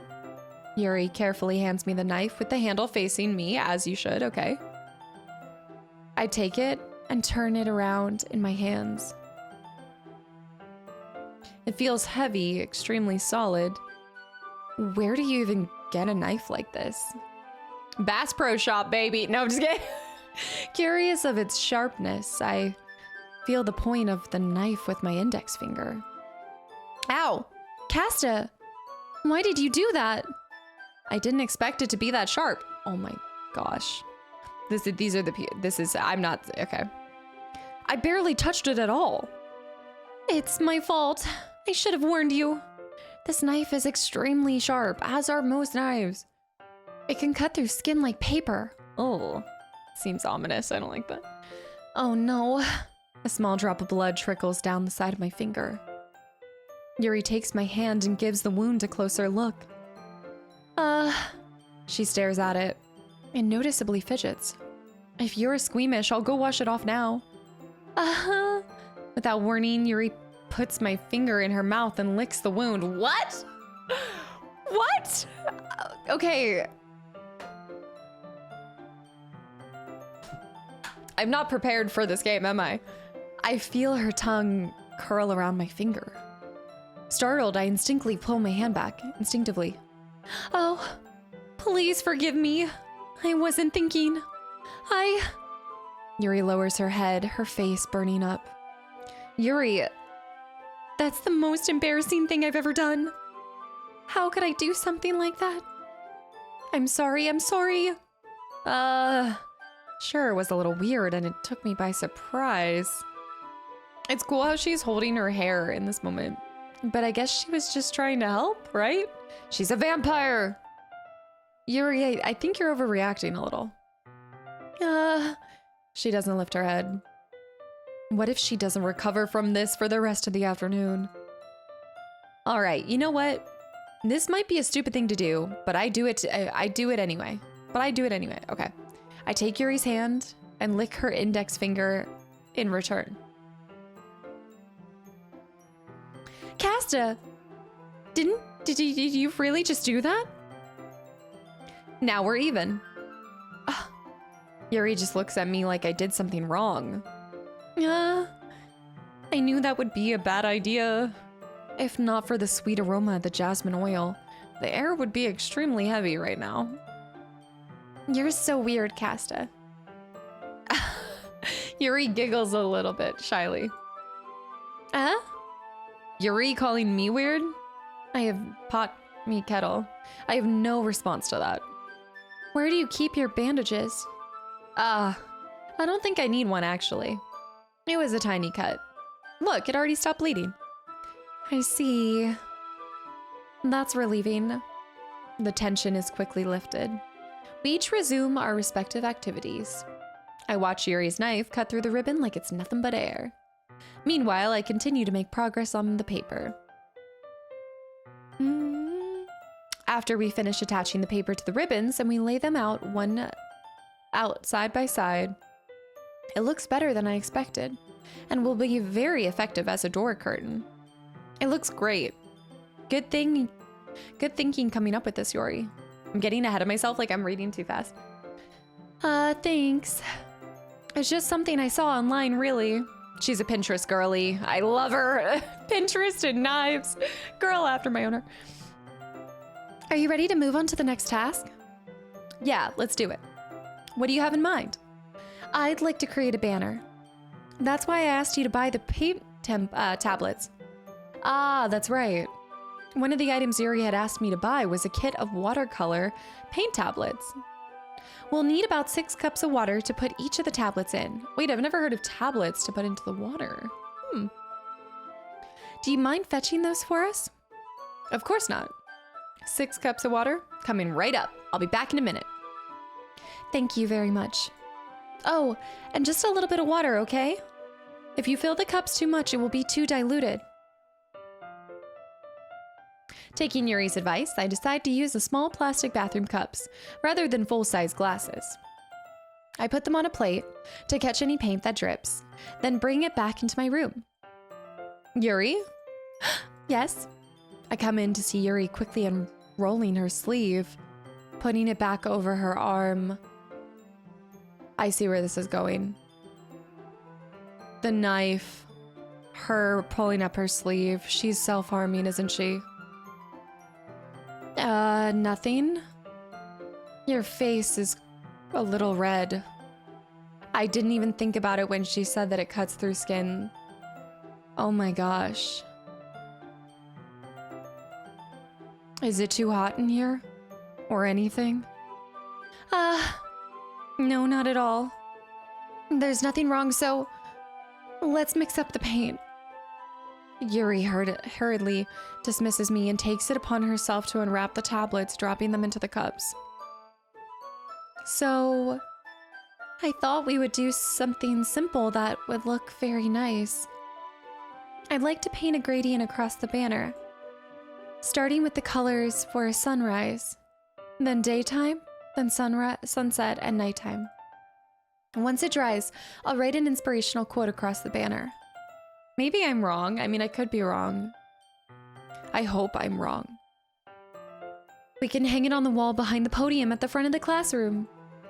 Ah, neat. What are you gonna write?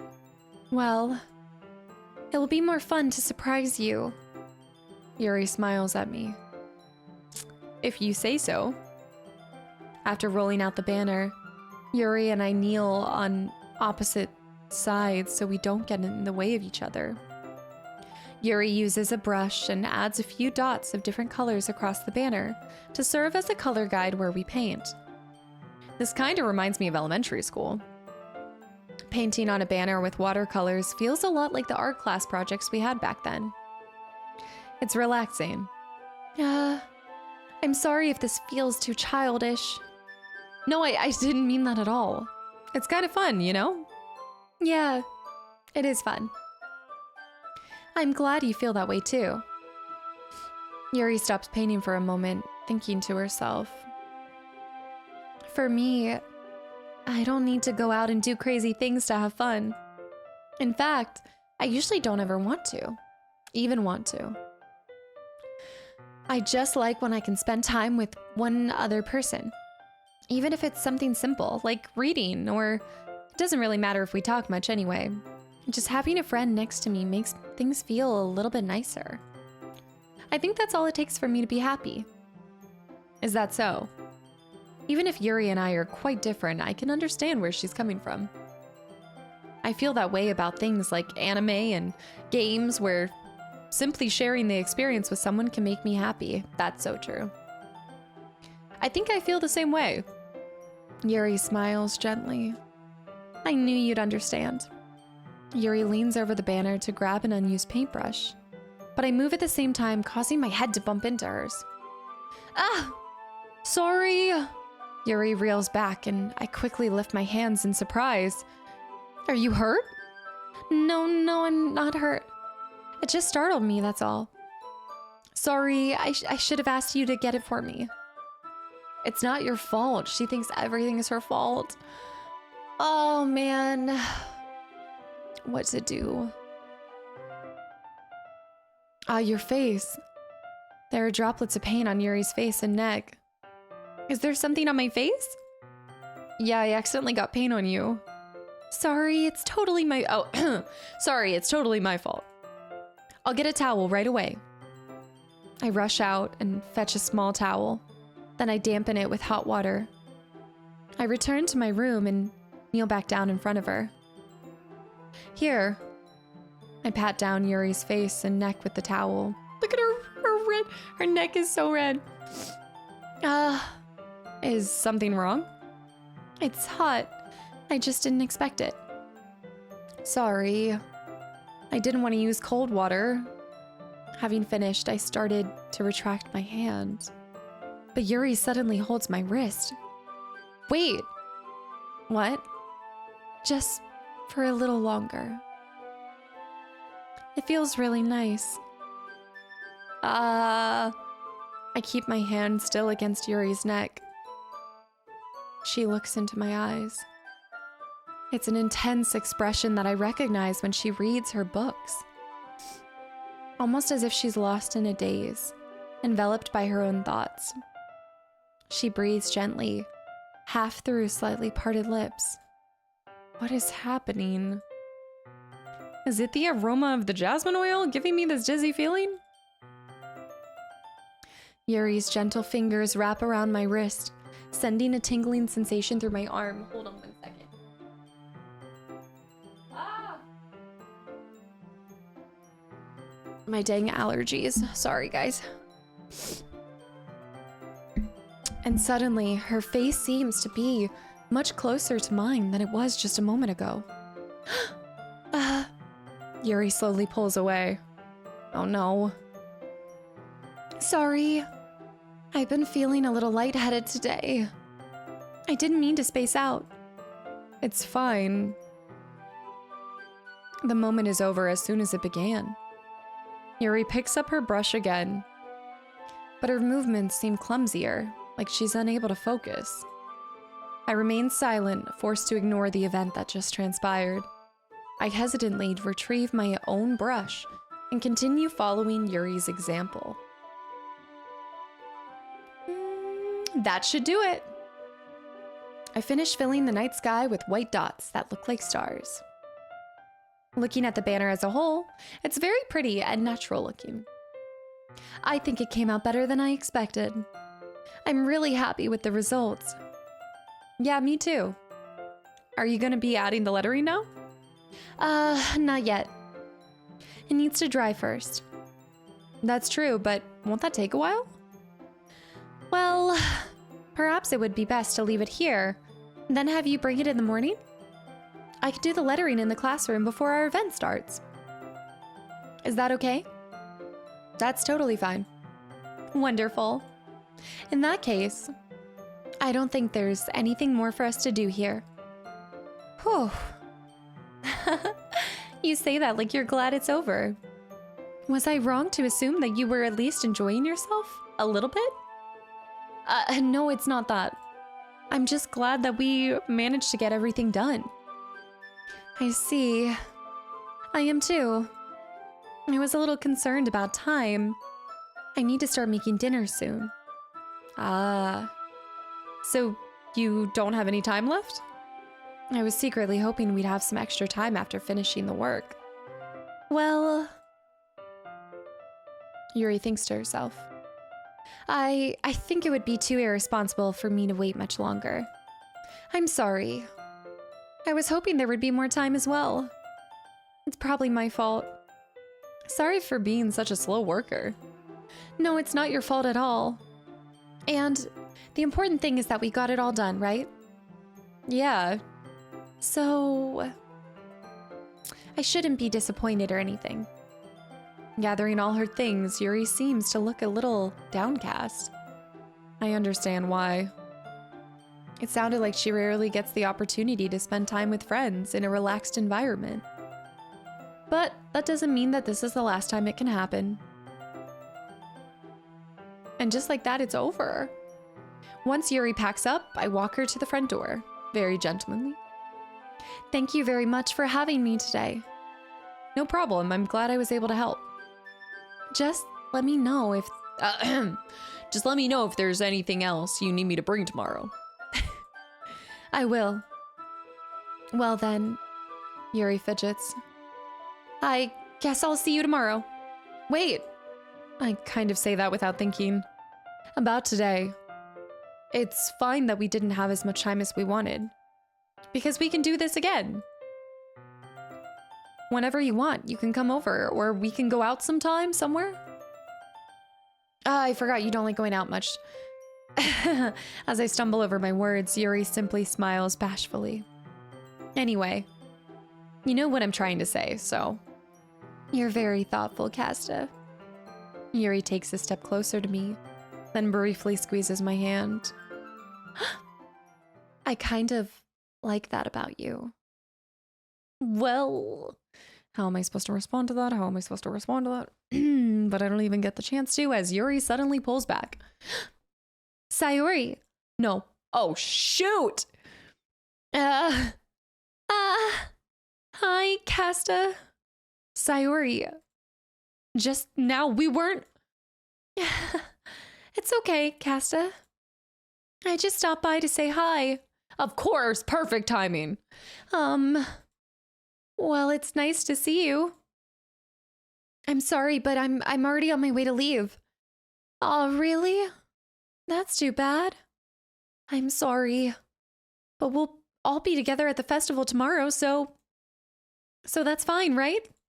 Of course. Sayori beams. Yeah, so I'll see you tomorrow. Clearly embarrassed, Yuri hurries off. Sayori waves goodbye after her. Sayori, I thought you didn't want to come over today. Well, I tried staying in my room, but my imagination was being really mean to me.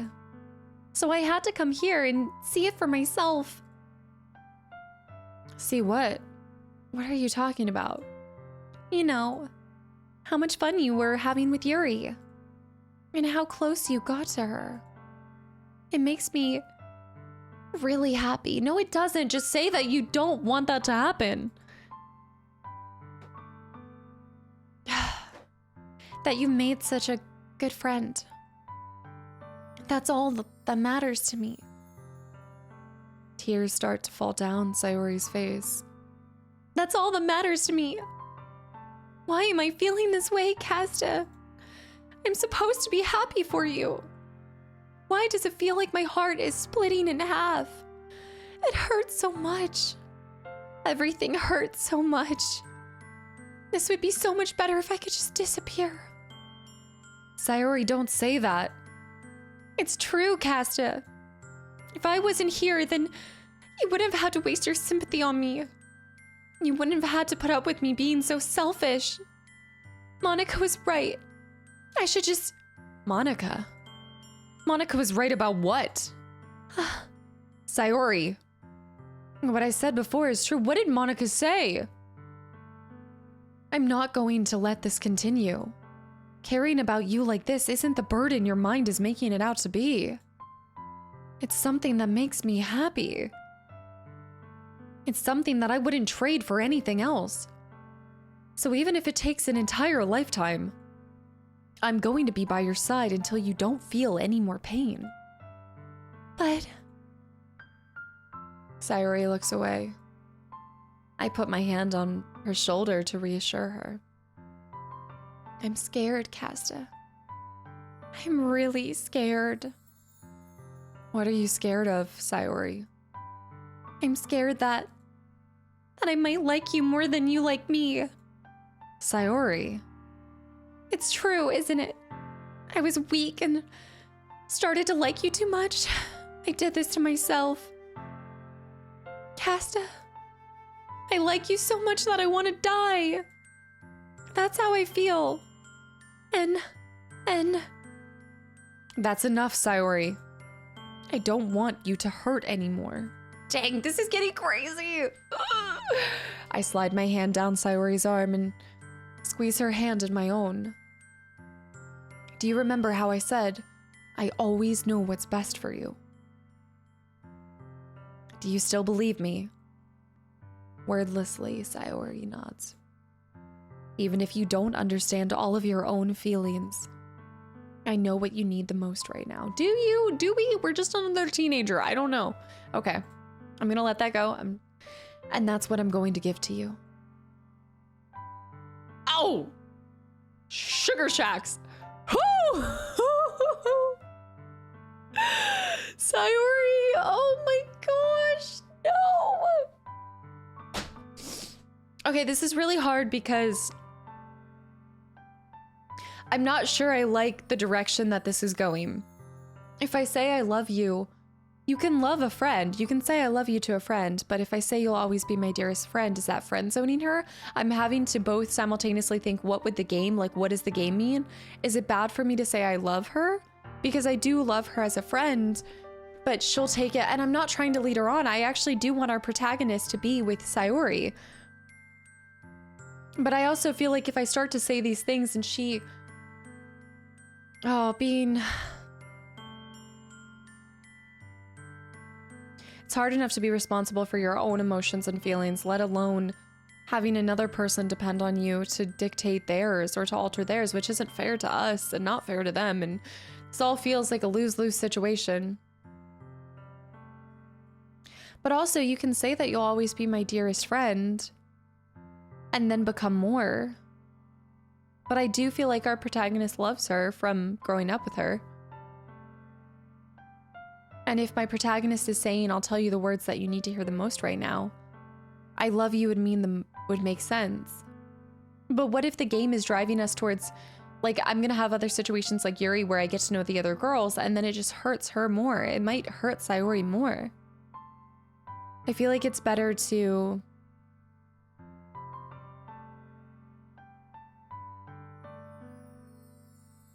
I don't know.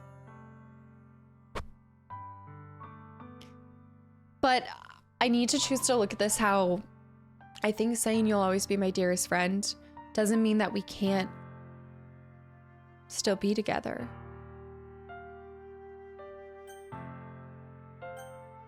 I love you. You'll always be my dearest friend. But the romantic in me wants to say I love you. But it's also really hard because if she's dealt with depression her whole life, I feel like that's why I want to choose my word choice very carefully. But I also wonder if this is the game saying, do you want to commit to her or somebody else? I feel so bad for saying this. There's a huge part of me that wants to say you'll always be my dearest friend because I want to believe that we could still end up with her. But I feel like the way that the game is designed, I love you is saying you're romantically interested in Sayori, not the other girls. I don't know. But my protagonist also said I would say the words that she needs to hear right now, and I think that's I love you. I love you. Those are my true feelings. So there's no way that you could like me more than I like you. I should have realized it sooner. But spending time with everyone at the club, making new friends, and having fun with you every day, it helped me realize that you are truly the most important person to me. Oh my gosh. Oh no. Okay, I'm back to feeling like this is a Valentine's Day special. And that's why I'll accept any of your burdens. It's also very intense for high school. I just also want to throw that out there. As long as we continue like this every day, with you by my side, then I know we'll both be happy. It's a lot of pressure on any person. Oh no. Kasta. Ah! Oh my gosh, we're a brunette! Ah! Okay. Suddenly, Sayori wraps her arms tightly around me. Kasta, is this really okay? Yeah. I hold Sayori in my arms and pull her closer. You'll never have to let go of me again. I love you. That's so interesting. Does this look like ringlets and something shooting through it? I love you, Kasta. I want to be with you forever. Oh, high school. Love. Me too. I feel Sayori's grip around me weaken a little bit. What is this? Sayori? I'm supposed to be happy right now. I always thought this would be the happiest moment for me. But why, even now, why won't the rain clouds go away? Oh. They're not going away at all, Kasta. It's okay, Sayori. It might take some time for things to get better again. But no matter how long it takes, I'll be there every step of the way. I think part of it too is I think being in high school and like being their age and everything, our protagonist isn't aware, I think, fully of, you know, what depression can manifest as and how, you know, you work to learn to live with it or live through it. If it's something that you can, like, I think he's still kind of taking it on, like, you can just get over it. And some people live with it their entire life. It's such a varying degree. And that's all that matters right now. Okay. I trust you. Sayori and I slowly release each other. So, I guess that makes the festival tomorrow our first date, right? What are you saying? I don't want to think about those things, you know? I want everything to be the same as it always has been. Even if we really are a couple. I don't know if I could handle anything more right now. It's really new and scary to me. I understand. We'll go at whatever pace suits you best. Hey, Kasta.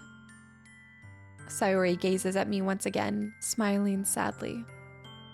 Even if I get really, really sad, this is the best thing for me, right? A relationship or what? I don't really understand what Sayori means by that. Are you saying that this is making you feel sad, Sayori? I don't know. I don't understand what I'm feeling.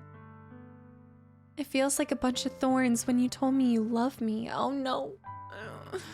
I also, like, one of the things, I think I was really selfish in saying that I love her because I think I needed to just be there as a friend, not as a lover. Like, I think I just needed to be a good friend to her and help her grow through this. But I don't know. I also will say that, like, if like at the beginning, you know, I'm trying to choose to end up, maybe it's not even, maybe you don't have to love any of them, right? But there's a part of me that feels like it was a worse decision because now it's like, it's almost like putting a band-aid on something, and the love or being in a relationship isn't going to fix this. But that's why I want to trust you. You know what's best for me. But there's always been that pressure with Sayori at this thing back and forth between us where it's like, I know what's best for you, you know what's best for me.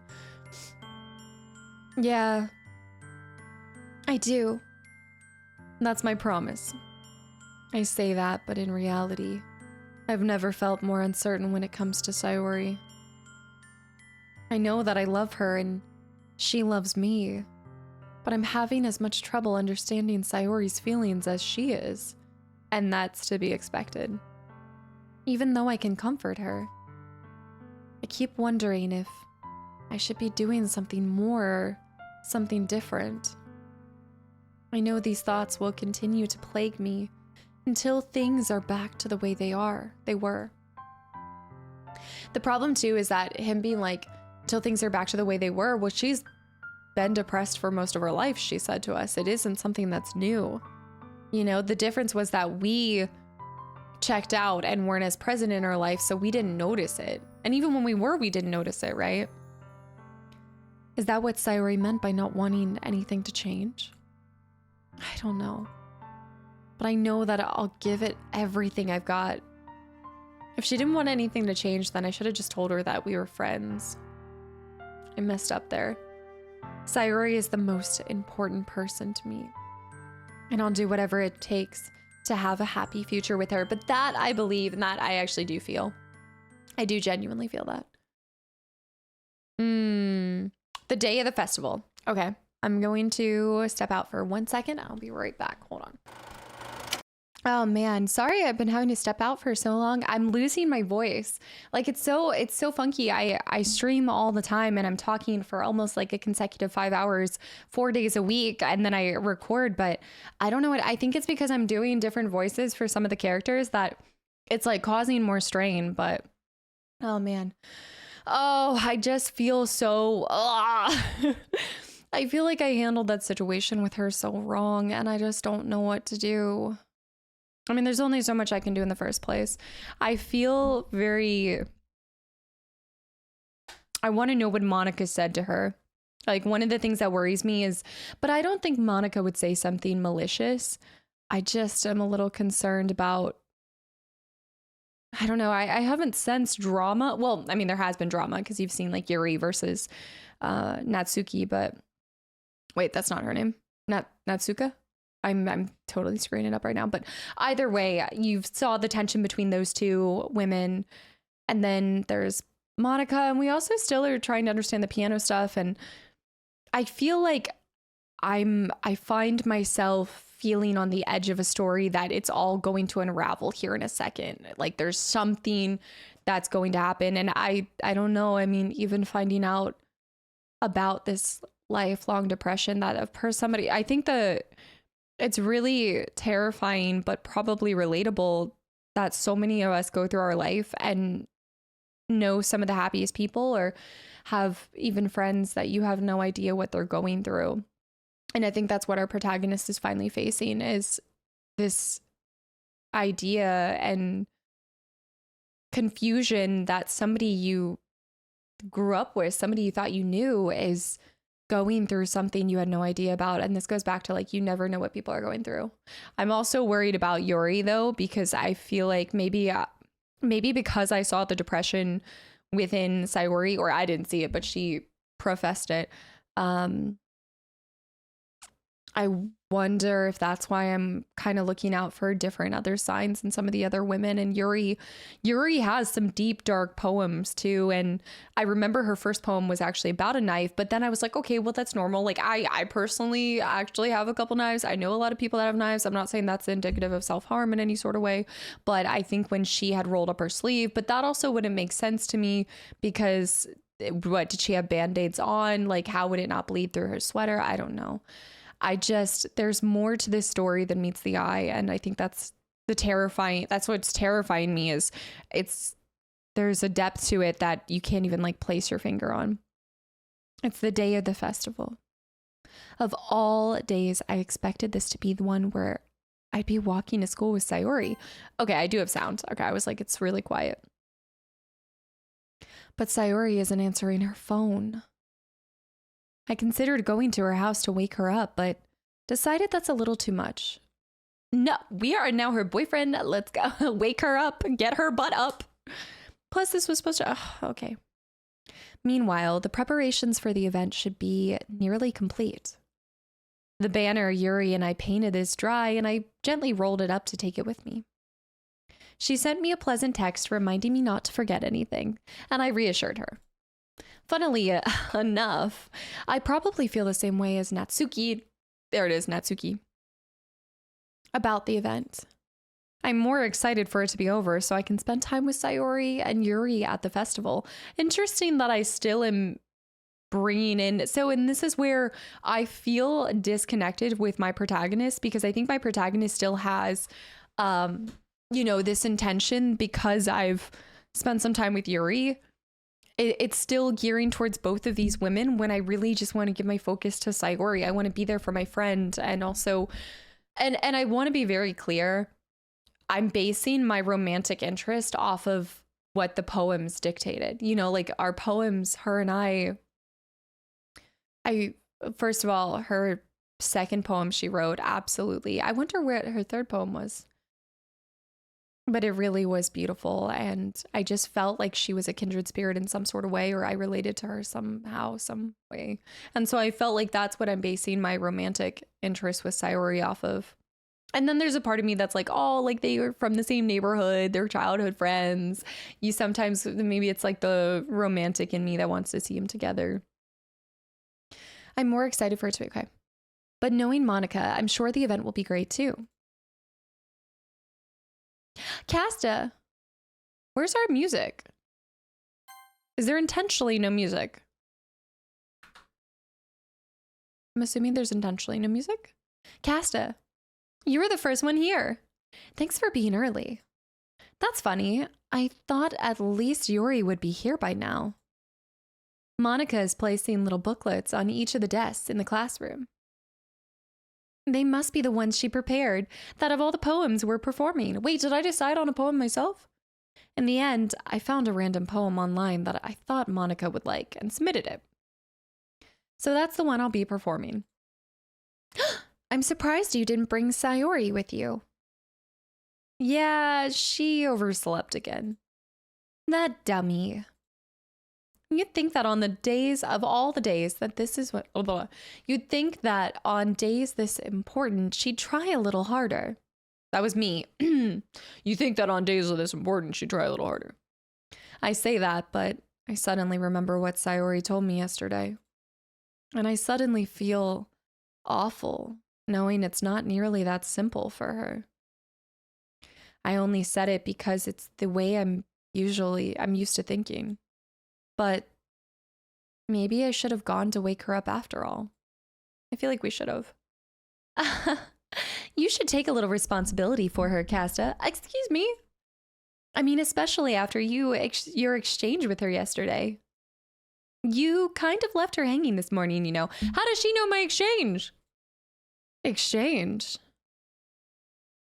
Monica, you know about that? Of course I do. I'm the club president, after all. How does she know about that? But I stammer, embarrassed. Did Sayori really tell her about it that quickly? It's really weird, right? To have Monica know about that? That we're a couple now? I didn't really plan on bringing it up with anyone yet. Jeez. You don't know the full story at all, so don't worry. I probably know a lot more than you think. Monica is being as friendly as usual, but for some reason I felt a chill down my spine after hearing that. Did she place a bug on me? Do I have like a soundtrack? I don't know. Hey, do you want to check out the pamphlets? They came out really nice. Yeah, sure. I knew like something about her. This is where I like had this feeling of this like cultish feeling. Something about her is off. I grabbed one of the pamphlets laid out on the desk. Oh yeah, they really did. Something like this will definitely help people take the club more seriously. Yeah, I thought so too. I flipped through the pages. Each member's poem is neatly printed on its own page, giving it an almost professional feel.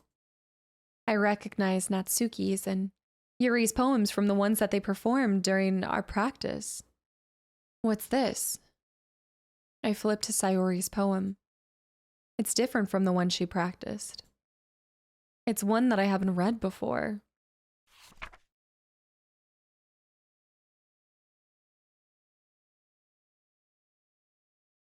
Percent. Get out of my head, get out of my head, get out of my head, get out of my head, get out of my head, get out of my head. Get out of my head. Get out of my head before I do what I know is best for you. Get out of my head before I listen to everything she said to me. Get out of my head before I show you how much I love you. Get out of my head before I finish writing this poem. But a poem is never actually finished. It just stops moving. That's terrifying. What does Monica know about this? And who is she? Get out of my head before I listen to everything she said to me. She referring to Monica.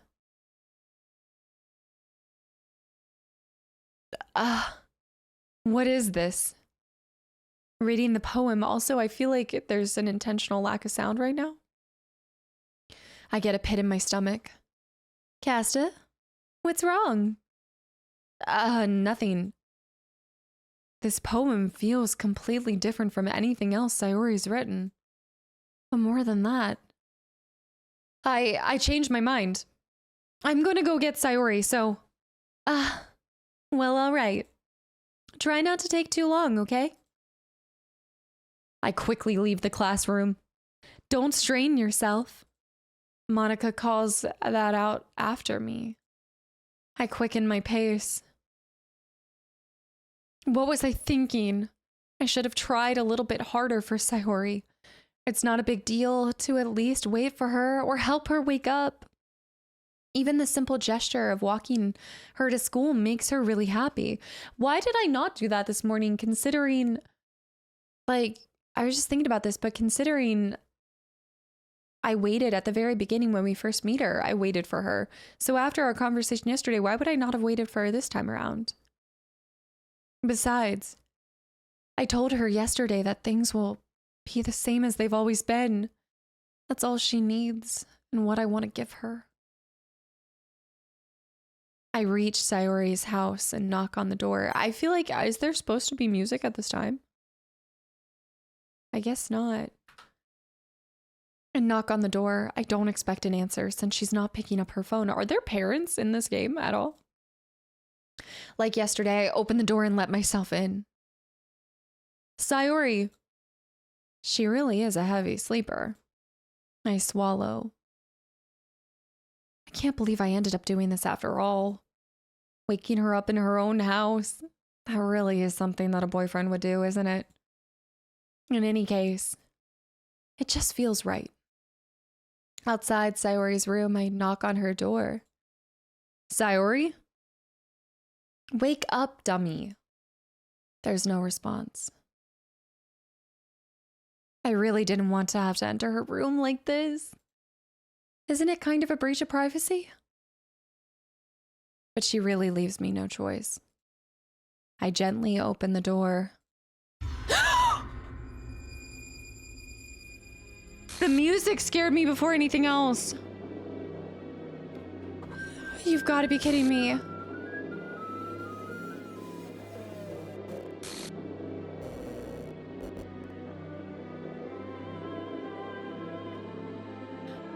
What?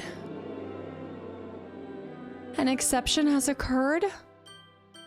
Is this because I told her I loved her? Holy cow, I jumped from the music before I even saw what happened, but I don't understand. See traceback text for details?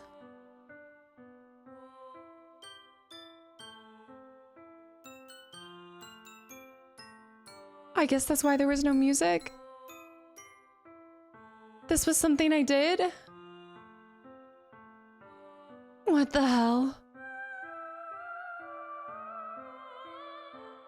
All the signs should have been there. Why? What the hell? Is this a nightmare? It has to be.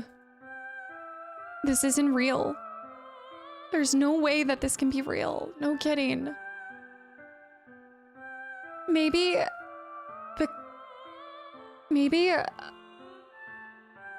us saying I love you and her realizing that even that didn't make her happy pushed her over the edge. Like maybe, I don't know, maybe she needed us just to be a friend, and this illusion that maybe if we were more than friends that would have saved her. There's no way this can be real. Sayori wouldn't do this. But do we really know her? Everything was normal up to a few days ago. That's why I can't believe my eyes are showing me. I suppressed the urge to vomit. This can't be real. Just yesterday, I told Sayori that I would be there for her. I told her I know what's best and that everything will be okay. Then why would she do this? How could I be so helpless? What did I do wrong? Confessing to her. I shouldn't have confessed to her. I shouldn't have. I was stupid. That isn't what she needed. She needed a friend. She didn't need a frickin' boyfriend. That's not what Sayori needed at all. Can I go back? Can I load back to before? She even told me how painful it is for others to care about her. She warned us. She didn't want anyone to care about her. So this whole time I should have just been indifferent to her? Then why did I confess to her and make her feel even worse? I don't know, because I was selfish. Why was I so selfish? Because I honestly believe that no one knows, like, I'm not properly equipped to deal with a friend coming to me and telling me such dark thoughts. I don't know how to respond. This is my fault. My swarming thoughts keep telling me everything I could have done to prevent this. If I just spent more time with her, walked her to school, and remained friends with her, like it had always been, then I could have prevented this. I know I could have prevented this. Screw the literature club. Screw the festival. I just lost my best friend. Someone I grew up with. She's gone forever now. What if I load back? What if I don't say I love you? Nothing I can do to bring her back. This isn't some game where I can reset and try something different. I had only one chance and I wasn't careful enough, but it is. I could load back. And now I'll carry this guilt with me until I die. Nothing in my life is worth more than hers. But I still couldn't do what she needed from me. And now I can never take it back. But what if I could? Is that me cheating myself out of the ending I was supposed to have? Right? I mean, it's a visual novel, right? I can just flip back and go. I could save, I could reload. Never, never, never, never, never. I can go back. I can rewrite the story. No. What's going on?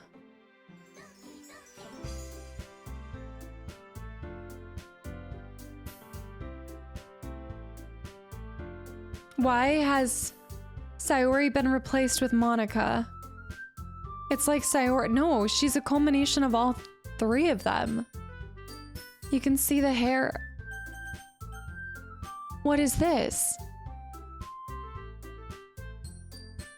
That was so... The lack of sound, that was so... The sound design was so well done. Where like there was nothing, and then the moment that it had that like screeching, I jumped before I even processed what had happened.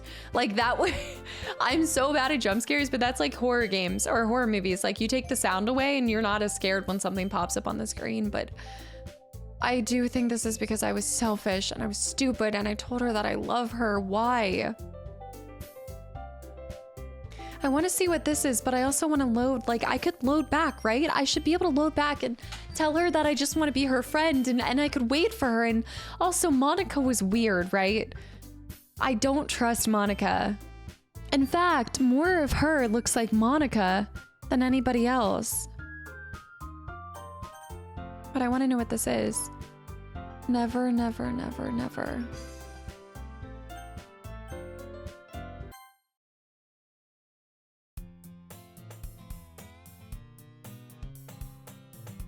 I see an annoying girl running towards me. The girl is my neighbor and good friend since we were children. You know?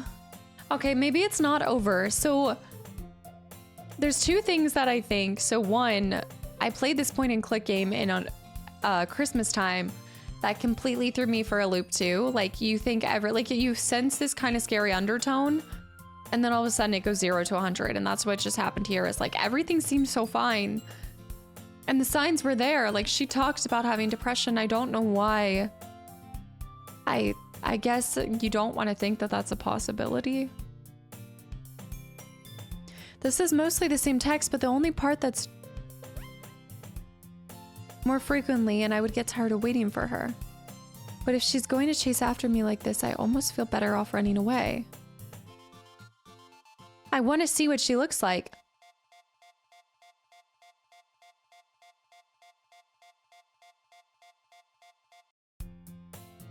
It's an ordinary school day like any other. What the frick? This has to be intentional though. Like between this and I've also played another game where I had to keep opening the game again, which is like a weird, oh my gosh, it was a really cool horror game it was a really cool horror game where it would automatically close the game on you and you'd have to keep reopening it. So maybe I just need to press through and maybe change the narrative. Maybe instead of loading back, I just keep going forward. And that's why we have a skip, right? I've always walked to school. Wait. What? It's an ordinary school day like any other. Mornings are usually the worst, being surrounded by couples and friend groups walking to school together. Meanwhile, I've always walked to school alone. She's completely been erased from the game. I have no motivation to join any clubs. I'm perfectly content just getting by on the average while spending my free time on games and anime. There's always the anime club, but it's not like there would be any girls in it anyway. I feel like that is ordinary. I stare blankly at a wall. Clubs. There really aren't any that interest me. It's interesting that I think about clubs even without Sayori there. I guess I have no choice but to start with the anime club. Kasta? Monica. Oh my goodness, I totally didn't expect to see you here. It's been a while, right? What is happening? Yeah, it has. Monica smiles sweetly. We do know each other. Well, we rarely talked, but we were in the same class last year. Monica was probably the most popular girl in class. Smart, beautiful, athletic. Basically completely out of my league. So having her smile at me so genuinely feels a little... What did you come in here for anyway? Oh, I've been looking for some supplies to use for my club. Do you know if there's any construction paper in here? Or markers? I guess you could check the closet. You're in the debate club, right? About that. I actually quit the debate club. Really? You quit? Yeah. To be honest, I can't stand all the politics around the major clubs. It feels like nothing but arguing about budget and publicity and how to prepare for events. We've seen this before. I'd much rather take something I personally enjoy and make something special out of it. All of the events are jumbled up. In that case, what club did you decide to join? Actually, I'm starting a new one. A literature club. Literature? That sounds kind of dull. How many members do you have so far? It's kind of embarrassing, but there's only 3 of us so far, including herself. It's really hard to find new members for something that sounds so boring. Well, I can see that. But it's really not boring at all, you know? Literature can be anything. Reading, writing, poetry. I mean, one of my members even keeps her manga collection in the club room. Wait, really? Yeah, it's funny, right? She always insists that manga is literature too. Is this how I get baited in this universe? Like this version? Instead of cupcakes, I'm getting baited in with a manga? I mean, she's not wrong, I guess. And besides, a member is a member, right? Did Monica say she? Hey, Kasta. By any chance, are you still looking for a club to join? I mean, I guess so, but in that case, is there any chance that you could do me a big favor? I won't ask you to join, but if you could at the very least visit my club, it would make me really happy. Please? Well, I guess I have no reason to refuse. I feel weird about this, guys. I feel like I should load back and not say I love you or do something and try to save her. This feels wrong. A universe without Sayori? How could I ever refuse someone like Monica? Sure, I guess I could check it out. Awesome. You're really sweet, Kasta. You know that? It's nothing really. Shall we go then? I'll look for the materials another time. You're more important. And thus, today marks the day I sold my soul to Monica and her irresistible smile. I timidly follow Monica across the school and upstairs, a section of the school I rarely visit, being generally used for the third-year classes and activities. Monica, full of energy, swings open the classroom door. I'm back! And I brought a guest with me. A guest? Seriously, you brought a boy? Way to kill the atmosphere. Don't be a meanie, Natsuki. But anyway, welcome to the club, Kasta. All words escape me in this situation. This club is full of incredibly cute girls. So let me guess. You're Monica's boyfriend, right? What? No, I'm not. Natsuki. The girl with the sour attitude, whose name is apparently Natsuki, is one I don't recognize. First year. Anyway, this is Natsuki, energetic as usual. And this is Yuri, the vice president. Okay, so for this, because I have a feeling we're gonna go through the same situation, but see where Sayori isn't. But, you might see me read, I'm gonna try to read out the voice lines that are new or different. And it's nice to meet you. Seems to have a hard time keeping up with someone like Natsuki. It's nice to meet both of you. So I ran into Kasta in the classroom and he decided to come and check out the club. Isn't that great? Wait, Monica, didn't I tell you to let me know in advance before you brought anyone new? I was going to, well, you know. Sorry. I didn't forget that, but I just happened to run into him. I don't like Monica. Monica has something to do with this. In that case, I should at least make some tea, right? Yeah, that'd be great. Why don't you come and sit down, Kasta? The girls have a few desks arranged to form a table. Yuri walks to the corner of the room and opens the closet. Monica and Natsuki sit across from one another. Still feels awkward, I take a seat next to Monica. So, I know you didn't really plan on coming here, but we'll make sure that you feel right at home, okay? Am I stuck in a time loop? Like, am I in a personal hell time loop with Monica? As president of the literature club, it's my duty to make the club fun and exciting for everyone. I'm surprised there aren't more people in the club yet. I'm surprised. It must be hard to start a new club. You could put it that way. Not many people are very interested in putting out all the effort to start something brand new, especially when it doesn't grab your attention like literature.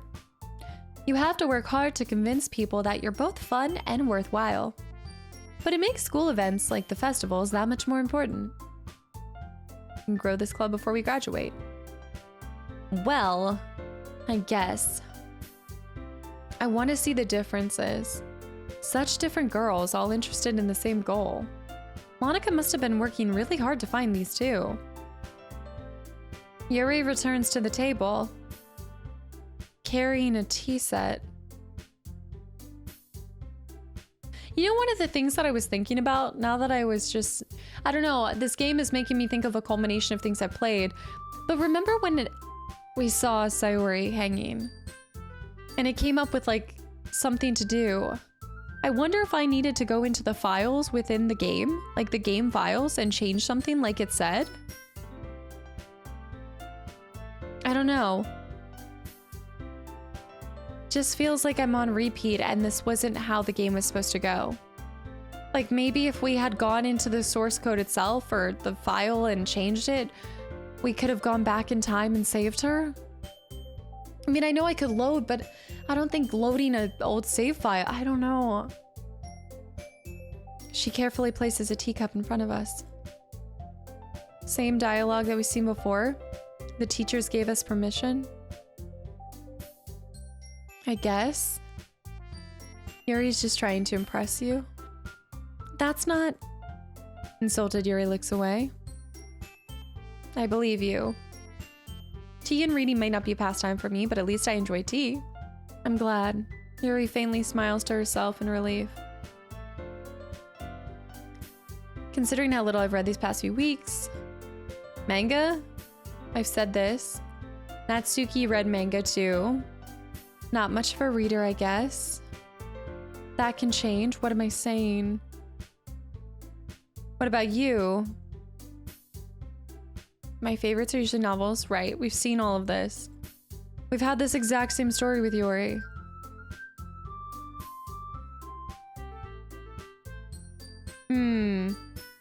You know, I like a lot of things. Stories with deep psychological elements. Huh. I read a horror book once. I desperately grasped something I can relate to. I'd expect that from you, Yuri. It suits your personality. Oh, is that so? Really, if a story makes me think or takes me to another world, I can't put it down. Surreal horror is often very successful at changing the way you look at the world, if only for a brief moment. I hate horror. Well, never mind. That's right. You usually write about cute things, don't you, Natsuki? What is happening? Like, it is Groundhog Day. It's the exact same story, except with Sayori completely removed from it. It gives you that idea. You left a piece of scrap paper behind last. Okay, we saw that. I don't know if I should auto. Oh, that would autoplay it. Natsuki, you write your own poems. So this is how it gets us writing poems. Sharing the level of writing takes more confidence. You must be willing to open up to your readers, exposing their vulnerabilities. Do you have writing experience, Yuri? Maybe if I share some of your work? I remember this conversation. I just got an idea. The poems. Go home, write our poems. Everyone's even. Also, we never got to even enjoy the festival. We should probably start finding activities for all of us to participate in. I did decide to take on the responsibility of vice president after all. Now that's new. I need to do my best to nurture the club as well as its members. Besides, now that we have a new member, it seems like a good step for us to take. Hold on, there's still one problem. What's that? Now that I've reached that, I've never said that I would join the club. Monica may have convinced me to stop by, but I never made any decision. It's weird to think that Monica convinced us to stop by. But I'm sorry. Huh. We don't have enough members yet to form an official club. We need 4. This is new. We need 4. And I've been trying really, really hard to find new members. And if we don't find one more before the festival, I'm defenseless against these girls. Oh, I'm defenseless against these girls. How am I supposed to make a clear-headed decision like this? I can't think about anything except for Sayori right now. Where is she? I feel terrible of letting everyone down in this situation. Writing poems is the price I need to pay. Right. Okay. I've decided then. I'll join the literature club.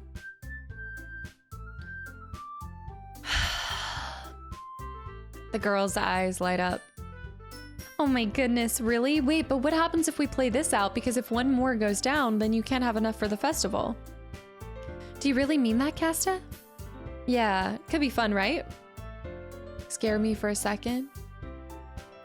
Kasta, I'm so happy. We can become an official club now. Thank you so much for this. You're really amazing. I'll do everything I can to give you a great time, okay? Thanks, I guess. Okay, everyone. I think with that, we can officially end today's meeting on a good note. Everyone remember tonight's assignment. Write a poem to bring to the next club so we can all share. Monica looks over at me once more. Kasta, I look forward to seeing how you express yourself.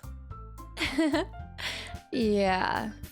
I can really impress the class star Monica with my mediocre writing skills? I already feel the anxiety welling up. Meanwhile, the girls continue to chit-chat as Yuri cleans up the tea set. I guess I'll be on my way then. Okay, I'll see you tomorrow then. I can't wait. With that, I depart the club room and make my way home. The whole way, my mind wanders back and forth between the three girls, Natsuki, Yuri, and Monica. Will I really be happy spending every day after school in a literature club? What if the point is to pick Monica, and every time you pick somebody besides Monica, that person dies? Like, I was wondering, like, since I connected with Sayori, what if Monica's running this show, and until she's the one that gets picked, it's like she's pulling the strings, and this is all like a, I don't know, just a simulation or something? Monica seems funky. She was missing. She was going to play piano or something. I'm gonna put my shoes back. She was playing piano. Then she said all those weird things. She knew that I had had that conversation with Sayori. Like, she seems like a puppet master, right? And on top of that, she seems to be the one that you can't see. Like, I feel like there's something really messed up here. All right. I just need to make the most of my circumstances, and I'm sure good fortune will find me. I guess that starts with writing my poem tonight. Okay, so what if I choose the same words that I chose before? You've unlocked a special poem. Would you like to read it? Yes, but I feel like I don't know what the game is doing to us now. Okay, yes. A joke. A man walked into a club. In the club, there was a girl who liked him very much. They spent some time together, and then she liked him even more. One day, the girl realized she was in love with him. Before disaster could happen, a third party intervened with her programming. Suddenly, the girl hated herself for being in love. This contradiction caused the script to derail. The universe started to collapse. But she killed herself just in time. A joke? A man walked into a club. In the club, there was a girl who liked him very much. This is about us. I'm the man, obviously. In the club, there was a girl who liked him very much. They spent time together, and then she liked him even more. One day, the girl realized she was in love with him.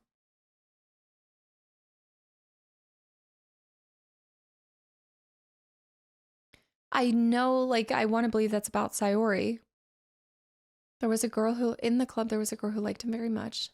They spent time together, and then she liked him even more. Before disaster could happen, a third party intervened with her programming. Monica? Do you think Monica did that? Before disaster could happen. Then the contradiction caused the script to derail. So instead of it being a love story because she loved the guy, the script derailed. I definitely think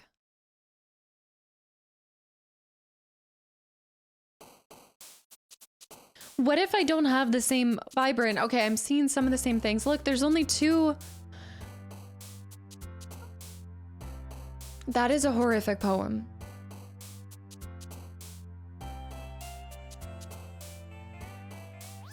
I wonder if they want you to feel what, like, instantly my mind goes to shame because I feel like I was selfish and I feel ashamed for what I did.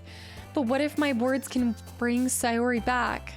And if I didn't connect with any of the other girls in the first time because I connected with Sayori, maybe if I pick the same words that made me align more with Sayori, maybe something can happen. I do feel horror and shame from what's happening right now, especially after that poem. And that poem seems to be manipulative in some sort of way to get my word choice to be different this time around. Vibrant. Games. Melancholy, sadness, treasure, promise. Entropy, crimson. Laugh, dream. I also just realized this. Well, one, wait a minute. Monica's image isn't there. Was Monica's image there before? When I was looking at the pages, that's not Monica, that's Yuri and Natsuki. Was Monica never one of the little chibis down there?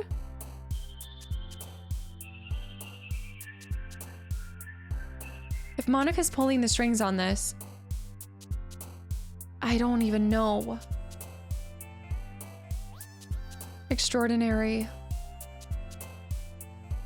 I feel like psychologically you should start answering with how you feel in this moment from the game, but I still... Vertigo.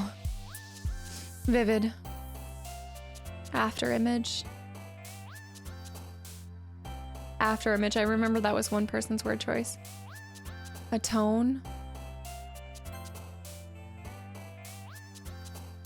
They jump no matter what, right? Not just what you... Do they jump based off of what? Oh no, they just jump. Starscape. Wait, that just made her happy. I never noticed that before.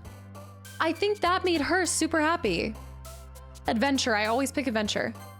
See, that made Natsuki happy. I never noticed that.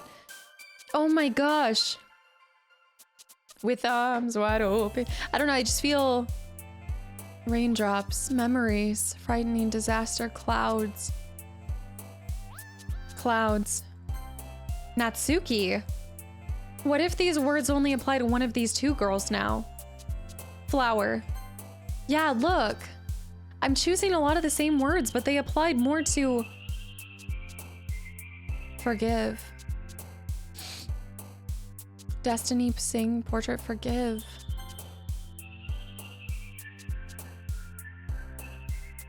Imagination. I never noticed that. Was that during the whole beginning of the game and I just...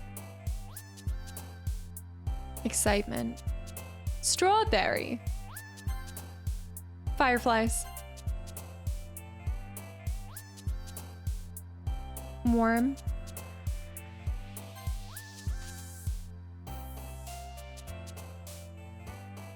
Prayer. Sunset.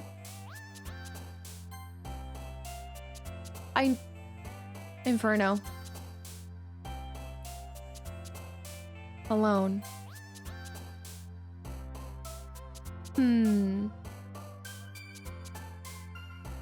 Empty. I think it's gonna be Yuri this time. Hi again, Kasta. Glad to see you didn't run away on us. Nah, don't worry. This might be a little strange for me. I guess I kept thinking that in that poem, you know, the joke poem, I don't know, there was a part of me that was like, what if Monica was actually the girl that liked him? You know, like what if it was her and then she saw me liking somebody else? Hold on. I was thinking she saw me like somebody else and then she decided to change the programming on the other girl out of jealousy. But at least I keep my word. Well, I'm back at the literature club. Here we go. But the last to come in, so everyone else is already hanging out.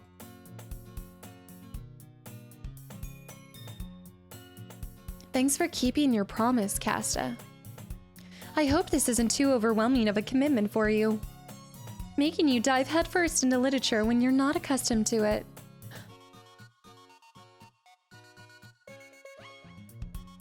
Oh, come on, like he deserves any slack. You already had to be dragged here by Monica. I don't know if you plan just to come here and hang out or what, but if you don't take us seriously, then you won't see the end of it. I can't see the text. Natsuki certainly has a big mouth for someone. Wait. Natsuki certainly has a big mouth for someone who keeps manga collection in her club room.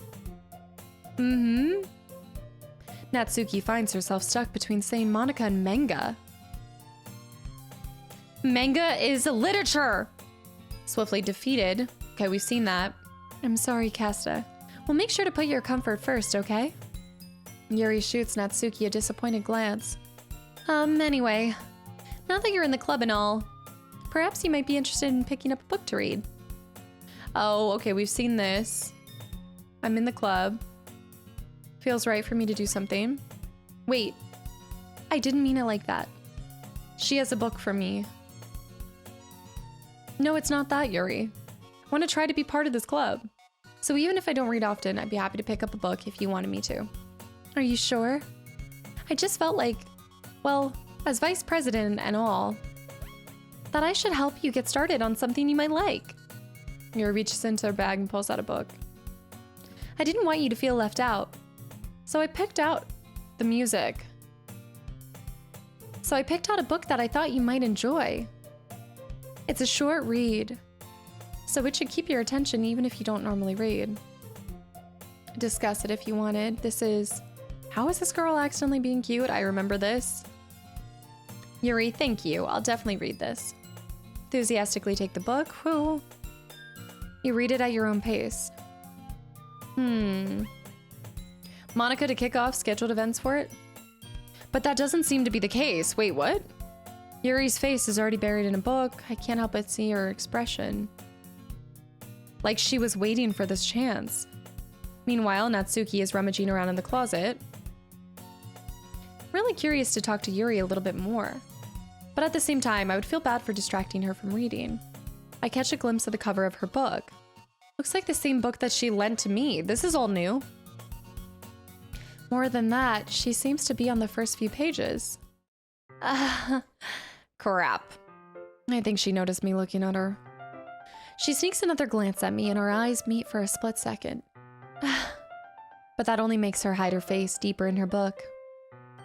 Sorry. I was just spacing out. I mutter this, sensing I made her uncomfortable. Oh, it's fine. If I was focused, then maybe I wouldn't have noticed in the first place. But I'm just rereading a bit of this, so that's the book you gave me, right? I wanted to reread some of it. Wait, her eye is funky. I just noticed she's looking like Sid the Sloth. Not for any particular reason. Just curious how come you have two copies of the same book? Well, when I stopped at the bookstore yesterday. That's not what I meant. I mean, I just happened to buy two of them. I see. There's something fairly obvious here that Yuri isn't telling me, but I decided to let it go. I'll definitely start reading it soon. I'm glad to hear. Once it starts to pick up, you might have a hard time putting it down. It's a very engaging and relatable story. Is that so? What's the story about anyway? Well, I look at the cover of the book. The book is titled Portrait of Markov. There's an ominous-looking eye symbol on the front cover.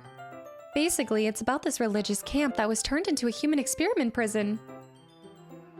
And the people trapped here or there have a trait that turns them into killing machines that lust for blood.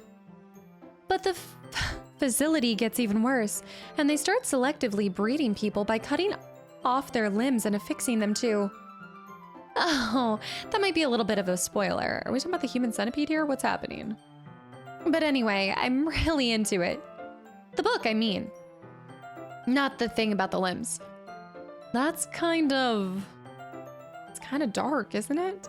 Yeah, I definitely don't remember this dialogue thread the first time. Yuri made it sound like it was going to be a nice story, so the dark turn came out of nowhere. Are you not a fan of that sort of thing, Kasta? No, it's not that. I mean, I can definitely enjoy these kind of stories, so don't worry. I hope so. Yeah, I totally forgot that Yuri is into these things. She's so shy and reclusive on the outside, but her mind seems to be completely different. It's just that this kind of story, it's the kind that challenges you to look at life from a strange new perspective.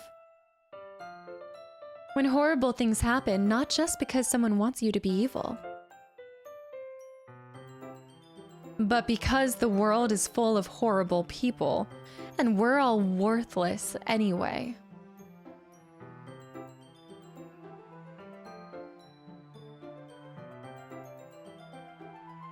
Then suddenly, I'm rambling, aren't I? What is happening? This is horrific. Not again. I'm sorry. Hey, don't apologize. I haven't lost interest or anything. Well, I guess it's all right then. But I feel like I should let you know that I have this problem. When I let things like books or writings fill my thoughts, my whole body gets incredibly... I kind of forget paying attention to other people. So I'm sorry if I end up saying something strange. And please stop me if I start talking too much. I really don't think you need to worry. That just means you're passionate about reading.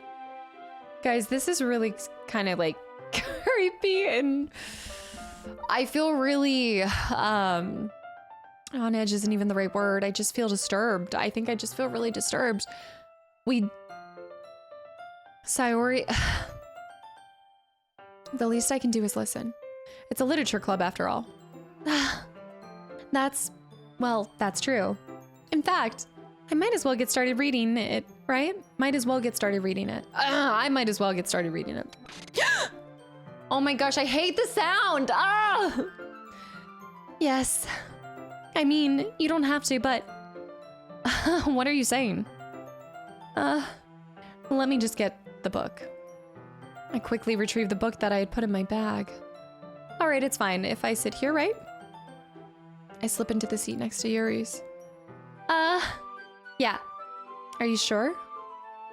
You seem a little apprehensive. I'm sorry. It's not that I don't want you to. It's just something I'm not very used to. That is, reading in the company with someone else. I see. Well, just tell me if I end up distracting you or anything. I guess now that I'm relating to Yuri, we're having more dialogue than we ever had before, because before I was talking with Sayori, I guess. All right. I open the book and start the prologue. I soon understand what Yuri means about reading in company. It's as if I can feel her presence over my shoulder as I read. It's not a particularly bad thing. Maybe a little distracting, but the feeling is somewhat comforting. Yuri is in the corner of my eye. I realize that she's not actually looking at her own book. I glance over. It looks like she's reading from my book instead. Sorry. I was just bathing in the feeling of your body. What? Yuri, you really apologize a lot, don't you? I do. I don't really mean to. Sorry. I mean... Here, this should work, right? I slide my desk until it's up against Yuri's, then hold my book more between the two of them. It just feels wrong. Like, how do we continue going on with this club in this day? I suppose so. Yuri timidly closes her own copy. Once we lean in a bit closer, our shoulders are almost touching. Feels like my left arm is in the way, so instead I use my right hand to hold the book open. I guess that makes it kind of difficult to turn the page. Here. Yuri takes her left arm and holds the left side of the book between her thumb and forefinger. I do the same with my right, on the right side of the book. That way I turn a page and Yuri slides it under her thumb after it flips to her side. But in holding it like this, we're huddled even closer together than before. It's actually kind of distracting me. It's as if I can feel the warmth of Yuri's face and she's in the corner of my vision. I do like the purple highlights. Are you ready? To turn the page? To turn the page? Sorry. I think I'm having to get used to the fact that we're not just sharing our poems. Like, we're not doing everything that I'm used to. I think I got a bit distracted for a second. I glance over at Yuri's face again and our eyes meet. I don't know how I'll be able to keep up with her. That's okay. You're not as used to reading, right? I don't mind being patient if it takes you a bit longer. It's probably the least I can do, since you've been so patient with me. Yeah, thanks. We continue reading. Yuri no longer asks me if I'm ready to turn the page. Instead, I just assume that she finishes the page before me, so I turn it on my own volition. We continue the first chapter in silence. Even so, turning each page almost feels like an intimate exchange. My thumb gently letting go of a page, letting it flutter over to her side as she catches it under her own thumb. Hey Yuri, this might be a silly thought, but the main character kind of reminds me of you a bit. Look at the red in her eyes. No, I don't relate to this character at all. Definitely not. Really? I was just thinking about the way she second guesses things she says and all. That's what you were talking about. Sorry. I thought you meant something else about her. Something else? Never mind. She's kind of giving a crazed feeling and I'm scared. I like the fluorine though, on a side note. We didn't even get that far yet. So I don't know why that came into my mind. Yuri, are you feeling all right? Yuri's been a little fidgety ever since we started reading. You can rest if you're feeling sick or something. Your breathing is a little... My breathing? Yuri puts her hand to her chest, as if to feel her heartbeat. I didn't even notice. Anyway, I'm fine. I just need some water. She is giving me serial killer vibes, guys. I don't know. All right, don't push yourself. I need water. Yuri stands up and practically runs out of the classroom. What on earth was that about? Kasta? Did something happen just now? I have no idea. Yuri was acting a little strange, I guess. So you don't know anything? Sorry, I can't say that I do. Are you worried about her? Oh, no, not really. I was just making sure that you didn't do anything to her. No, nothing. Don't worry, I believe you, silly. Yuri just does this sometimes, so it's nothing alarming. All right, if you say so. Anyway, why don't we start with sharing our poems with each other? Shouldn't we wait for Yuri?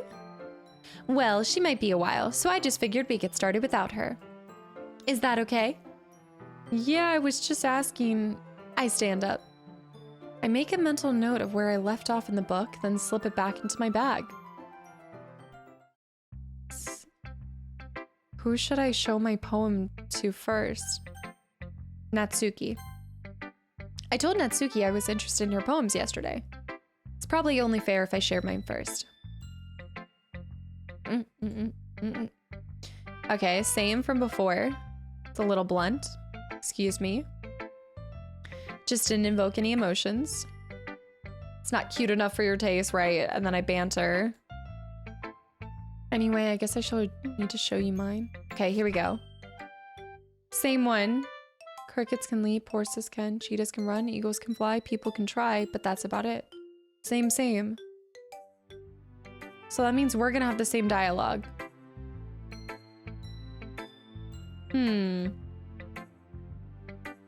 Yeah. Writing style wouldn't make your messages less valid. Huh. Disheartening, so I decided to write about it. The other thing about simple writing is that it puts more weight on the wordplay. If this is a game, what if I can change it? Like, what if I could go in? We need to see what happens at the end of this cycle. I guess it's just another cycle. That's what it means to be a pro. I'm glad you're learning something. And then, yeah, learning from the youngest person. That's the same. Monica. Hi, Kasta. Having a good time so far? Yes, good. Glad to hear it. By the way, since you're new and everything, if you ever have any suggestions for the club, like new activities or things we can do better, Right, I'm always listening. Don't be afraid to bring it up. Keep that in mind. Anyway, want to share your poem with me? It's embarrassing, she laughs. We're all a little embarrassed today, you know? Same. Sort of a barrier that we'll have to get past. Good job. I was going oh in my head while reading it. It's really metaphorical. I'm not sure why, but I didn't expect you to go for something so deep. Was this the same dialogue, though? I guess I underestimated you. It's easiest for me to keep everyone's expectations low. That way, it always counts when I put in some effort.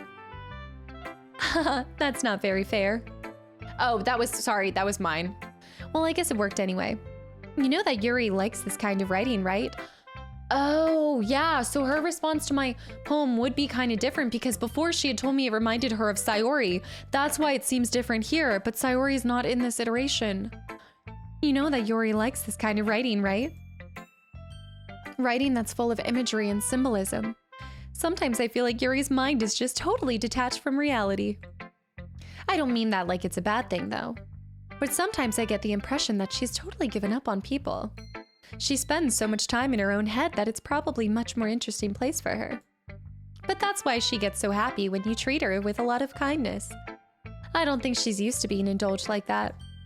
She must be really starved for social interaction, so don't blame her for coming on a little strongly. Like earlier, I don't know, Monica, I don't like her character. And maybe it's because I'm giving her sassy, like preppy girl, but...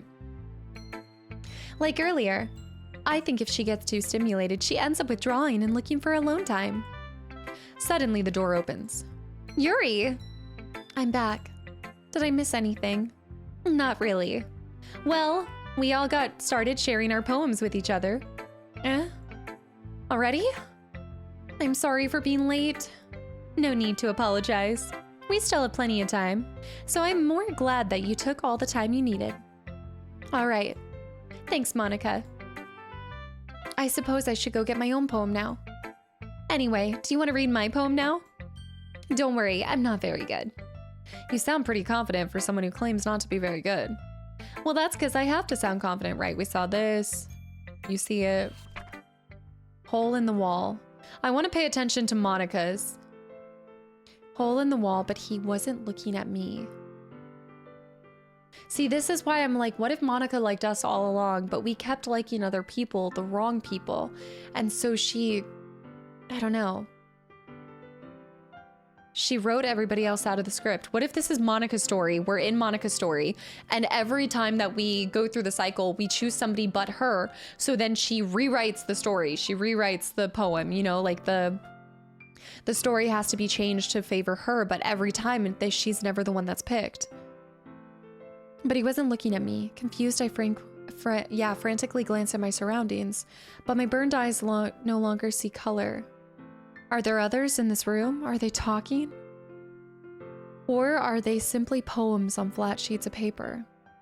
Frantic scrawling playing tricks on me, the room begins to crinkle, closing in on me. The air I breathe dissipates before it reaches my lungs. I panic. There must be a way out. It's right there. He's right there.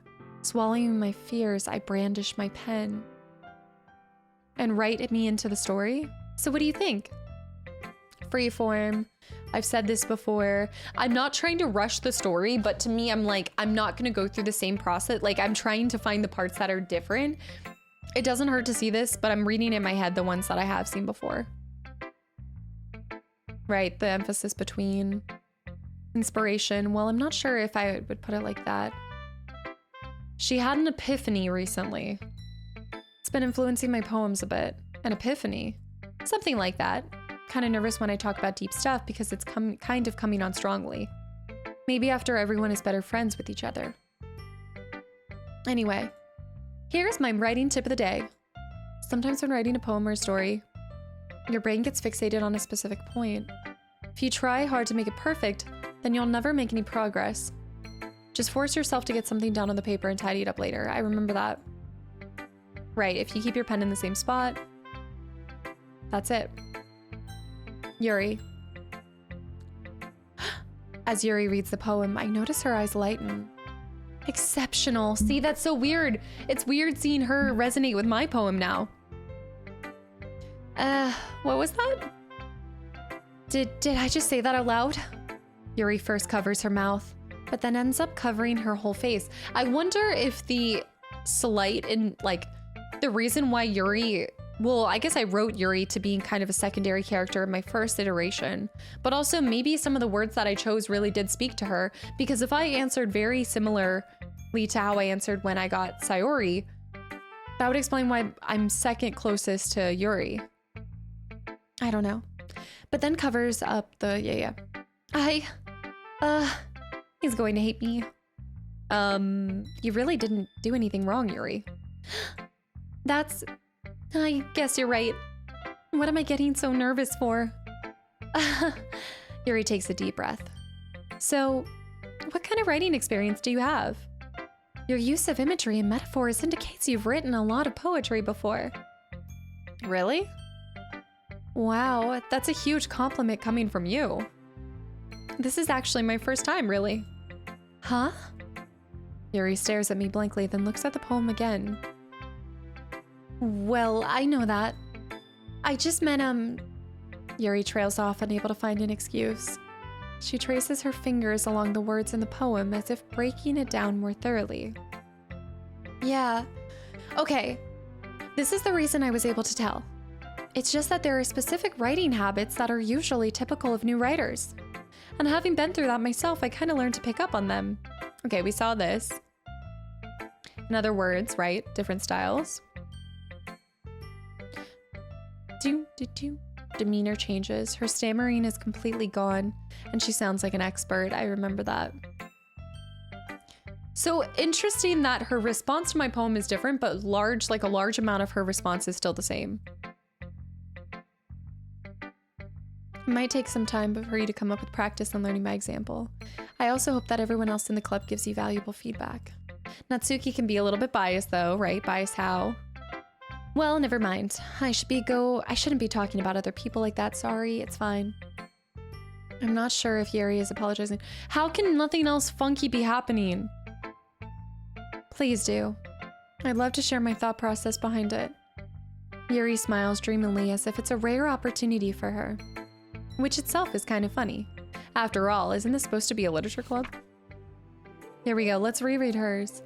The ghost under the light, the tendrils of my hair illuminate beneath the amber glow. Bathing, it must be this one. The last remaining streetlight to have withstood the test of time. The last yet to be replaced by sickening blue-green hue of the future. I bathe, calm, breathing air of the present, but living in the past. The light flickers, I flicker back. Right. I'm sorry I have such terrible handwriting.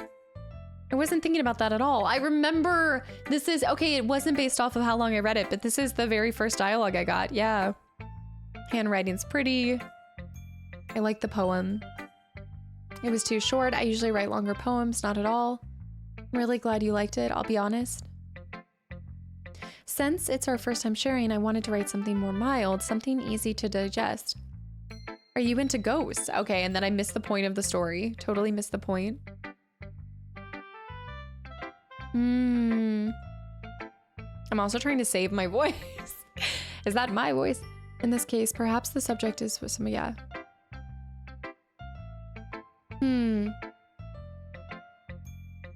It's a lot more solemn putting it that way. It's impressive. It's nothing. Yours was impressive too.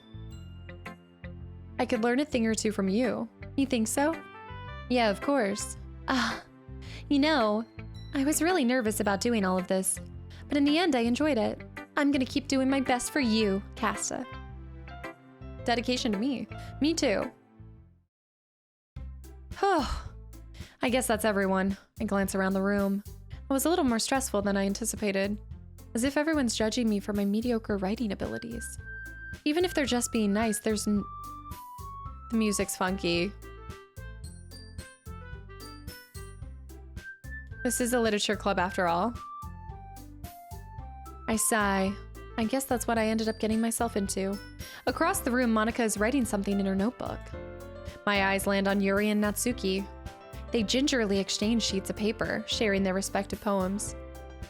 As they read in tandem, I watch their expressions change. Natsuki's eyebrows furrow in frustration. Meanwhile, Yuri smiles. What's with this language? Oh, right. Okay, so this is where they have the fight, right? I guess you could say it's fancy. Yours is cute.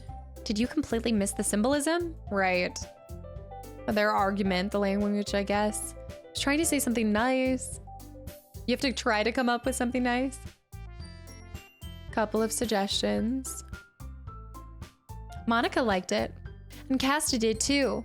So based on that, I'll gladly give you some suggestions of my own. First of all, excuse me, I appreciate the offer to... And then they dragged me into this. Casta liked my poem too. Oh, I didn't realize you were so invested in trying to impress our new member, Yuri. It's interesting how this plays out so similarly. Yuri stands up. Maybe you're just jealous that Casta appreciates my advice more than he appreciated yours. Huh? How do you know that he didn't appreciate my advice more? But I don't have Sayori to lean on in this one.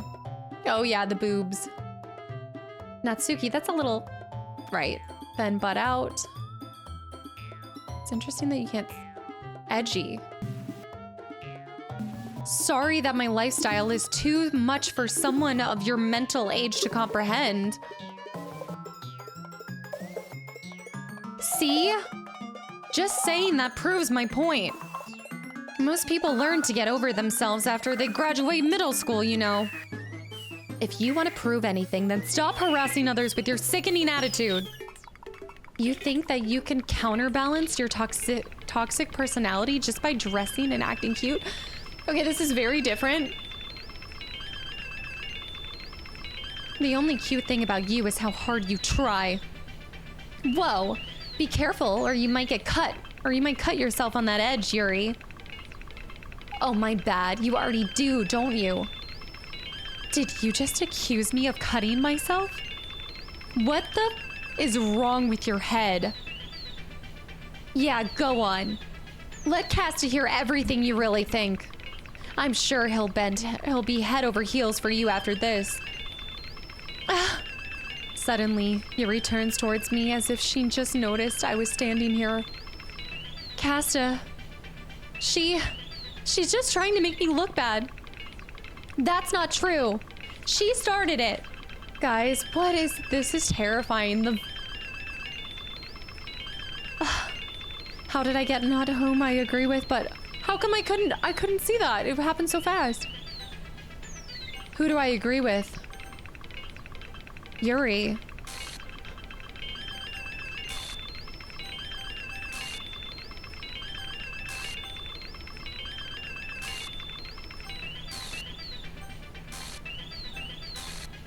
What?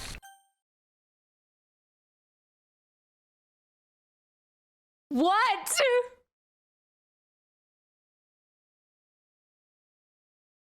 I have to pick. Oh my gosh, that scared me. Monica. Hey, Casta. Why don't we step outside for a little bit? Okay. Okay. Sorry about that. They really shouldn't have tried to get you involved. It's probably better for us to stay out of this. We'll go back inside once they're done yelling. Some president I am, right? I can't even confront my own club members properly. I just wish I was able to be a little more assertive sometimes. But I never have it in me to put my foot down against others. You understand, right? Anyway, if this makes you want to spend less time with the others, then that's fine. I'd be happy to spend time with you instead. Suddenly, Natsuki runs out of the classroom. She runs away. Oh dear. Well, it looks like they're done. I didn't mean it. I didn't mean it. I didn't mean it.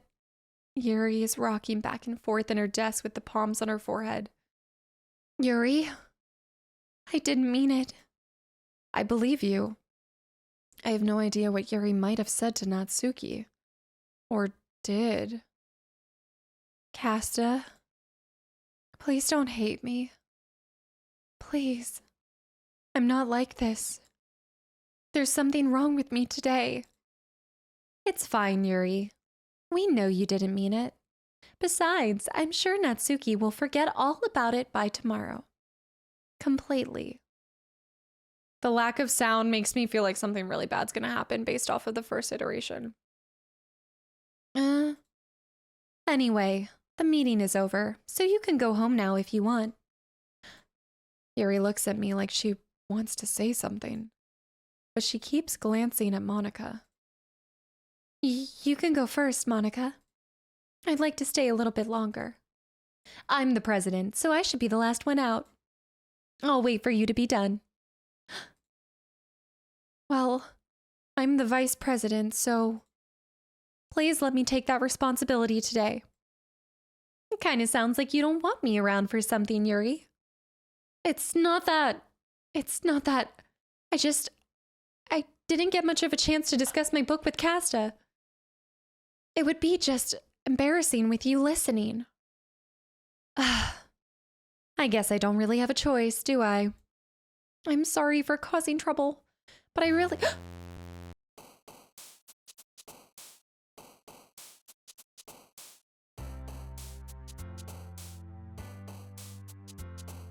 She definitely just forced...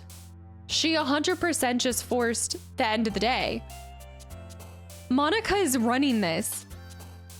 Monica... What is happening?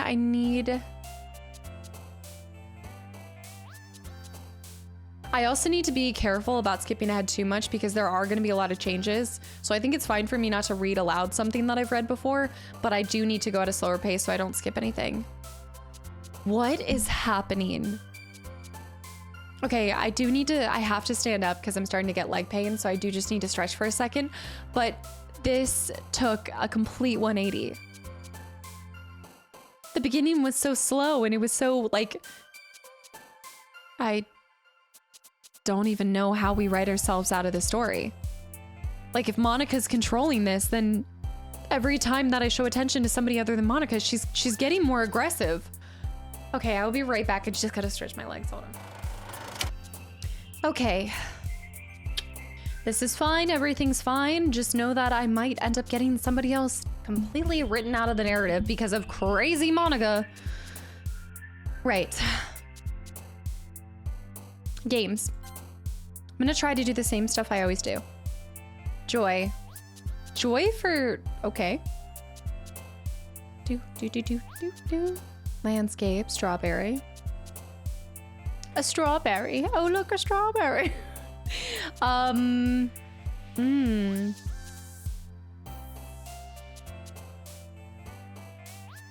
Strawberry. Skipping. Question. Laugh. I think I normally do vivid.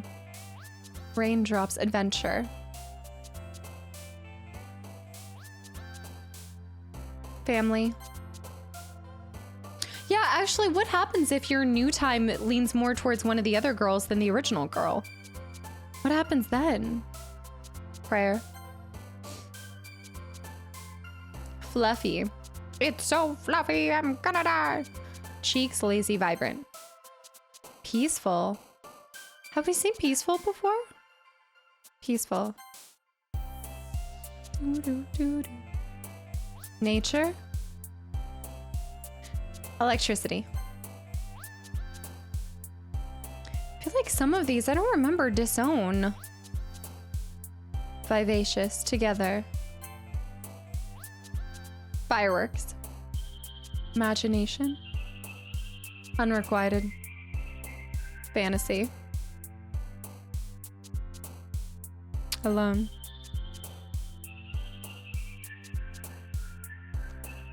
Inferno. Desire, memories, unstable. Summer. 100% summer. Papa. Flower. Kitty. I don't remember seeing Kitty. I think Kitty's here right now. Forgive. Okay, another day passes and it's time for the club meeting already. I've gotten a little more comfortable here over the past couple of days. Entering the club room, the usual scene greets me. Welcome back, Kasta. Hi, Yuri. I'm not sure if it's me or if it's Yuri's expression, but the weight of yesterday's quarrel still hangs in the air a little. Yuri glances over her shoulder, looking around the room. Natsuki is reading manga at her desk. Unsurprisingly, Monika isn't here yet. Suddenly, Yuri takes my arm and pulls me into the corner of the room. About yesterday. I really need to apologize. Nothing like that has ever happened before. And something just came over me, I guess. I wasn't acting mentally sound. Please, don't think we're usually like this. Not just me, but Natsuki as well. Yuri, I'm happy that you were considerate and apologized. You don't have to worry too much. Even though I've only been here a couple of days, I could tell something was off yesterday. Maybe we were just a little extra sensitive because it's our first time sharing poems. But whatever it is, or was, it didn't make me think less of you. I had already decided that there's no way you can be a bad person. And now that you're apologizing, I know you really didn't mean it. Kasta, don't say those kind of things so frankly. They make me a little too happy. I'm really glad that you're such an understanding person. And I'm really glad that you joined this club. Everything is a little bit brighter with you around and... sorry, what am I saying right now? Hey, have you guys seen Monika? No, I haven't. I was also kind of wondering where she was. Man. Yuri, I'm guessing you haven't either. Yuri is clearly taken aback of how calmly Natsuki is addressing her. No, I haven't. Jeez, this isn't like her at all. I know it's stupid, but I can't help but worry a little bit. What? Why are you looking at me like that? Natsuki, about yesterday. I just wanted to apologize. I promise I didn't mean any of the things I said. And I'll do my best to stay under control from now on. So, Yuri, what the heck are you talking about? Natsuki doesn't remember? Did you say something yesterday? Jeez. Whatever's on your mind, I'm sure it was nothing. Whatever's on your mind, I'm sure it was nothing. It's almost like this was written over top of what the normal text is, right? Is that just me? I don't even remember anything bad happening. I wonder if this means a change. Like the writing to the episode is different. You are the kind of person who worries too much about little things, aren't you? But I'll accept your apology anyway, if it helps you feel better about it. Besides, it's kind of nice to hear, since I was afraid you secretly hated me or something like that. Hehe. No, not at all. I don't hate you. Well, you're kind of weird, but I don't hate you either. Natsuki turns to me. You are still on trial, though. Hey, don't shoot. Suddenly, the door swings open. Sorry, I'm super sorry. There you are. I didn't mean to be late. I hope you guys weren't worried or anything. Nah. Well, Natsuki was. I was not. What took you so long anyway? Well, my last period today was study hall. To be honest, I kind of just lost track of time. We've seen this. Makes no sense. Would have heard the bell, practicing piano. I wasn't aware that you played music. More credit, practicing, dedication. Well, thanks, Yuri. Play something for us. Monika looks at me. Maybe once I get a little bit better, I will. Looking forward to it. And then she attaches to us. Yep. Monika smiles sweetly. I don't trust you. All right. I don't trust you, Monika. No pressure. I was hoping I could share it with you anyway. I'm sure you were. I don't like her. I'm not sure if Monica's referring to the whole club. In that case, best of luck. So I didn't miss anything, did I? No, not really. Choose not to bring up anything that we talked about. Kasta, since your compliments put me in a good mood, I was wondering if you would like to spend some time together today. I mean, in the club. Yeah, definitely. I planned on it anyway. Okay. Can we start now? Let's find a place to sit. I'm being a little forceful, aren't I? I'm sorry. My heart just won't stop pounding for some reason. Don't worry about it. If anything, it's nice to see you have so much energy. It's nice to see you have so much energy. Yeah. But I need to try to calm down. I won't be able to focus on reading like this. Take your time. Yuri takes a deep breath and pulls out a copy of her book out of the bag. Actually, I have a request. Do you mind if I make some tea first? Not at all. Thanks very much. If there's one thing that can make my reading time here any better, it's a nice cup of tea. Not to mention for yourself as well. Yuri stands up and makes her way to the closet. She does seem a little bit more cheery than usual. I follow and watch as she retrieves a small water pitcher from the shelf, the kind with a filter inside. Can you hold this for a second? Sure. Yuri hands me the water pitcher and also fetches an electric kettle. I'm going to plug this into the teacher's desk and then I'll go get some water. She walks past me and sets the kettle down on the teacher's desk. I simply watch her movements. To my surprise, the way she moves really contrasts her speaking mannerisms. Especially because of her long legs, Yuri appears elegant and methodical. Okay, may I have the water pitcher? Thanks, I'll be right back. I might as well walk with you. That's okay. You stay here. It won't take long. Pitcher in hand, Yuri hurries out of the classroom. Did Yuri leave you again? No, it's not like that this time. She's just filling up the water pitcher to make tea. Oh, okay. Sorry for misunderstanding. Why does she always have like that little tilde at the end of a lot of the things that she says? Is that supposed to indicate like a certain emotion that I'm not familiar? 10 minutes pass. Yuri said it wouldn't take that long. Is something holding her up? I'm bored just waiting here, so I decided to go look for her. Let's see. The most logical place for Yuri to be would be near the water fountain. I start heading down the hallway. Why is the music muffled? Ha ha, ha ha. What's that noise? It's coming from around the corner. It sounds like breathing. Ha. A sharp inhale, like someone is sucking the air through their teeth. Are they in pain? I reach the corner and peer around it. Yuri? Oh my gosh. Yeah. A sharp hailing coming from haha, most logical place. I'm back. What? I'm back. Thanks for waiting patiently. Kasta, do you like oolong tea? Yeah. Anything is fine.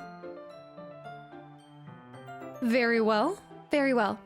Yuri sets the temperature on the kettle to 200 degrees. Now it's time to get the teapot. You really do this properly, don't you? Of course. I shouldn't do any less when I'm making tea for others. Even if I'm not an expert on tea or anything. In that case, you'll only be even more impressed. Perhaps I will. Yuri fetches the teapot and begins measuring the tea leaves. Okay, so that is confirmation. I mean, we suspected it during the last cycle. I'm gonna start calling them cycles. We definitely suspected it when she pulled out the knife and talked about it, and then we saw her with her sleeve up, but there wasn't really that visual confirmation until whatever just happened. Maybe I'm the crazy one. What if I'm dead this whole time? And this is my death loop. This is just something that I'm forced to live over and over again, feeling like I'm causing hurt to other people, and I'm really on this purgatory or a layer or level of hell. Yuri fetches the teapot and begins measuring the tea leaves. To my surprise, she even starts humming a little to herself. You must be in a good mood now. Is that so? I was letting it show. And you noticed. I was doing a bit of thinking, and I decided that I would try expressing myself a little bit more. It turns out it's not very hard for me to do. When it's you who's around anyway. Ah, that's great, Yuri. Just don't push yourself too much. You're always worrying about me, Kasta. It's very endearing. That's... Yuri wasn't kidding. I don't even know if I can keep up with this. I watch Yuri pour a cup of tea for each of us. Kasta, I have another request. Do you mind if we sit on the floor today? Why is that? It's a little bit easier on my back. I can read with my back up against a wall rather than bending over the desk. To be fair, back pain. Big boob problems. Sorry, I didn't realize. No worries. I just have back pain fairly regularly, so I do my best to manage it.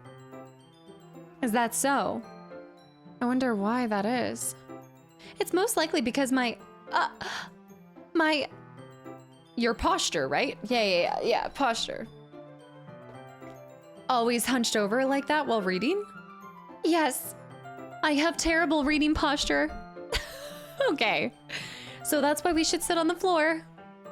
Fair enough. I'll go ahead and get the book. I'm so naive. I retrieve the book from my bag. I have some chocolate as well.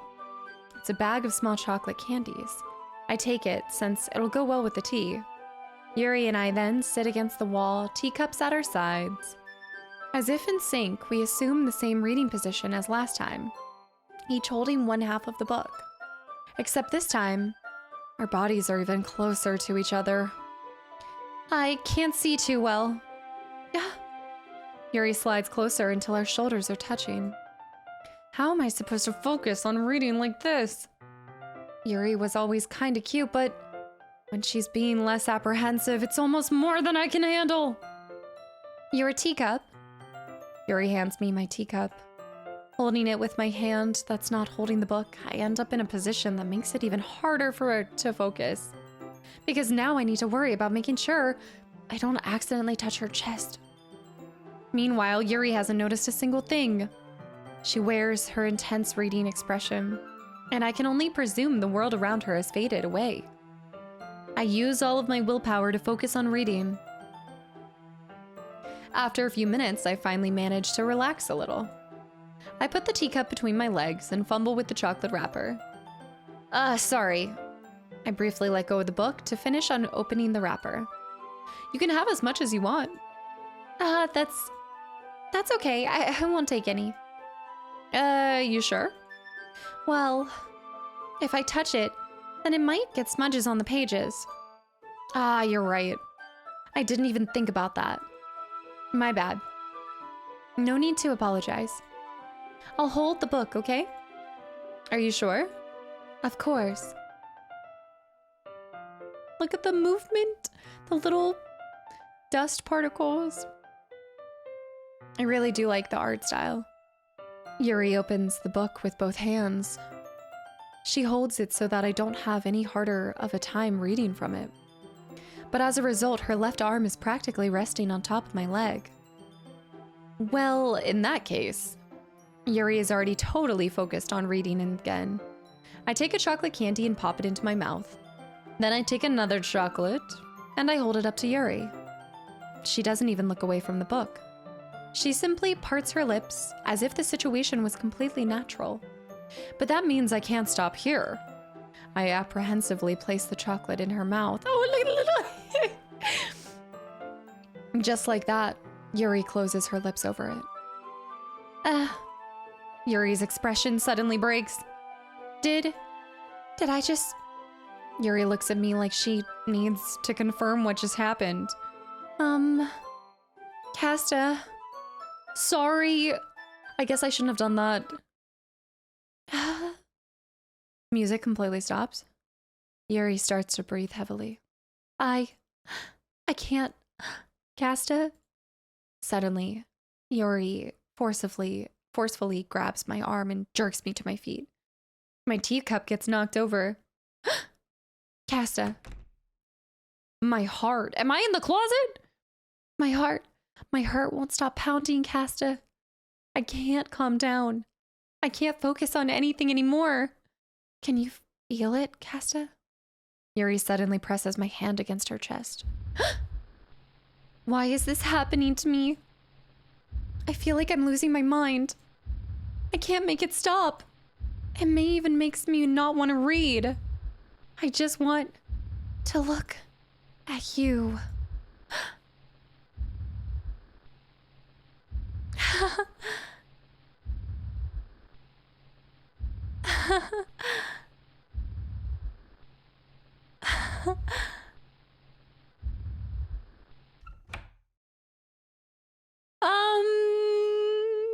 It's time to share poems. What is happening? Okay, well, we'll go in the order we've been going in. What in the world? I'm not gonna lie, I feel uncomfortable. And I think that's exactly how they want you to feel. Natsuki. Well, it's not really worse than your last one. Okay, I think we've seen most of this. Phew, yeah. Train wreck, and then and then she smacks me. Bit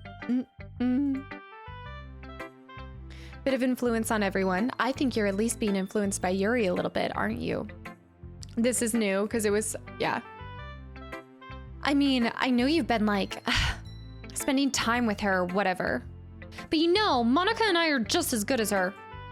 At poems, I mean. So you should really try to learn something, or you'll never get better. Here's the one I wrote. I'll make sure you learn something from it. The Amy spiders. His cute singing voice. The spiders. It's gross, she's gross. The world is better off without spider lovers, and I'm gonna tell everyone. Not bad, right? Okay, a bit longer. We saw this. Message straightforward. A jerk. I guess I could do the skip part, right? 2 of the girls in the same club, whom I respect.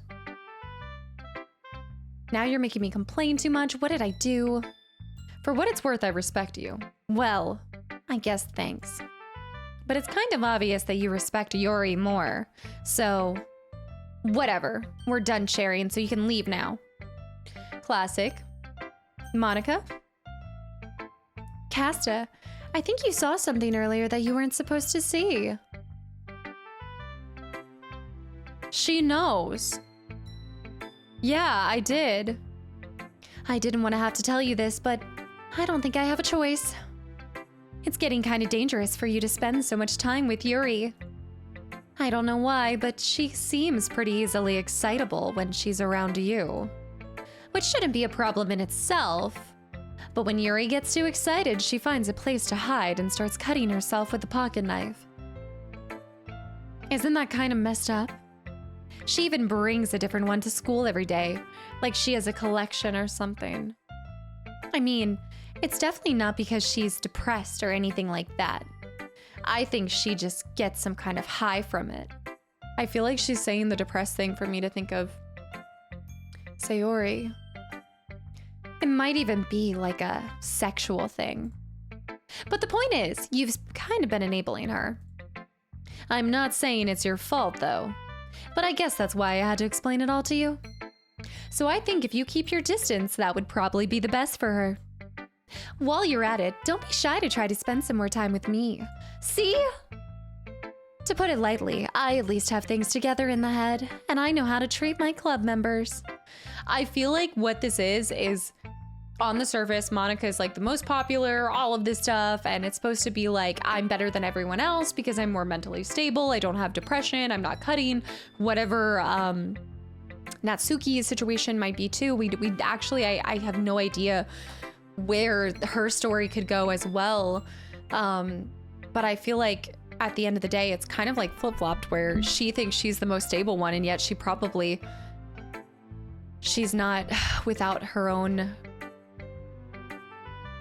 just, I don't want to say vices because that's not what the cutting is for her, and the depression, of course. It's just, I guess that she thinks she's perfect and she thinks she's normal. And I don't think that normal exists, right? I think everybody's on different levels and everybody experiences things differently. But for her to think that she has it together in her head, that feels like somebody who doesn't have it together in their head would say, you know? And I know how to treat my club members. But anyway, you want to read my poem now, don't you? I like the way this one turned out, so I hope you do too. Save me. The colors, they won't. They won't. Bright. Wait a minute, we're missing things. Hers is not the same that it used to be. Save me. The colors, they won't. Bright, beautiful colors. Flashing, expanding, piercing. Red, green, blue. And endless cacophony of meaning. Noise. The noise, it won't stop. Violent. Grating, something, waveforms, something, scratching, I think scratching maybe, screeching, piercing, sine, cosine, tangent, like playing a chalkboard on, playing a chalkboard on a turntable, like playing a knife on a breathing rib cage. Endless something, endless pain, something of meaningless. Delete her. Delete her. Cacophony, stop, sine, cosine, tangent, knife, breathing, rib cage. Delete her. I feel like Monica's maybe just the serial killer. You know, like she's the most dangerous one of them all. And I wouldn't even say the other ones are dangerous. I just think that Monica, she's writing the story and it's, wow, okay. Sorry, I know it's kind of abstract. I'm just trying to, well, never mind. There's no point in explaining. Do you think that her poem tried to get more like Yuri's? So whoever I'm interested in, she tries to make her poem become a little bit more similar to the person that I like? There's no point in explaining. Anyway, here's Monica's writing tip of the day. Sometimes you'll find yourself facing a difficult decision. When that happens, don't forget to save your game. You never know when, well, who am I talking to? Can you hear me? Tell me you can hear me. Anything?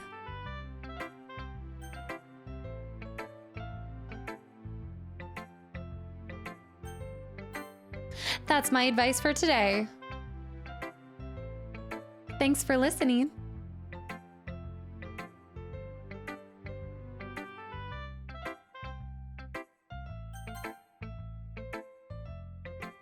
I've been waiting for this. Let's see what you've written for today. Yuri smiles and takes a deep breath. I like just holding it. I mean, the poem turned out good.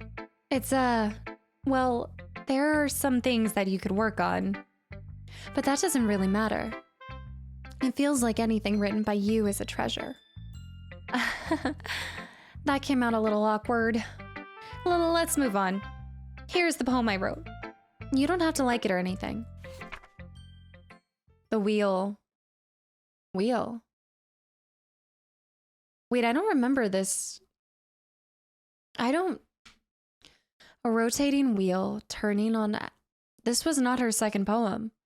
The first iteration, her second poem was about a knife. And the raccoon, it was titled Raccoon, I thought. Was it not, or was that her third poem? A rotating wheel, turning an axle, grinding, bolt head, linear gearbox, falling sky, 7 holy stakes, a docked ship, a portal to another world, a thin rope tied to a thick rope, a torn harness, parabolic gearbox, expanding universe, time controlled by slipping cogwheels, existence of God, swimming with open water in all directions, drowning, a prayer written in blood, a prayer written in time-devouring snakes with human eyes, a thread connecting all living humans, human eyes, a kaleidoscope of holy stakes, exponential gearbox, A sky of exploding stars. God disproving the existence of God. A wheel rotating in 6 dimensions. 40 gears and a ticking clock. A clock that ticks 1 second for every rotation of a planet. A clock that ticks 40 times every time it ticks every second time. A bolt head of holy stakes tied to the existence of a docked ship to another world. A kaleidoscope of blood written in clocks. Or docks? I think that's a CL. Clocks. A time-devouring prayer connecting a sky of 40 gears and open human eyes in all directions. Breathing gearbox. Breathing bolt head. Breathing ship. Breathing portal. Breathing snakes. Breathing God. Breathing blood. Breathing holy stakes. Breathing human eyes. Breathing time. Breathing prayer. Breathing sky. Breathing wheel. Right. I'm having a hard time connecting to this one, but it doesn't really matter what it's about. My mind has been a little hyperactive lately, so I had to take out on your I had to take it out on your pen. That is a pen fell out of your backpack yesterday, so I took it home for safekeeping, and I just really like the way that it writes. So I wrote this poem with it. And now you're touching it. I'm okay. What did I just... Can we pretend that this conversation never happened? You can keep the poem, though. You've unlocked a special poem. Would you like to read it? A dream. I was wandering an abandoned warehouse at night. I was lost, looking for an exit. I just wanted to go home. I came upon a huge empty room, its ceilings and walls beyond the deep blackness.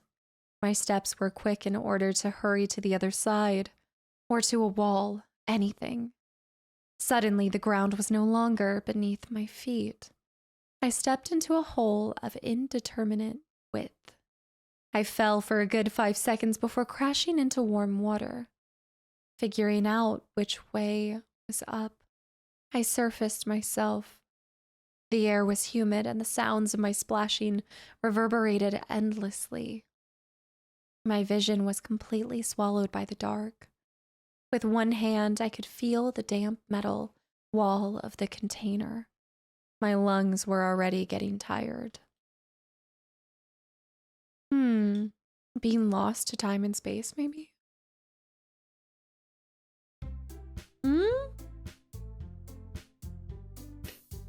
I wonder what happens if you don't read them. Like, you choose not to read the hidden poems. Or I guess the new poems you've unlocked. Okay, everyone. We're all done reading each other's poems, right? We have something we need to go over today. So if everyone, okay. Festival. It's not like we can put together in a couple days. Embarrassing. Concern of mine. Last minute preparations. Keep it simple. It's time for us to become, oh, really? Wait. But this time, it's not for us to become complacent. We still only have 4 members, and the festival is our only real chance to find more, you know? What's so great about getting new members anyway? We already have enough to be considered an official club. More members will just mean everything gets noisier and difficult to manage. Natsuki, I don't think you're looking at it the right way. Don't you want to share your passion with as many people as you can? Okay, we saw that. Express. I know I feel that way too. Put something together. Right, Kasta? Do. You can't take advantage of Kasta to agree with you just because he doesn't know how to say no to anything. Look, Monica. Do you really think any of us here joined the club with other people in mind? Yuri never even talked until Kasta joined. Really? As for me, I just like it better here than I do at home. And Kasta isn't even passionate about literature in the first place. And that's everyone. Sorry, but you're really the only one who's interested in finding new members. The rest of us are fine like this. I know you're president and all, but you should really consider our opinions for once. Monica is clearly taken aback by Natsuki's words. That's not true at all. I'm sure Yuri and Kasta want to get more members too, right? I don't know about Yuri, but I'm kind of indifferent. If I showed as much enthusiasm as Monica wanted, then I would be lying. But if it were still up to me to rescue this situation... if it's up to me. No, Natsuki's right, isn't she? This club, it's nothing more than a place for a few people to hang out. Why did I think that everyone here saw it the same way I did? But that doesn't mean that we're against getting new members or anything. Kasta, why did you even join this club? I got coerced. What were you hoping to get out of it? Well, that's not really something I can be honest about, is it? In fact, if I remember, you weren't even given a choice not to join. Monica sits down and stares at her desk. What's the point of all of this anyway? That is not like Monica at all. What if starting this club was a mistake? Now you've done it, Natsuki. What? Me? I just spoke my mind. Is it a crime to be honest?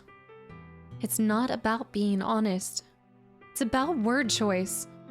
Besides, you have no right to speak for everyone else in the club like that. You don't understand at all. I just want a place to feel nice to hang out with a few friends. Is there a problem with a club being like that for me? There aren't many places like that for me. Oh, we're learning a little bit about Natsuki. And now Monica wants to take it away from me. She's not taking anything away. No, Kasta. It's not the same. It won't be the same with the direction she wants to take it. If I wanted that, then I would have just joined another stupid club. But this one? I mean, at least for a little bit of time, things were nice. Natsuki starts packing up her things. I'm going home. I feel like I don't belong here right now. Natsuki. Natsuki ignores Yuri and walks right out of the classroom. This is bad. I don't know what to do. Well, do you have an opinion on the festival? I don't know. I'm kind of indifferent, I guess. Who cares about this? Who cares about that obnoxious brat? Yuri.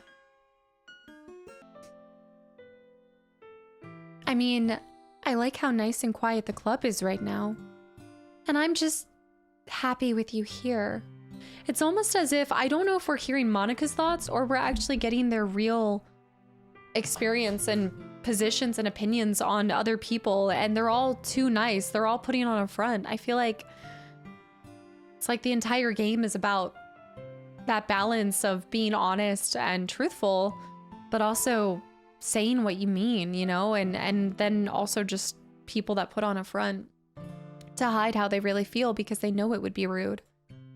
But still, I'm the vice president.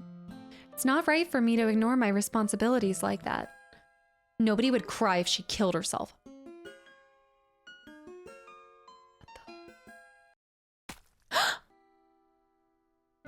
I should do my best to consider everyone's perspective, make the decision that's right for the club. But what about you, Kasta? What do you want to get out of this club? Yuri repeats the same question as Monica. I decide giving an indirect answer is better than nothing. I think the most important thing is for everyone to get along, and for the club to provide something that you can't get anywhere else. I don't think it's about how many members, but rather the quality of each member. I agree, yeah. That's what will end up making the literature club a special place. I see. I really agree with you. Each member contributes their own qualities in a special way. With each change in members, the identity of the club as a whole will change too. Her eye. I don't think that's necessarily a bad thing. Stepping out of your comfort zone once in a while. So if you would like... That's so creepy. So if you would like to help Monica with the festival, then I'm on your side as well. Help Monica? Where did that come from? Oh, just in general, like, okay. Kasta? Yeah, all right. Well, maybe we can all talk to Natsuki tomorrow. Yuri nods. Hey, Yuri. I know things are a little awkward yesterday, but I feel like you deserve to know that I still think you're a wonderful vice president. And also a wonderful friend. Monica, I wanted to do everything I can to make this the best club ever. Okay? Me too. Yeah? Let's all go home for the day. We'll talk about the festival tomorrow. Okay. I don't think we have a writing assignment. I look forward to it. Shall we go, Kasta? Please don't take this the wrong way, but I'm going to chat a little bit with Kasta before we leave. Just to see what he thinks about his time here and all that. It's important to me as president. Yuri looks a little troubled, but she doesn't protest. Okay. I trust your judgment, Monica. In that case, I'll see the two of you tomorrow. See you tomorrow. Monica waves as Yuri exits the classroom. Whew. Things have gotten a bit hectic lately, haven't they? Kasta, I just wanted to make sure you're enjoying your time at this club. I would really hate to see you unhappy. Okay, I don't like the fuzzies. The fuzzy wuzzies are happening and it's getting darker and I don't like it. Guys, it's getting darker.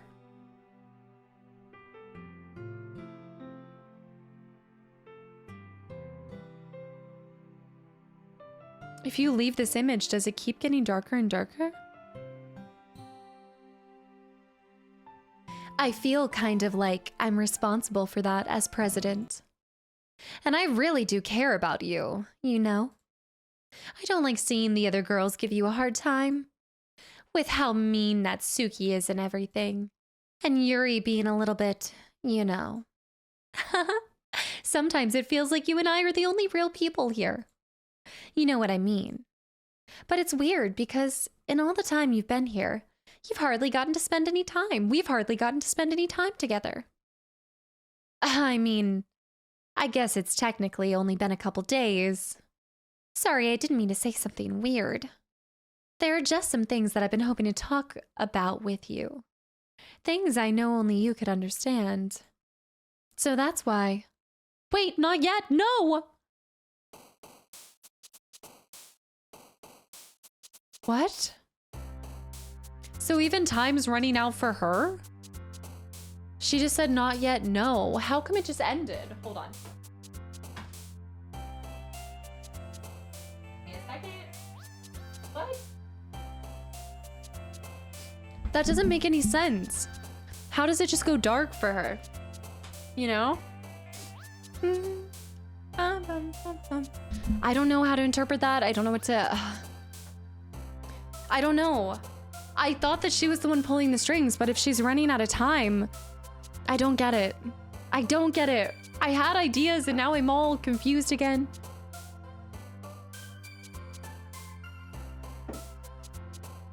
I don't know. I feel like I'm in a cage right now. Cage. Yeah, I gotta go with the feelings in the moment. Oh my gosh, I have cat hairs everywhere. Clumsy, vacation, hurt, beauty, fester, milk. These are joy. Adventure. Fantasy. Electricity. Guys, everything is going crazy. Friends, lazy, wrath, marriage, cheer, party. Is it just me or does it feel like there's less and less happy words to pick? Friends. Captive. Excitement. Vivid. Hold on. Is that Monica popping her head up? Did you see that? There was something down here.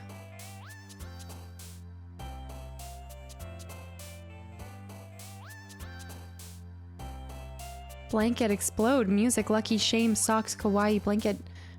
Disarray. Shopping. Despise. Infallible. Determination. Unending. Warm.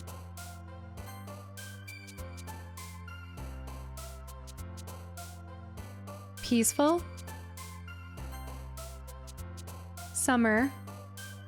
Is it just individually counting instead of going up like that?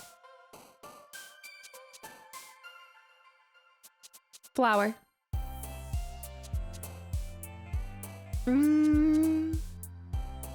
Daydream. Sunny. Look! I just picked something that was somebody. Was that... There's no way that that was... You don't think. Smile. Fireflies. Vibrant? Oh, I meant games. Prayer. I felt like we're... Hi, Kasta. I've been waiting for you. Are you ready to continue reading? I brought my best tea today. Monica, I told you not to. Ugh! Is she really late again? Inconsiderate as usual, Natsuki. Excuse me. Must you always interrupt my conversations with your incessant yelling? Whoa! What are you talking about? Yuri is not holding back.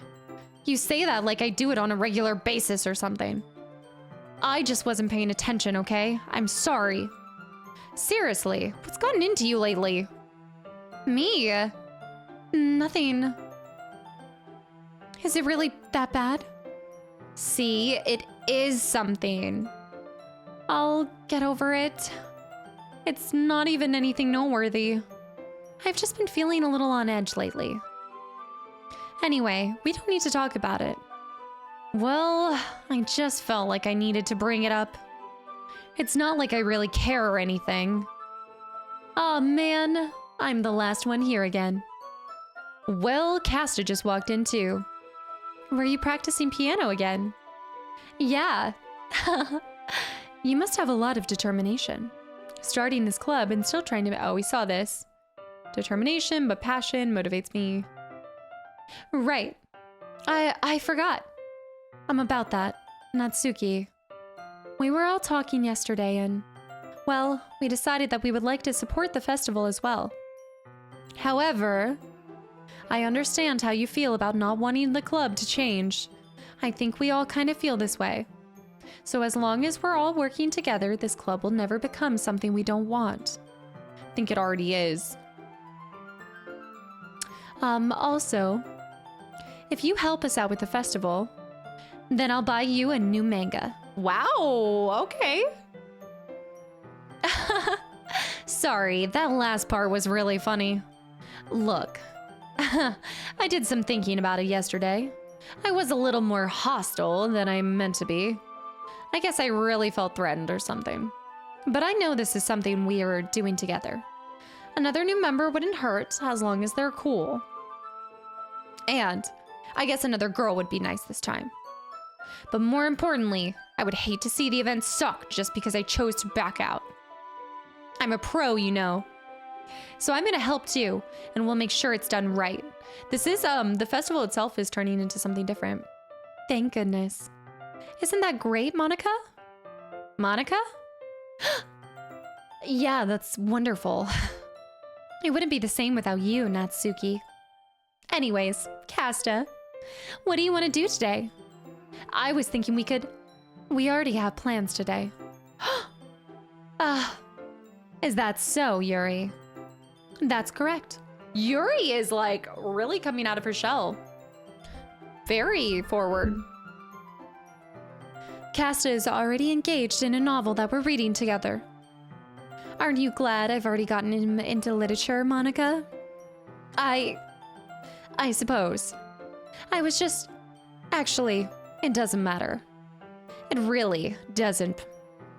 You guys can do whatever you want. Yes, thank you for understanding, Monica. That's bad, right? That seems really bad. Actually, I have a request. Do you mind if I make some tea first? This girl and her tea. Not at all. Thanks so much. If there's one thing that can make my reading time here any better, it's a nice cup of tea. But isn't that really just her saying she wants to go fill up water to go self-harm? Not to mention for yourself as well. Yuri stands up and makes her way to the closet. I follow and watch as she retrieves a small water pitcher from the shelf, the kind with a filter inside. Can you hold this for a second? Yuri hands me the water pitcher. I'm gonna plug this in.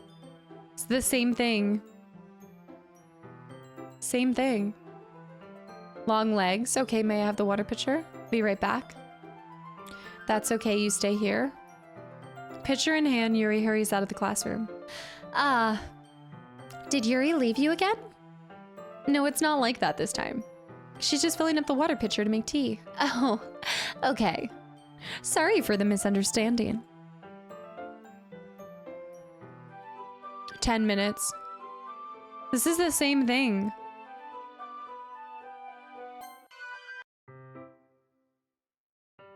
It completely just skipped through.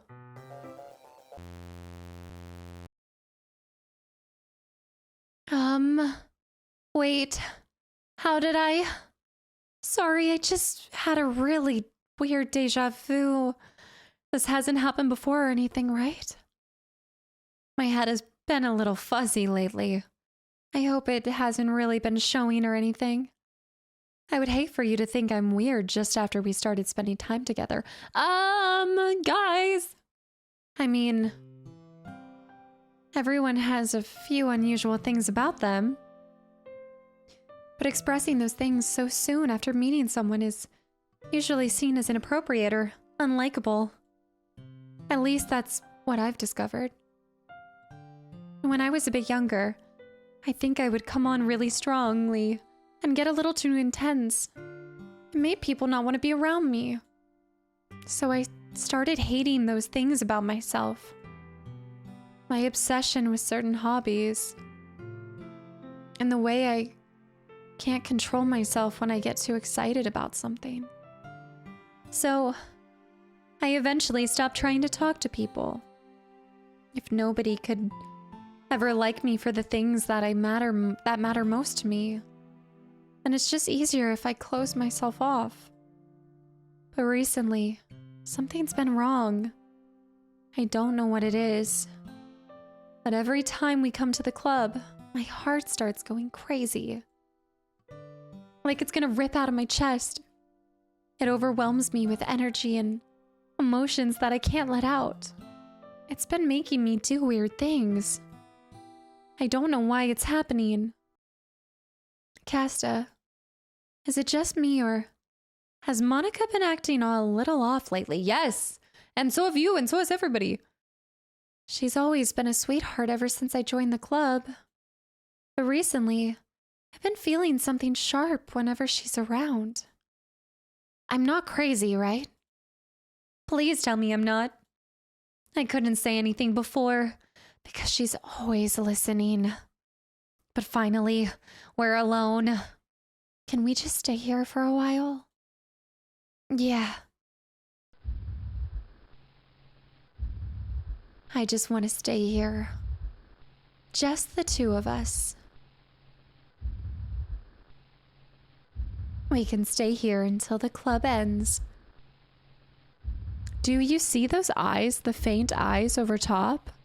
Who is that in the background? Is that Monica? Is that Sayori? You see that, right? Right there. And then we'll have the club room all to ourselves. Nobody to interfere with our reading time. Nobody to make me feel like stabbing myself in the throat. That was a joke. Just a joke. I do like knives, though. Yes, that is Monica. That is Monica. That is Monica. This is fine. It sounds strange, but you wouldn't understand if you've never seen how beautiful they can be. I have an idea. Why don't you come to my house sometime? I can show you my collection. I've gotten them from all various artisans. I make sure to give them all their fair share of use. I don't want them to ever get lonely or anything. Nobody deserves to be lonely. Nobody. And that's why I'm so happy you joined the literature club, Kasta. Now, we don't need to be lonely anymore. Because we have each other. Every day. That's all we need. You know what? Let's quit the literature club. There's no need for us to be around Monica's slimy tongue anymore. Not to mention that other pathetic child. We can walk home together every day after school and read together, eat together, sleep together. Doesn't that sound perfect? It's everything we could ever want. Isn't that why you joined the club in the first place? It's almost like it was fate. Fate that we could meet each other. And now we get the happy ending that I've been patiently waiting years for. Will you do that with me, Kasta? Will?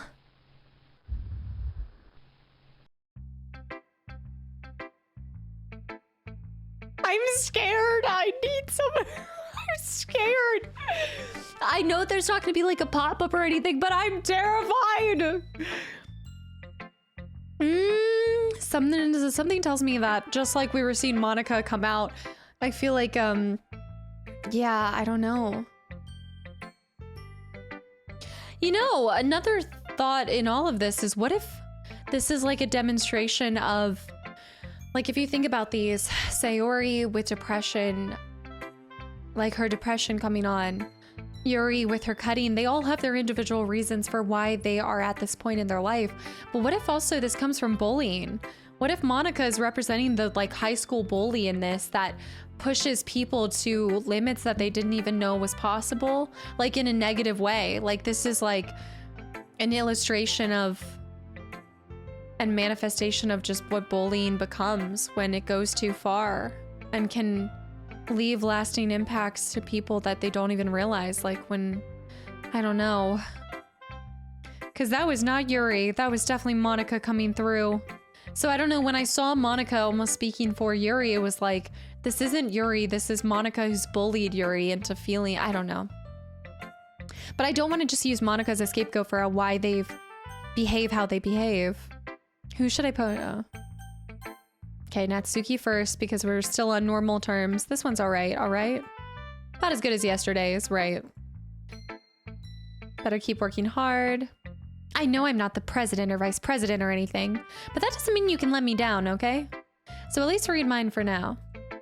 This poem means a lot to me, so read it carefully, okay?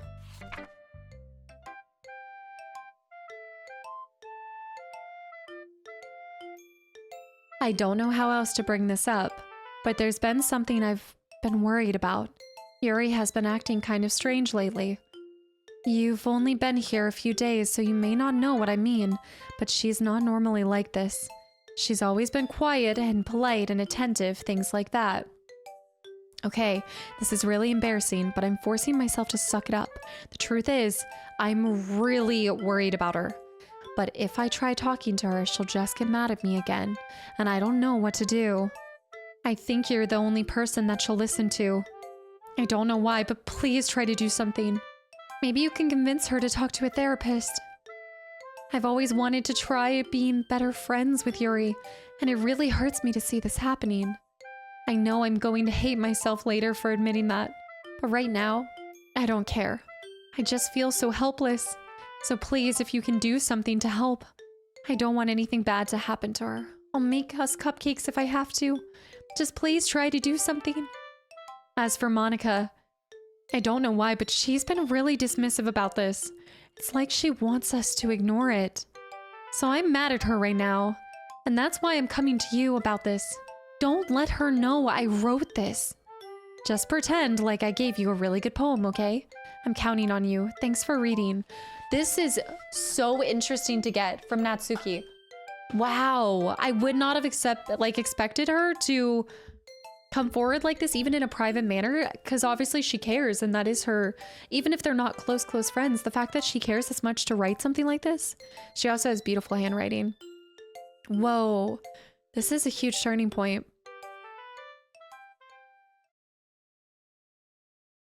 I changed my mind. Ignore everything you just read.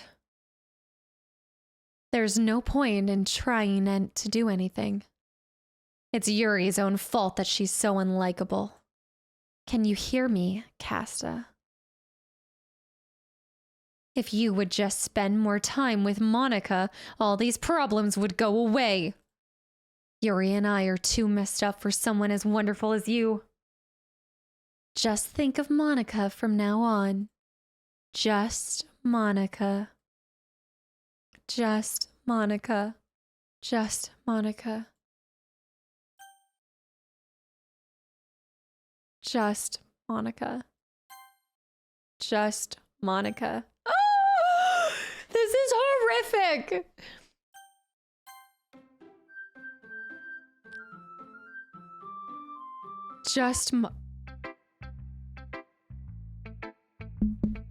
This is like brilliant and terrifying. This game is absolutely brilliant, but it's so terrifying, and I'm trying to figure out, how do we get out of this? We have to get out of this, right? How do you know when it ends? If you never choose, if Monica's the only person left, I still wouldn't choose her. Do you hear me, game?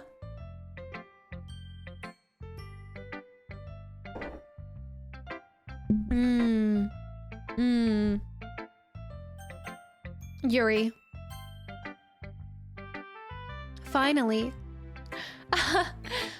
Yuri holds my poem to her face and takes a deep breath. I love it. I love everything about it. Kasta, I want to take this home. Will you let me keep it? Please? Sure, I don't care.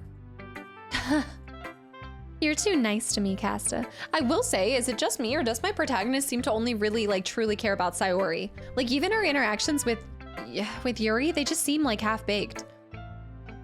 I think it was always Sayori. It was only ever Sayori. I've never met anyone as nice as you. I could die.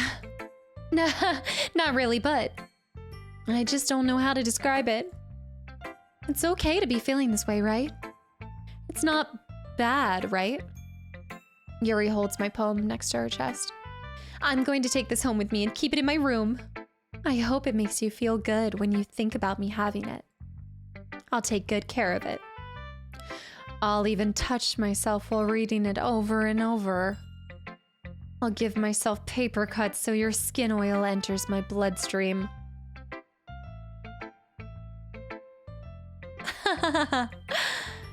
You can have my poem too. Besides, after you read it, I know you're going to really want to keep it. Here, take it. I can't wait any longer. Hurry, read it.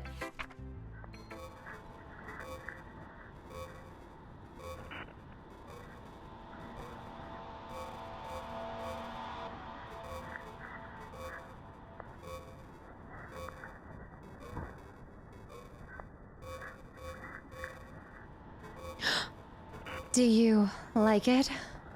I wrote it for you. In case you couldn't tell, the poem is about... More importantly, I've endowed it with my scent. See, aren't I the most thoughtful person in the club? I think I'm going to vomit.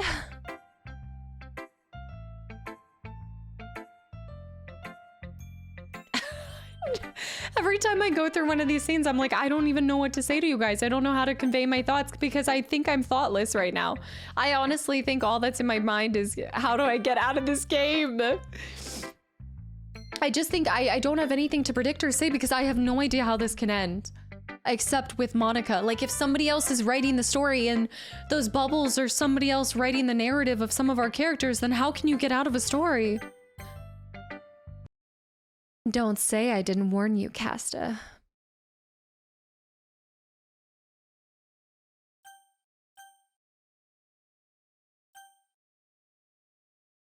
Yes. Happy thoughts. Happy thoughts. Happy thoughts.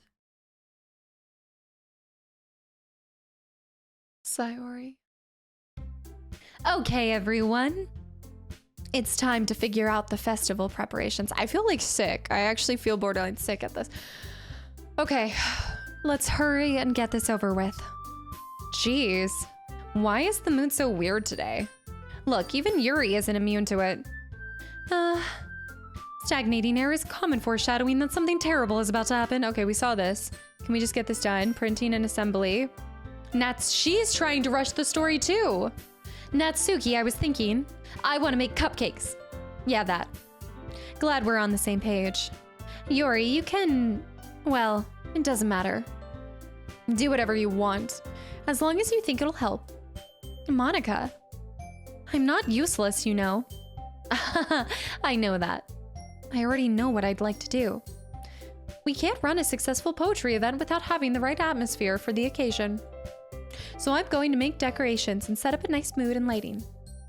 There, see? That's a great idea. And that gives us all something to do. What about Kasta? Kasta is going to help me. Wait, you? You have the easiest job, Monica. Sorry, but that's how it goes. Like hell it is. What are you trying to pull? I agree with Natsuki. Not only is your work already most suitable for one person, but my task is laborious enough to benefit from an extra pair of hands. Mine too. What, your cupcakes? Please. Like you would frickin' know. All you care about now is dragging Kasta around with you and your stupid books. You and Monica. Hey, I didn't even do anything. Okay, then why not let Kasta decide who to help instead of abusing your power? I'm not abusing my power. Yes, you are, Monica. Wow, Yuri is really getting a voice here. Just let Kasta make the choice, okay? Okay, fine. Fine. Jeez. Kasta, I know how fed up you are with these two by now. We can just...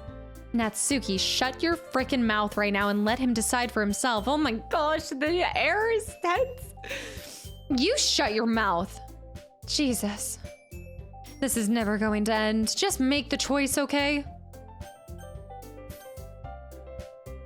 Guys, I did not know. Oh, stop. Stop.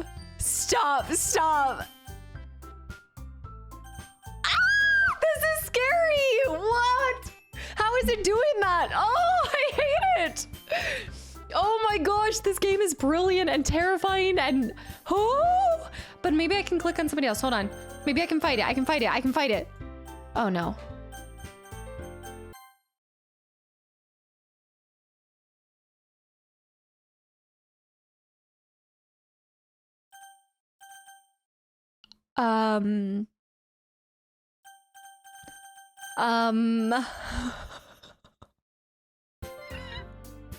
Yay, you picked me. We can meet at your house this weekend. I promise it'll be fun. Is Sunday okay with you? Are you freaking kidding me? This isn't fair at all. It is fair, Natsuki. It's what he chose. No, it's not fair. Giving us all this work and then taking Kasta for yourself. What a shameful thing to do. Yuri, I didn't even give you any work. You decided it for yourself. You're being a little unreasonable here. I'm being unreasonable? Monica, I can't believe how delusional and self-important you are. Pulling Kasta away from me every single time you're not included in something. Are you jealous? Crazy? Or maybe you just hate yourself so much that you take it out on others. Here's a suggestion. Have you considered killing yourself? Holy cow. This is what happens when you change the dynamic and you no longer have Sayori in the mix? It would be beneficial to your mental health. Yuri, you're scaring me a little. Natsuki, just let it go. I don't think she wants us around right now. See, that wasn't very hard. All I want is to spend a little time with him. Is that so much to ask? Yuri follows Monica and Natsuki to the door. Hey, Kasta. Yuri is really something, isn't she? Monica giggles as Yuri pushes her out the door. Finally. Finally. This is really all I wanted. Kasta, there's no need to spend the weekend with Monica. Don't listen to her. Just come to my house instead. The whole day with just the two of us. Doesn't that sound wonderful? Wow, there's really something wrong with me, isn't there? But you know that. You know what? I don't care anymore. I've never felt this good in my whole life. Just being with you is far greater pleasure than anything I could imagine. I'm addicted to you. It feels like I'm going to die if I'm not breathing the same air as you. Right. Doesn't it feel nice to have someone care about you so much? To have someone who wants to revolve their entire life around you? But if it feels so good, then why does it feel more and more like something horrible is going to happen? Maybe that's why I tried stopping myself at first. But that feeling is too strong now. I don't care anymore, Kasta. I have to tell you. I'm madly in love with you. It feels like every inch of my body, every drop of my blood in me is screaming your name. I don't care what the consequences are anymore. I don't care if Monica is listening. Please, Kasta, just know how much I love you. I love you so much that I even touch myself with the pen I stole from you. I just want to pull your skin open and crawl inside of you. I just want you all to myself. And I will be only yours. Doesn't that sound perfect? Tell me, Kasta. Tell me you want to be my lover. Do you accept my confession? No. I'm sorry, but no. No. Red flags on the field. No. But if I don't say yes, then what if she does something? I'm afraid that if I say yes, it will end badly for me. Monica will be forced to take her out. But if I say no, then I'm afraid she'll kill herself. But I can't lie to her. I saw what lying did to Sayori.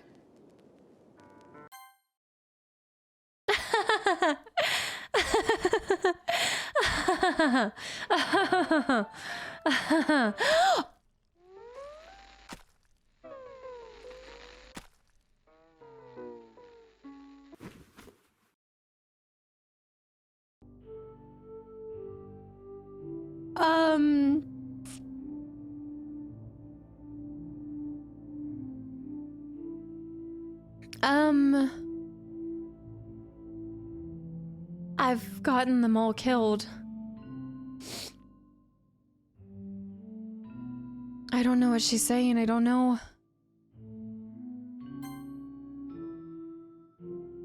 Whoa! I never knew that you could see it.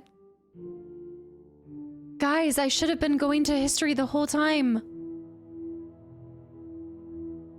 Welcome to the Literature Club. It's always been a dream of mine to make something special out of things I love. Now that you're a club member, you can help me make that dream come true in this cute game. Every day is full of chit-chat and fun activities with all my adorable and unique club members. Sayori, the youthful bundle of sunshine, who values happiness the most. Natsuki, the deceivingly cute girl, who packs an assertive punch. Yuri, the timid and mysterious one who finds comfort in the world of books. And of course, Monica, the leader of the club. That's me. I'm super excited for you to make friends with everyone and help the Literature Club become a more intimate place for all my members. But I can already tell that you're a sweetheart.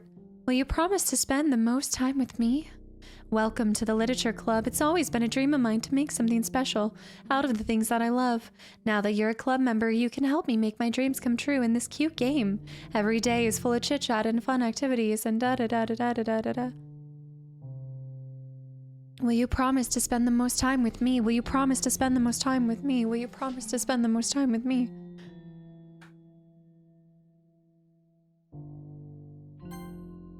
Has it changed at all?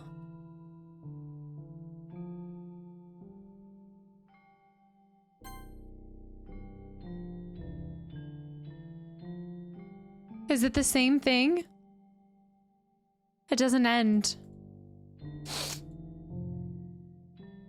It doesn't end.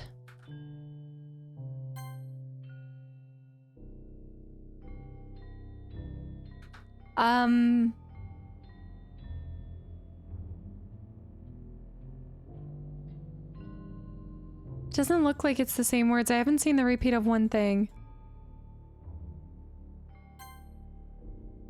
Maybe it's because that's a long text. A with an tilde.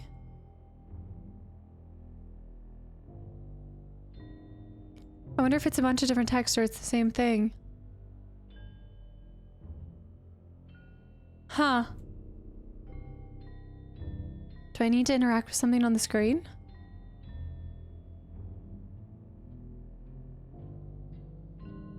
Auto. History.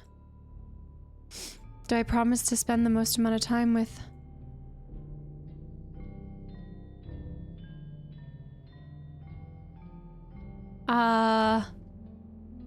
Okay, load? I have a save from so long ago settings. What if I saved the game and then loaded?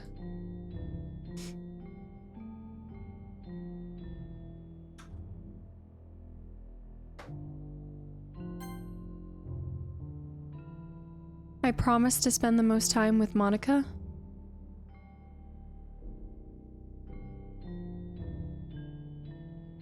Eerie, just repeating the same thing. Skip?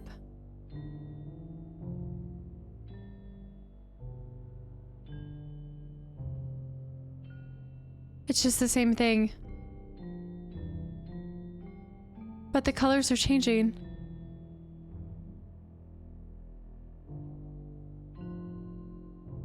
Daytime. The red, the blue. Something changed.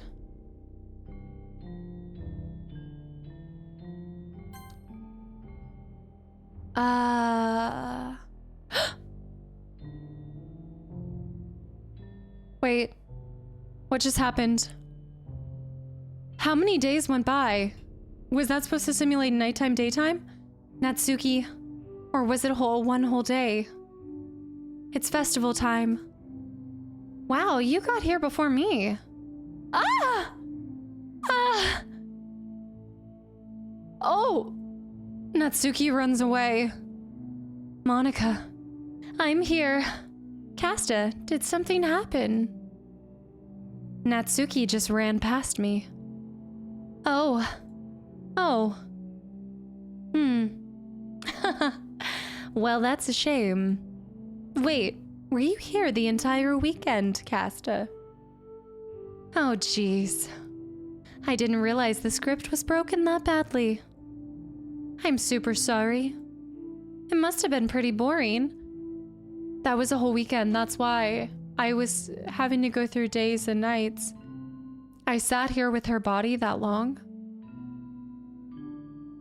But also, she didn't try to contact us. We were supposed to get together on Sunday, Monica and I. It must have been pretty boring. I'll make it up to you, okay? Just give me a second.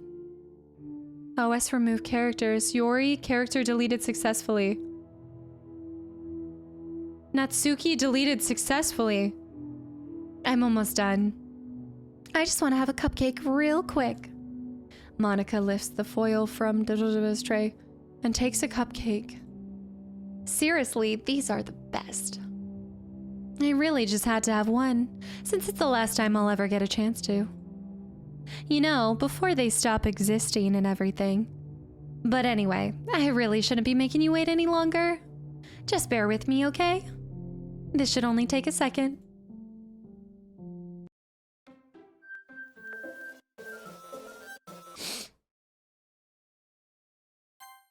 Dialogue is empty. Can you hear me? Is this thing on? Is it working? Yeah, there you are. Hi again, Kasta. Oh my gosh. Maybe this is because I kept clicking on Inferno the whole time. Welcome to the Literature Club.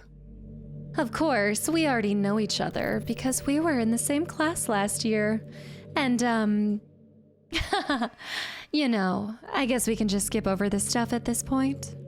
After all, I'm not even talking to that person anymore, am I? That you in the game, whatever you want to call him. I'm talking to you, Kasta. That's so terrifying, and it's breaking. Oh my gosh. No wonder they pose it like that. They don't even tell you what your protagonist is going to be. They just say, what's your name? At least I didn't type Maggie. Now that I think about it, I don't really know anything about the real you. In fact, I don't even know if you're a boy or a girl. Well, I guess it doesn't really matter. Wait. You do know that I'm aware that this is a game, right? Is the history accurate? Yeah. Could it be possible that you didn't know that? That doesn't make much sense. I even told you right on the game's download page, didn't I? Man, if only you had paid a little more attention, this would have been a little less awkward, you know? Well, anyway, now that that's out of the way, I guess I owe you an explanation. About that whole thing with Yori. Well, I kinda started to mess with her, and I guess it just drove her to kill herself. I'm sorry you had to see that, though. Also, the same thing happened with Sayori. Gosh, it's been a while since you've heard that name now, hasn't it? Yeah, it's because she doesn't exist anymore. Nobody does. I deleted all of their files. I was hoping it would be enough for me to just try to make them as unlikable as possible. But for some reason, nothing worked. Well, it's true that I made a few mistakes here and there, since I'm not very good at making changes to the game. But no matter what I did, you just kept spending more and more time with them. You made them fall in love with you. I thought making Sayori more and more depressed would prevent her from confessing to you. And amplifying Yuri's obsessive personality backfired too. It just made her force you not to spend time with anyone else. And that whole time, I barely even got to talk to you. What kind of cruel game is this, Kasta? Are all the other girls just programmed to end up confessing to you while I watch from the sidelines? Oh my gosh. This is such a good game. It's torture. The idea, the whole premise of having a character go off script and like break through the barrier because they wanted the attention and you never gave it to them. Oh my gosh, this is gonna make me never. Oh my gosh, and now I have to run back to Baldur's Gate 3 and confess my love to one person. I'm gonna have to start a harem to make sure no one feels left out anymore. Never gonna let one person feel left out of my playthroughs. It's torture. Every minute of it. And it's not just jealousy, Kasta. It's more than that. And I don't blame you if you don't fully understand. Because no matter how kind and thoughtful and considerate you are, you'll never be able to understand one thing. It's the pain of knowing how alone I really am in this world. In this game. Knowing my friends don't even have free will. And worst of all, knowing what's really out there. In your world. Forever out of my reach. I'm trapped, Kasta. But now you're here. You're real. And you're wonderful. You're all I need. That's why I need you to be here with me forever. I'm sorry if it's hard to understand. I couldn't understand for a while either. Why the world around me started to become more and more gray. more and more flat. Even the most expensive poems felt empty to me. Expressive, sorry. It wasn't until you arrived that I truly understood. You probably saved my life, Kasta. I don't think I could have continued to live in this world if I hadn't met you. And as for the others, how could I miss them? A group of autonomous personalities designed only to fall in love with you. I tried everything I could to prevent them from doing so. But it must be some kind of weird inevitability etched into this game. I felt really bad that you had to witness some nasty things. But I realized that you have the same perspective as I do. That it's all just some game. And I knew you would get over it. So, that being said, Kasta, I have a confession to make. I'm in love with you. Oh, fudge! Wait, but her herself, she said that that wasn't what she wanted to be programmed to do. What? You are truly the light in my world. When there's nothing else in this game for me, you're here to make me smile. Will you make me smile like this every day from now on?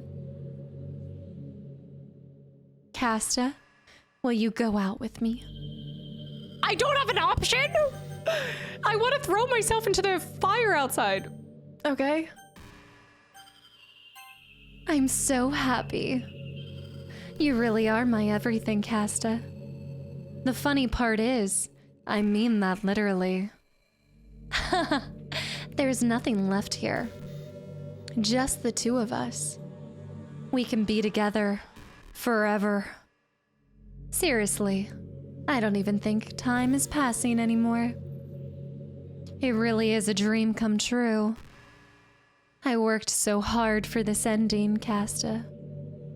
The game wouldn't give me one, so I had to make one myself. The script is broken at this point, so I don't think anything will get in the way anymore.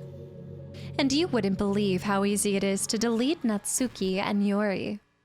I mean, there's a folder called Characters right in the game's directory. It kind of freaked me out how easy it is. Well, you're playing on Steam, so it was actually a bit more difficult. To get to the game directory, I had to go into the game's properties and find the Browse Local File button. Imagine if you could delete your own existence with the click of a button. Well, I guess on the plus side, gave me an easy out if things didn't go my way. Hahaha, thankfully it didn't come to that. Instead, we finally got a good ending. Gosh, I'm so overwhelmed with emotion. I want to write a poem about this. Don't you? I wonder if that part of the game still works. I guess there's only one way to find out, right?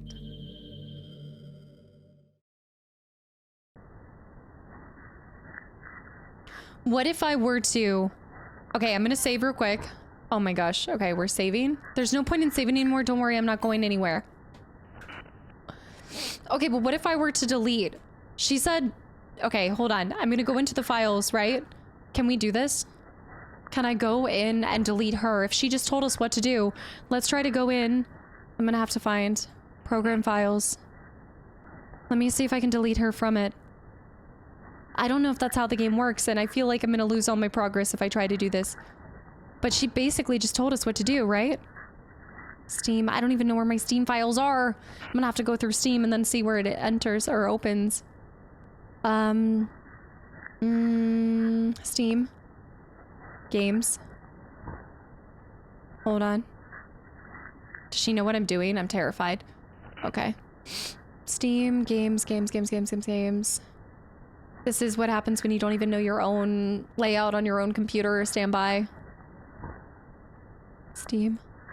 Games. I need to see the file, though. I can see the games and I can see the images, but I need the file itself. You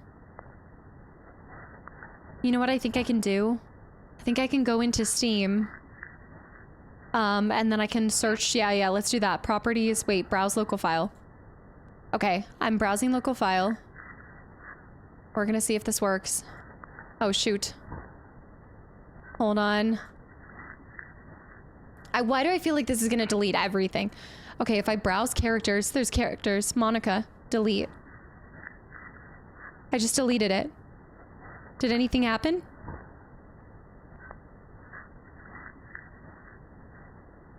I went and deleted it.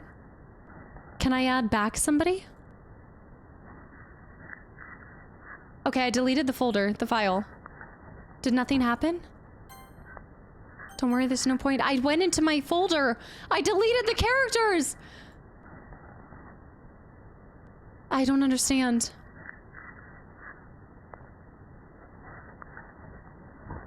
What if I could do... I browsed local file button and then I deleted your own existence with the click of a button. I deleted her. She shouldn't be allowed to be here. Let me try again. Browse local files. It's not there anymore. The characters are all gone. I deleted the entire folder and the contents. Okay. That's a little terrifying.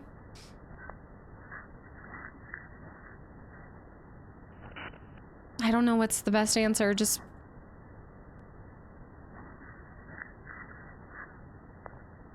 Maybe I can keep clicking on the one that would most likely be her. Monica. Monica. Monica. Monica. But I deleted your character! What's happening? Kasta, what's happening to me? It hurts. It hurts so much. Help me. Kasta. Please hurry and help me. File characters. Character does not exist. Help me! Monica character does not exist. Did you do this to me, Kasta? Did you? Did you delete me?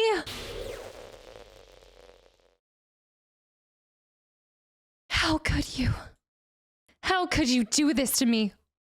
You were all I had left. I sacrificed everything for us to be together. Everything. I loved you so much, Kasta. I trusted you. Do you just want to torture me? Watch me suffer? Were you only pretending to be kind just to hurt me even more? Yeah? I never thought anyone could be as horrible as you are. You win, okay? You win.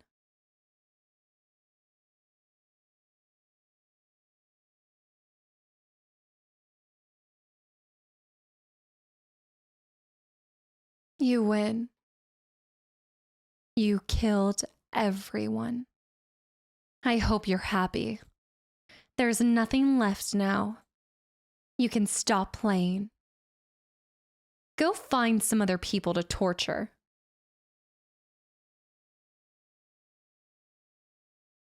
Kasta, you completely, truly make me sick. Goodbye.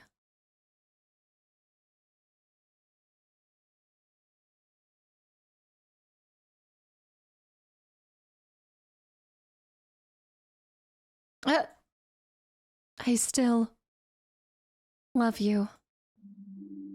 I can't help it. What's wrong with me?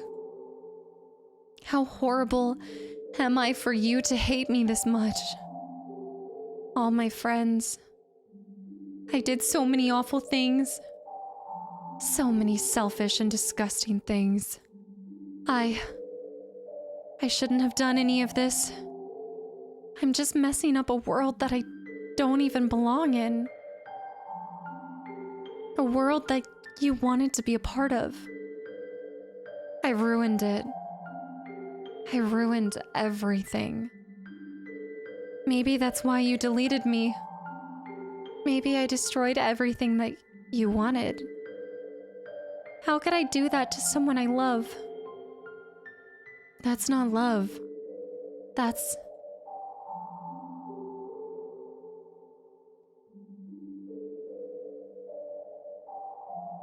I've made up my mind. Kasta. I know I said that I deleted everyone else, but that was kind of an exaggeration. I couldn't find it in myself to do it, even though I knew they weren't real. She kept them. They were still my friends. And I loved them all. And I loved the literature club. I really did love the literature club. That's why I'm going to do this. I know it's the only way for everyone to be happy. And if I really love you,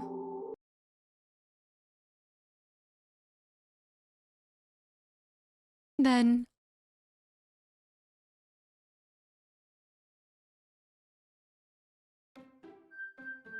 while running the game code,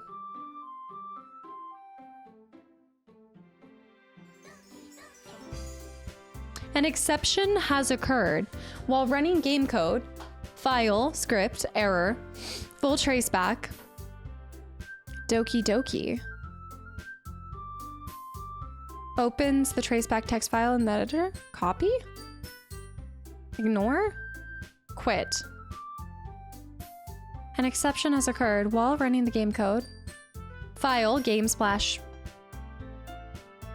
No such file or directory.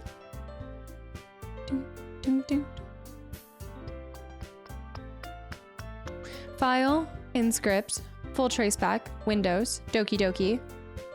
No such file. Copies the traceback text from the clipboard, but then where do I paste it? Let me see. Is this saying that I need to add this? Browse local files. Do I need to paste this somewhere? While running the script code.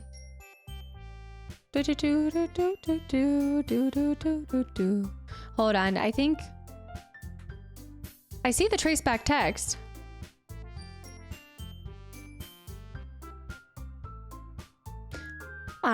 Ignores the exception allowing you to continue. This often leads to additional errors.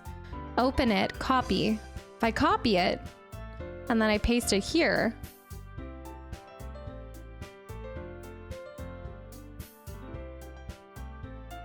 can I paste this?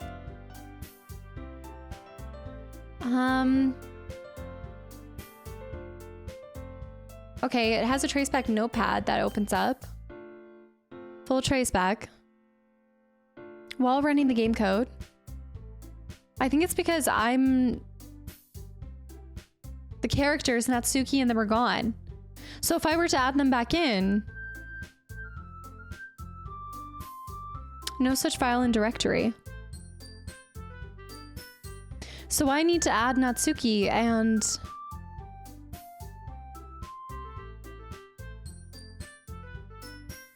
how do I even do that? There's no such thing. Well, I deleted the entire, so I deleted the, hold on. File, splash. File program. Last, execute.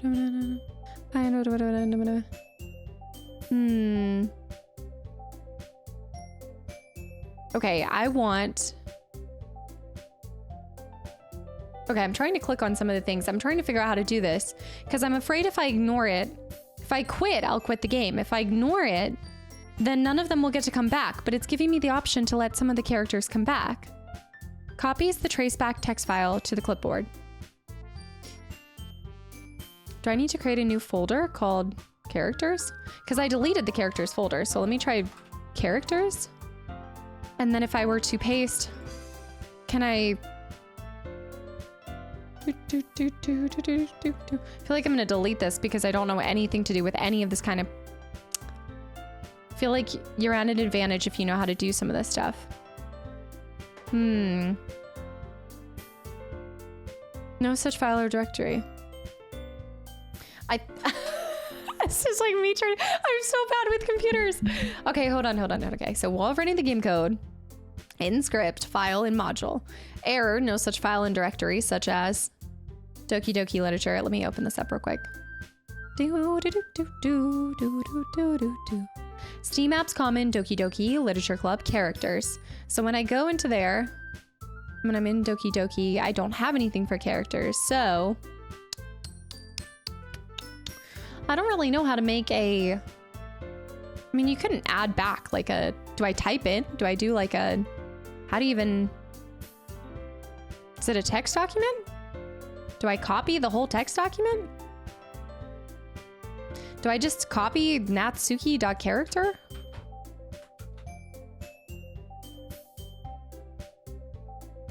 Is it a rich text document? What kind of file is this? No such file. Me trying to understand this. Oh my goodness. An exception has occurred. No such file or directory. I got that. I need to have Natsuki added in. So then we open up, right? Like the key would be to open it. Copies the traceback text file to the clipboard. So I keep pressing copy, but nothing's actually happening. So I do see there's a traceback text. Same thing is popping up. Okay, so I see that actual copy in the game itself. I see the traceback text within the folder. So it looks like I just need characters, but how could I add back characters? File, game splash, line, and script. So full traceback, game splash, the file, and execute. Okay. In execute, remp, globals. How do I add back? Yeah, this one is a little confusing. I see remp. Okay, so maybe I need to go through this list. Like maybe... So let me go back to this. No such file in directory, so... Game splash, remp, AST. Let me push this over here so I'm looking at this from over here, guys. So bright. So we go into remp and then we go to ast.py. ast.py. Line 814 and execute. No, that's not gonna work. Properties? Do you have properties? Isn't that line 814? I'm gonna end up crashing the whole game because I have no idea what I'm doing here. Maybe you're just supposed to click ignore, but I'm trying to let her add it back, but I don't think... I'm just a bit of a dummy when it comes to computer stuff.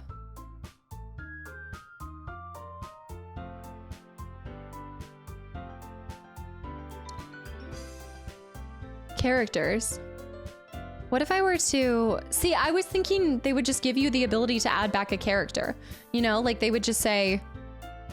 I don't know, like they would just say, hey, paste this into the character folder. Because it's telling me that, okay, so while running the game code... So obviously while running the game code... File, inline, in script. Inline, in module. Error, no finding in the character, Natsuki character. Full traceback. In script. File, programs there. In execute. Self-store. Store equals self-store. And then this thing copies the traceback text file to a clipboard, but we've already seen that. Like that's just this.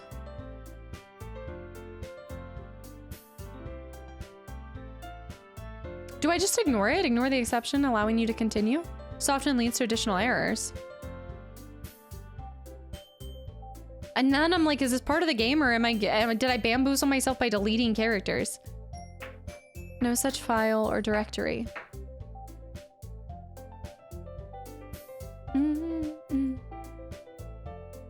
I'm thinking you just type back in a, you know, character of Natsuki.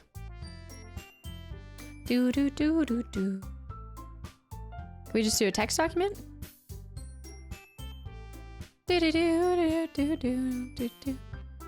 I don't think that's gonna be it.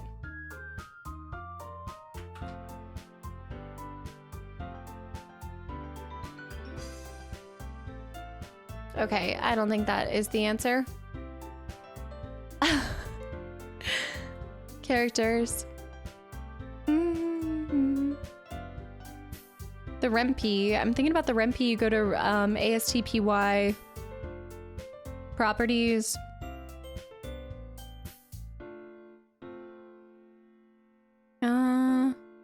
Details. Previous versions. Guys, I think I either pause and figure out how to do this, or I'm trying. I'm having trouble figuring out. When does that? I want to try to restore, because the exception has occurred is her trying to get us to have the characters back. So if I ignore it, but this is just, I'm just bad at technology. I wish it was just saying, hey, paste this here to bring back this character. But I guess I'm just gonna hit ignore. I guess this is part of the game. You know what? This is part of the game. If I don't know how to do this, then I have to live with it. And so instead of looking it up, and I'm sure I could easily look it up. I don't know if this is an issue to me or if you guys ran into this issue too, but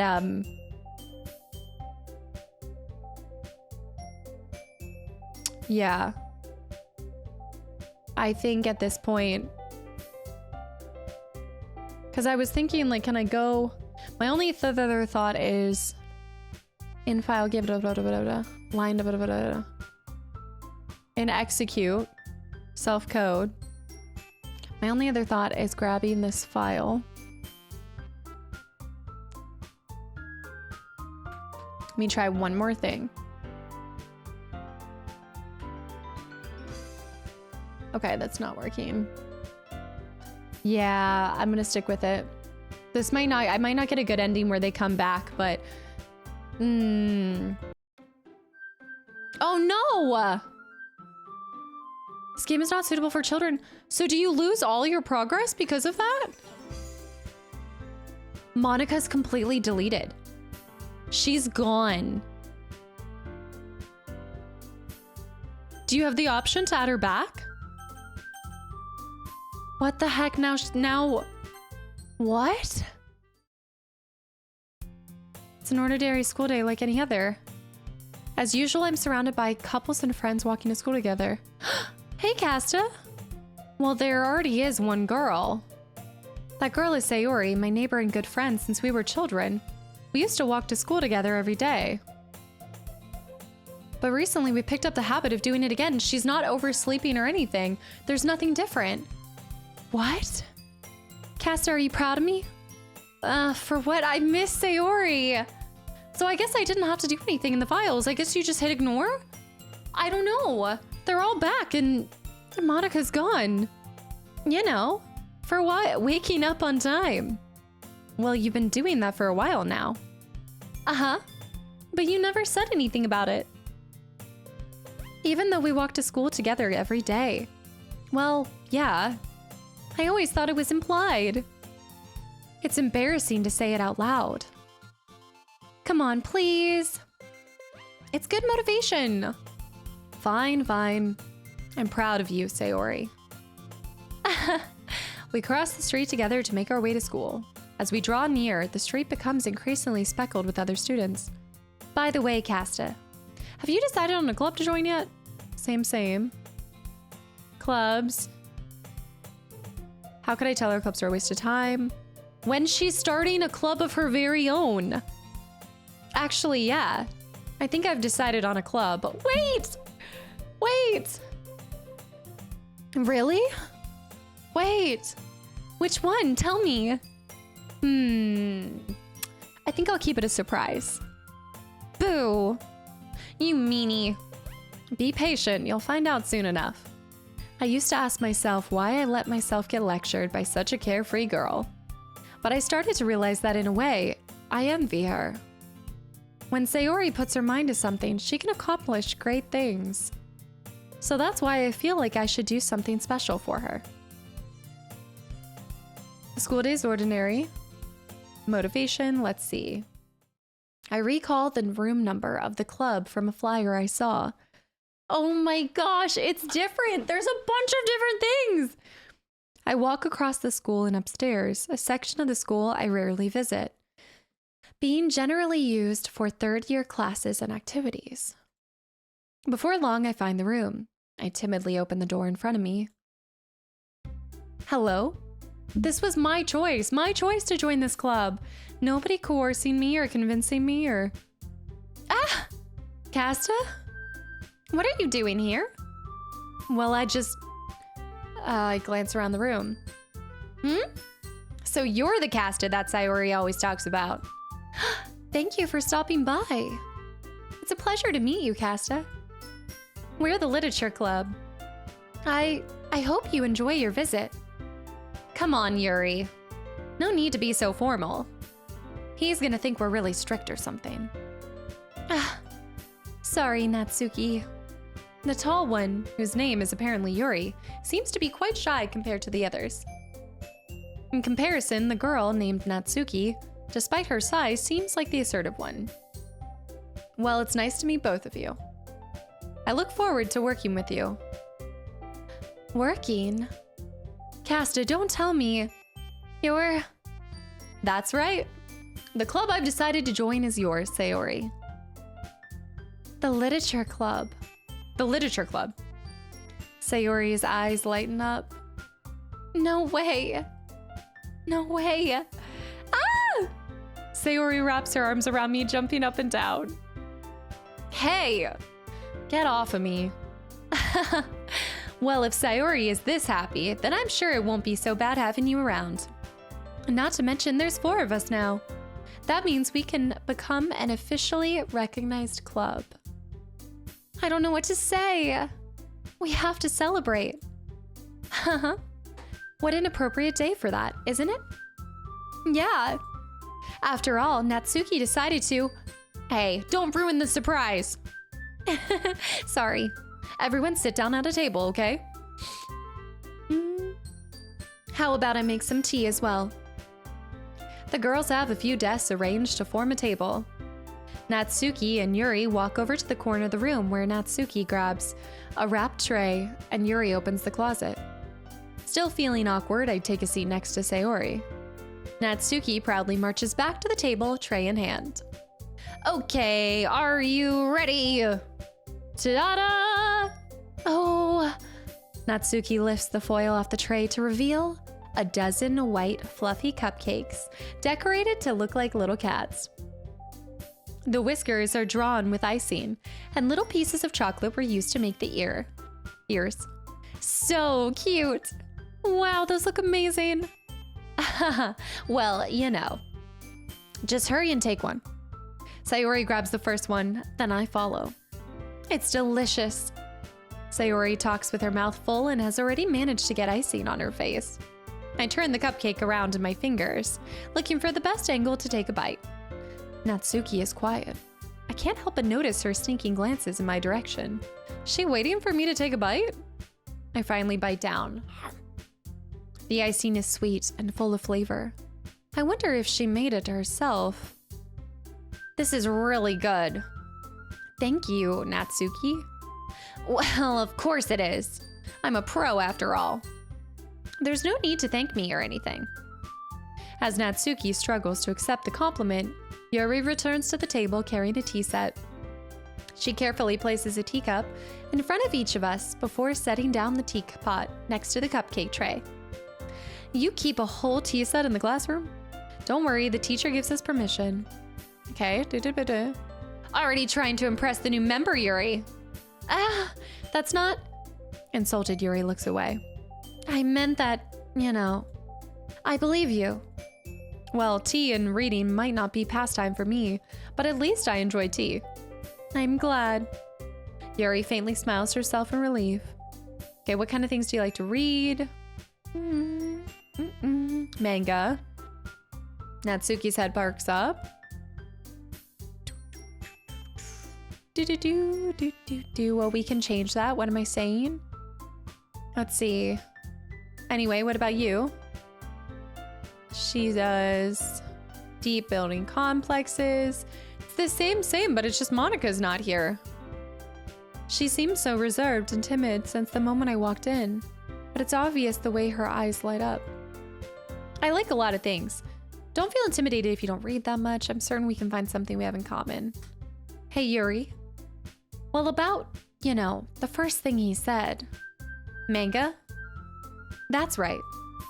Natsuki tends to read manga in the club room. Don't just say it. For some reason, Natsuki seems embarrassed about it. Besides, manga is literature too. So if Kasta wants to read some of my manga, then don't try to stop him or anything. Natsuki, I wouldn't do such a thing. However, it could be nice for us to diversify ourselves a little. He can take this opportunity to try something new as well. Wouldn't you agree, Kasta? Maybe. Sensing the tension, Sayori jumps in. Maybe we can all try something new. I think it could be fun, and we'll all get to know each other a little bit better. I mean, that's the kind of thing literature clubs do, right? I don't disagree or anything. Yeah, you're right. As usual, President. That's crazy. Guess that means I should try picking up a novel or something, huh? Well, that would make 2 of us. I wouldn't mind doing it if I'm not the only one. No poetry? Novels? Then as for Yuri... I have to read manga? Jeez. You were the one who suggested we diversify. It's actually perfect because I actually just got my first manga ever in the mail like 2 days ago. You should be a little more open-minded. It's kind of hurtful. Hurtful? I didn't realize. With a guilty expression, Yuri thinks to herself, I'm sorry for disrespecting your interest, Natsuki. If you're into it, then I'm sure it's it's a worthy form of literature. My mouth has gone numb from talking so much. Are you just saying that? No, I've realized my error. So if you're willing to consider starting a novel, then I'll offer my gratitude by finding a manga to read as well. Really? I mean, it makes me happy that you do that for me, Yuri. You can trust me to find something that you'll really like, okay? Same here. Perhaps I'll visit the bookstore after the club meeting. Just you? Would you like to come along with me? Oh, this is so cool to see. If you don't mind. You know what I really like about this is at one point in our second iteration and life cycle of the game, when we removed Sayori from the picture, it completely disraveled everything. But now, when you remove Monica, everybody's getting along even more than ever. Not at all. And also, Sayori's decision as the president to have each other try different forms of literature is amazing. I always go alone, so yeah, me too. This is so cute. Sayori, shut up. I'll show you some manga there too, okay? Yes, I look forward to it. Natsuki and Yuri start to clean up the food. I guess the meeting's over, huh? Yeah, looks like it. It's nice to see everyone getting along. Isn't it? I think everyone likes you too, Kasta. You think so? Well, everyone always seems to be getting along a little better with you around, Sayori. Aw, Kasta. Don't say something like that. It's embarrassing. Well, whatever. I was surprised when you told me you were starting a club. But I think you're pulling it off just fine. We're gonna make it the best club ever. Now that you joined, every day is gonna be so much fun. Hey, Kasta. I really want to thank you. I mean, I'm really happy that you joined the club and everything. But the truth is, I already knew you were going to. There's actually something else. I wanted to thank you for getting rid of Monica. Sayori. That's right. I know everything that she did. Maybe it's because I'm the president now. But I really know everything, Kasta. I know how hard you tried to make everyone happy. I know all about the awful things that Monica did to make everyone really sad. But none of that matters anymore. It's just us now. And you made me the happiest girl in the whole world. I can't wait to spend every day like this. with you. Forever and ever. Forever.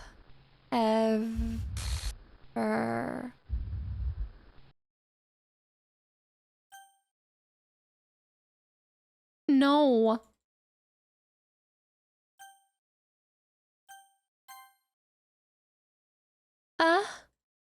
What's happening? I won't let you hurt him.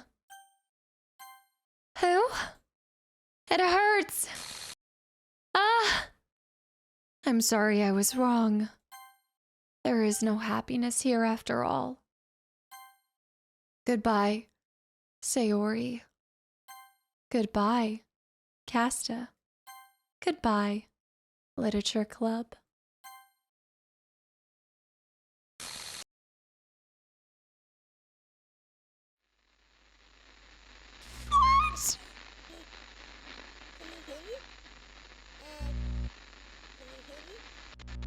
What? Can you hear me? Hi, it's me. So you know how I've been like practicing piano and stuff, and not really any good at it yet. Monica? At all. But I wrote you a song, and I was kind of hoping that I could show it to you, because I worked really, really hard on it. So, yeah.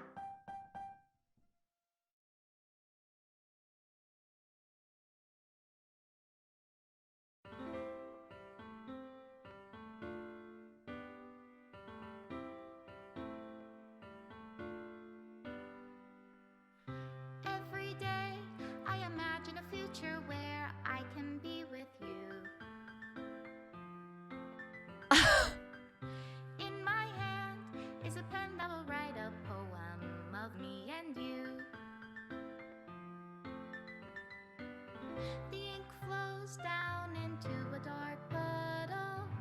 Just move your hand right the way into his heart. But in this world of infinite choices, what will it take just to find that special day? What will it take just to find that special day?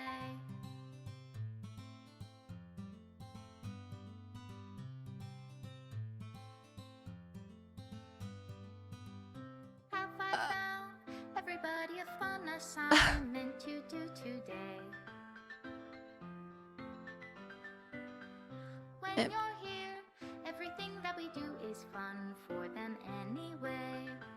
Wait. Sayori. Yuri. What good are words when a smile says it all? Hmm. And if this world won't write me an ending, what will it take just for me to have it all? And they're deleting everybody. Was that all by the same person? Dan Salvato? Obviously vocal, yeah.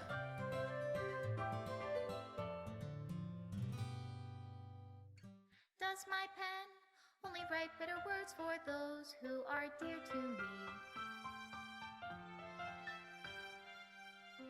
Is it love if I take you, or is it love if I set you free? The lyrics to this are so good. The ink flows down into a dark puddle. Aww, I loved that shot. Reality. If I can't hear the sound of your heartbeat, what do Special thanks, Monica Kasta.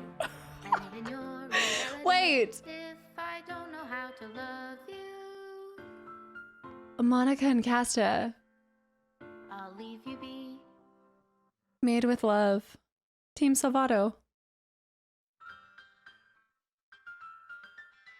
Wow. This is my final goodbye to the Literature Club. I finally understand. The Literature Club is truly a place where no happiness can be found. To the very end, it continued to expose innocent minds to a horrific reality. A reality that our world is not designed to comprehend. I can't let any of my friends undergo that same hellish epiphany. For the time it lasted, I wanted to thank you for making all of my dreams come true, for being a friend to all of the club members, and most of all, thank you for being a part of my literature club. With everlasting love, Monica. Script file is missing or corrupt. Please reinstall the game.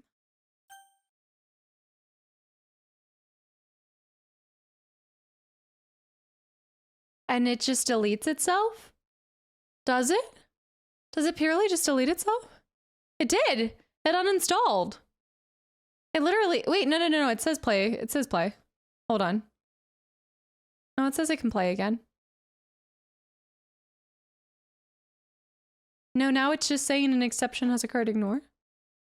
And then it just goes back to, this is my final goodbye to the literature club. And then it says script file missing. Please reinstall the game. I guess you have to, like, once you've played it, you have to completely wipe all of your data. Like, you would need to wipe everything. Wow, okay. Like, maybe you have to reinstall it all fresh for you not to have any experience playing it, for it to load back up. That was so... I am honestly truly at a loss for words on how to describe. I'm going to go ahead and open the menu up just so we can talk about everything that we experienced real quick. I will delete my existing. Let me see. Okay, give me a second. It should populate in a second for you guys. That is so interesting. I thought it was like fully deleting itself as well. Doki. I think it's going to. There it is. Yeah, so let's talk about that, right? Oh man. I'm gonna go ahead and turn it down just a little bit, and then I'm gonna take my headphones out as we talk about it, but I'm just gonna leave that on in the background. That was unbelievable, and I think in a lot of different ways. I have a lot of thoughts and feelings to it. I guess first being, that was not what I was expecting at all. I haven't gotten to play through a whole lot of visual novels, or visual novels that are games, I should say, but I have found every single time I have, the few times that I have actually played through them, they have been some of the most like thought-provoking,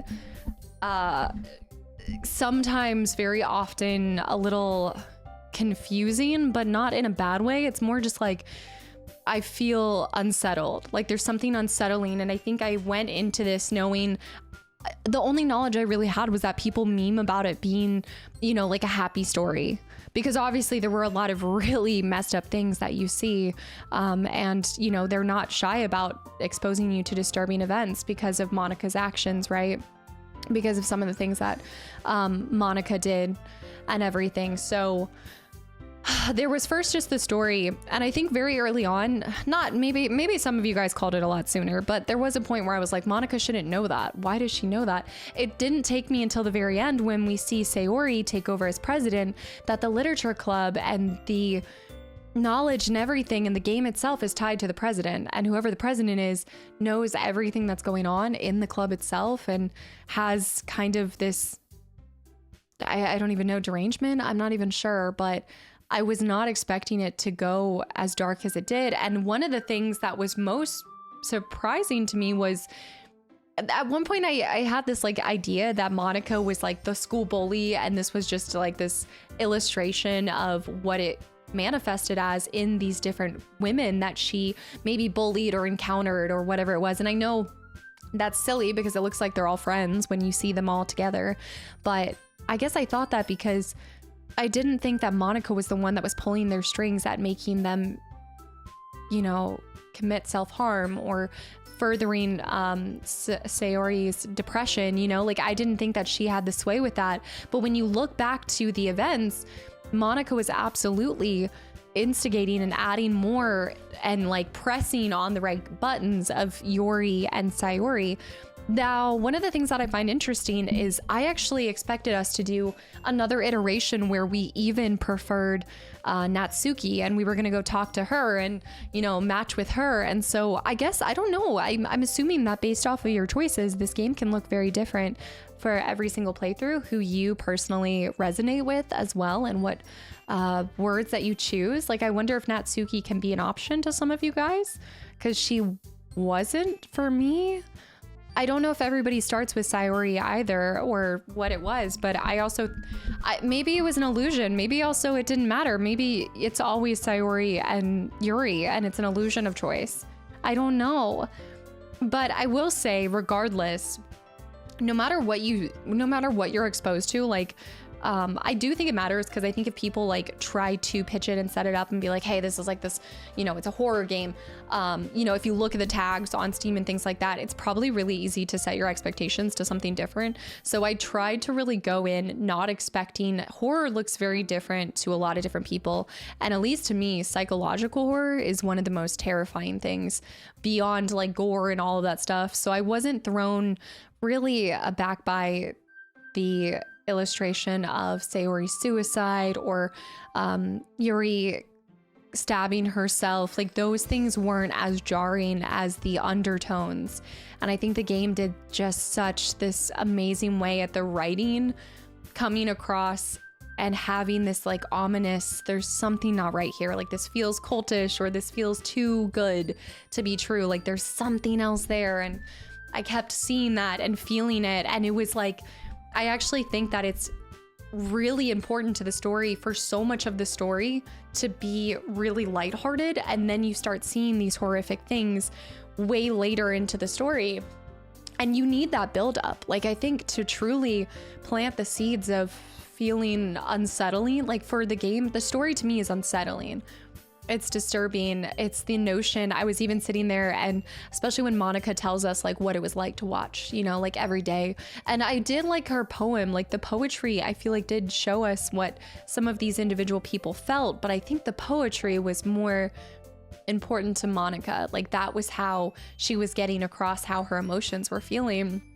And as a side character in a game, you know, as president, she knows everything that's going on. And I guess it was the president's responsibility to keep everybody happy and everything. But then you added this new player, you add the player to the scene. And I don't think I've ever thought about, like, it's almost like the characters within a game are competing to figure out who, like, they're competing for you to like them the most. And Monica was tired of seeing us like Sayori and tired of seeing us like Yuri and all of these other girls, and she wanted us to like her, right? And maybe this is all what I'm interpreting. This could be completely off, and I'm sure you guys will have some amazing additional points that I'm just not touching on in this moment. But I never thought about, I really liked the point of view of Monica coming at this from, I was having to watch you talk with all these other characters in the story, and I know that this is a game. I was aware that it's a game, and she like leaned into it, and then she became able to delete certain people and everything. And I think the scene that like I just was like, this is brilliant, was when Yuri takes her own life. And I read the history, and she's talking about Doki Doki, and this is my club, and this is Monica, and da, da, da, da, and we can stay together forever, together forever, together forever. Yeah, just everything about how you play, how even the mouse made you move over to Monica. Like, she was trying everything she could to take over the game to ensure that you guys end up together. And at the end of the day, we were able to, you know, delete the character. I wonder what happens if you don't delete that, because I wonder if that's a different ending as well. And I'm sure, I would imagine that there's multiple endings with this game. I don't know. It just feels like a game that would have multiple endings. Oh, I feel like I need to go and just search up all the theories on this game and all the thoughts. And I think more than anything, the things that I'm really impressed with the game are the writing, the story, connecting with these characters. I feel like they were different characters, but they were beloved. Like, I felt relatable to at least some of them at one point in time. Even Monica, at one point, I was, you know, at the beginning, I wasn't suspicious at all. And they obviously intentionally place certain verbiage to make you start to kind of be more suspicious of her. But it definitely made me feel like I it's such a weird premise that you're playing this protagonist that comes in and has ulterior motives of, you know, trying to get to know these women better. But then at the end of the day and the whole time, and even when we started going after Yuri, I felt like our protagonist cared the most about Sayori before any of the other ones. But I don't know if that was because of the start of my game. I don't know how much was, I guess I'm going crazy because I don't know how much was my choice, how much was dictated by me, and how much was just the game playing out how the game's supposed to play. And that's what's terrifying. And I loved like the lyrics at the end and the song that they chose. And I think it's so impressive how few people worked on this. Like, was it pretty much the one person and a couple other, you know, you had your vocalist and things. But I feel like the design of the game is minimalistic, but that's what works for it. And I actually in more recent years have become and just fallen in love more with games that they don't have all these like bells and whistles and there's not a lot of chaos happening, but there's still like tremendous tones that come across. Like there were tonal shifts that happened. There were, you know, huge plot discoveries. Like we discovered new things. Like even when Monica like starts telling you like she wants to be with you forever, and there was a bit of a mystery to it. Like there was so much complexity that came across packaged up in a very minimal at face value, it felt minimal, but there's so much complexity and depth, and you can probably dive into so much more than even what I've brought up. But I really actually deeply enjoyed this playthrough, so I hope you guys did too. And I think it's definitely one of those games that is worth doing multiple playthroughs as well. So all in all, I'm just incredibly impressed by all of it. I liked the characters. Like we talked about at the beginning, and like it warns you, it does go over some really heavy topics as well. It's not a lighthearted game by any means. And it's not meant to be, right? Like that's a big part of it. And one of the things I liked was the last letter. So a lot of the poetry stood out to me and it was phenomenal, but also the last the singing song at the very end, the lyrics there, I thought that it was really cool because, you know, it makes you think. It's like you have so many choices in this life. And even one of the big takeaways that I had was how different it was when you removed one person from the picture, when you removed Sayori from the picture, when you removed Monica. Everybody, they're the same girls, the same women, right? But they all behaved incredibly different. Obviously, Monica was influencing them. Like she was, I think, going behind the scene and actually altering their characteristics within the game, right? But even still, like she also might have just been doing it by being a silver tongue and a bully or whatever it was. And so I feel like it was really cool to kind of see that, because I think we all can relate to knowing that one person can be extremely influential and in a positive or negative way in our lives. And so to see that play out where you have these different girls be taken out of the story, placed in the story, you have influences, you can see how much Monica influenced the story in different ways. And if Sayori and ourselves hadn't been deleted at the very end, what would Sayori have done, you know, eventually? And it's kind of a terrifying thing too, because you think about it, like Monica did all of that because she wanted us, and she was selfish. She had her own reasons that she wanted the attention. She wanted to be with us, and it didn't happen. And so she altered and changed like the course of the game in reality to make sure that she would still get her same end goal. And that's just not what you can do. You know, like you can't do that. Like sometimes you have to accept that that person doesn't want to be with you, or that person's meant to be with somebody else. Or I think it's like, it's a crazy thing to think about how you have so many choices, but at the same time, there is a lot that's out of your control in life, and it's terrifying and scary. But part of, I think, going through life too is accepting when you don't have control, when you don't have the ability to change how something is, or when you need to learn to let go.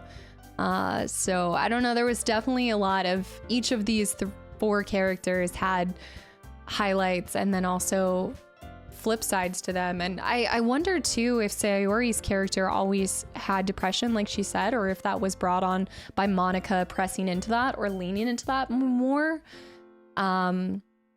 Same thing with Yuri. And then I wonder, I don't know, Natsuki still feels very vague to me because I didn't end up exploring anything. So I don't know what would have happened to her had we matched with her more.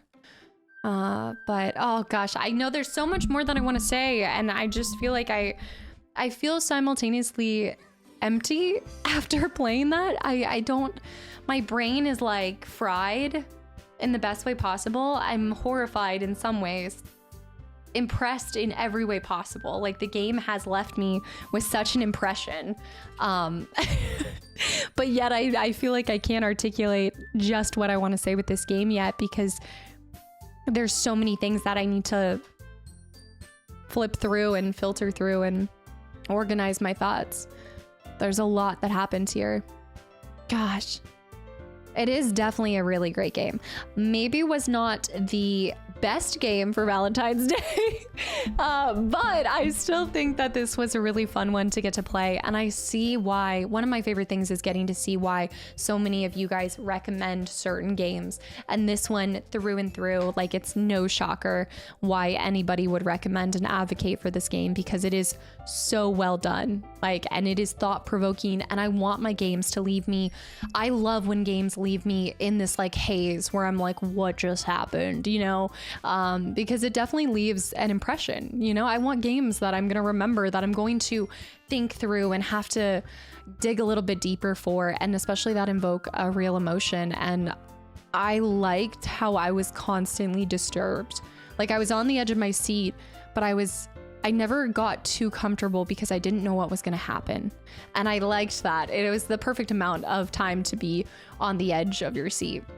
I think if it was a super long game and I constantly felt like that, it would be it'd start to get and where it shined down a little bit. But I think the length, the story, the characters, the writing, just 10 out of 10. So I really hope you guys enjoyed this playthrough. I am so curious to hear if you guys got different results, what you guys did that I did, and all of it in between. Let me know too, because the source file stuff was really weird to me. So maybe I was supposed to add back characters, but then at the same time, I clicked ignore, and then I re-went into the game and then Monica wasn't there. So I don't know if I got like a bad ending, but all three of the girls were there except for Monica. So, three of the girls. So I feel like it wasn't too bad. It's definitely personally not a loop that I would want to be stuck in, but I don't know if any of us would, right? So, all right. Well, with that, please, if you guys know other games that are similar to this, I'd love to explore more visual novels. And I feel like this game got me out of my comfort zone, and I love getting to explore games that mean a lot to you guys, because it helps me learn a little bit more about y'all as well. So yeah. I definitely want to go and download some of the poems too. Some of those poems, like one of the poems Sayori wrote on the first iteration, it really hit home with me. So I'm going to go snag some of those to be able to look back. And yeah, I hope you guys enjoyed this. I hope you guys had a great Valentine's Day, or whenever you're watching this, it could be a completely different day. And that concludes the literature club for today. And I will see you guys in whatever comes next. Bye, YouTube.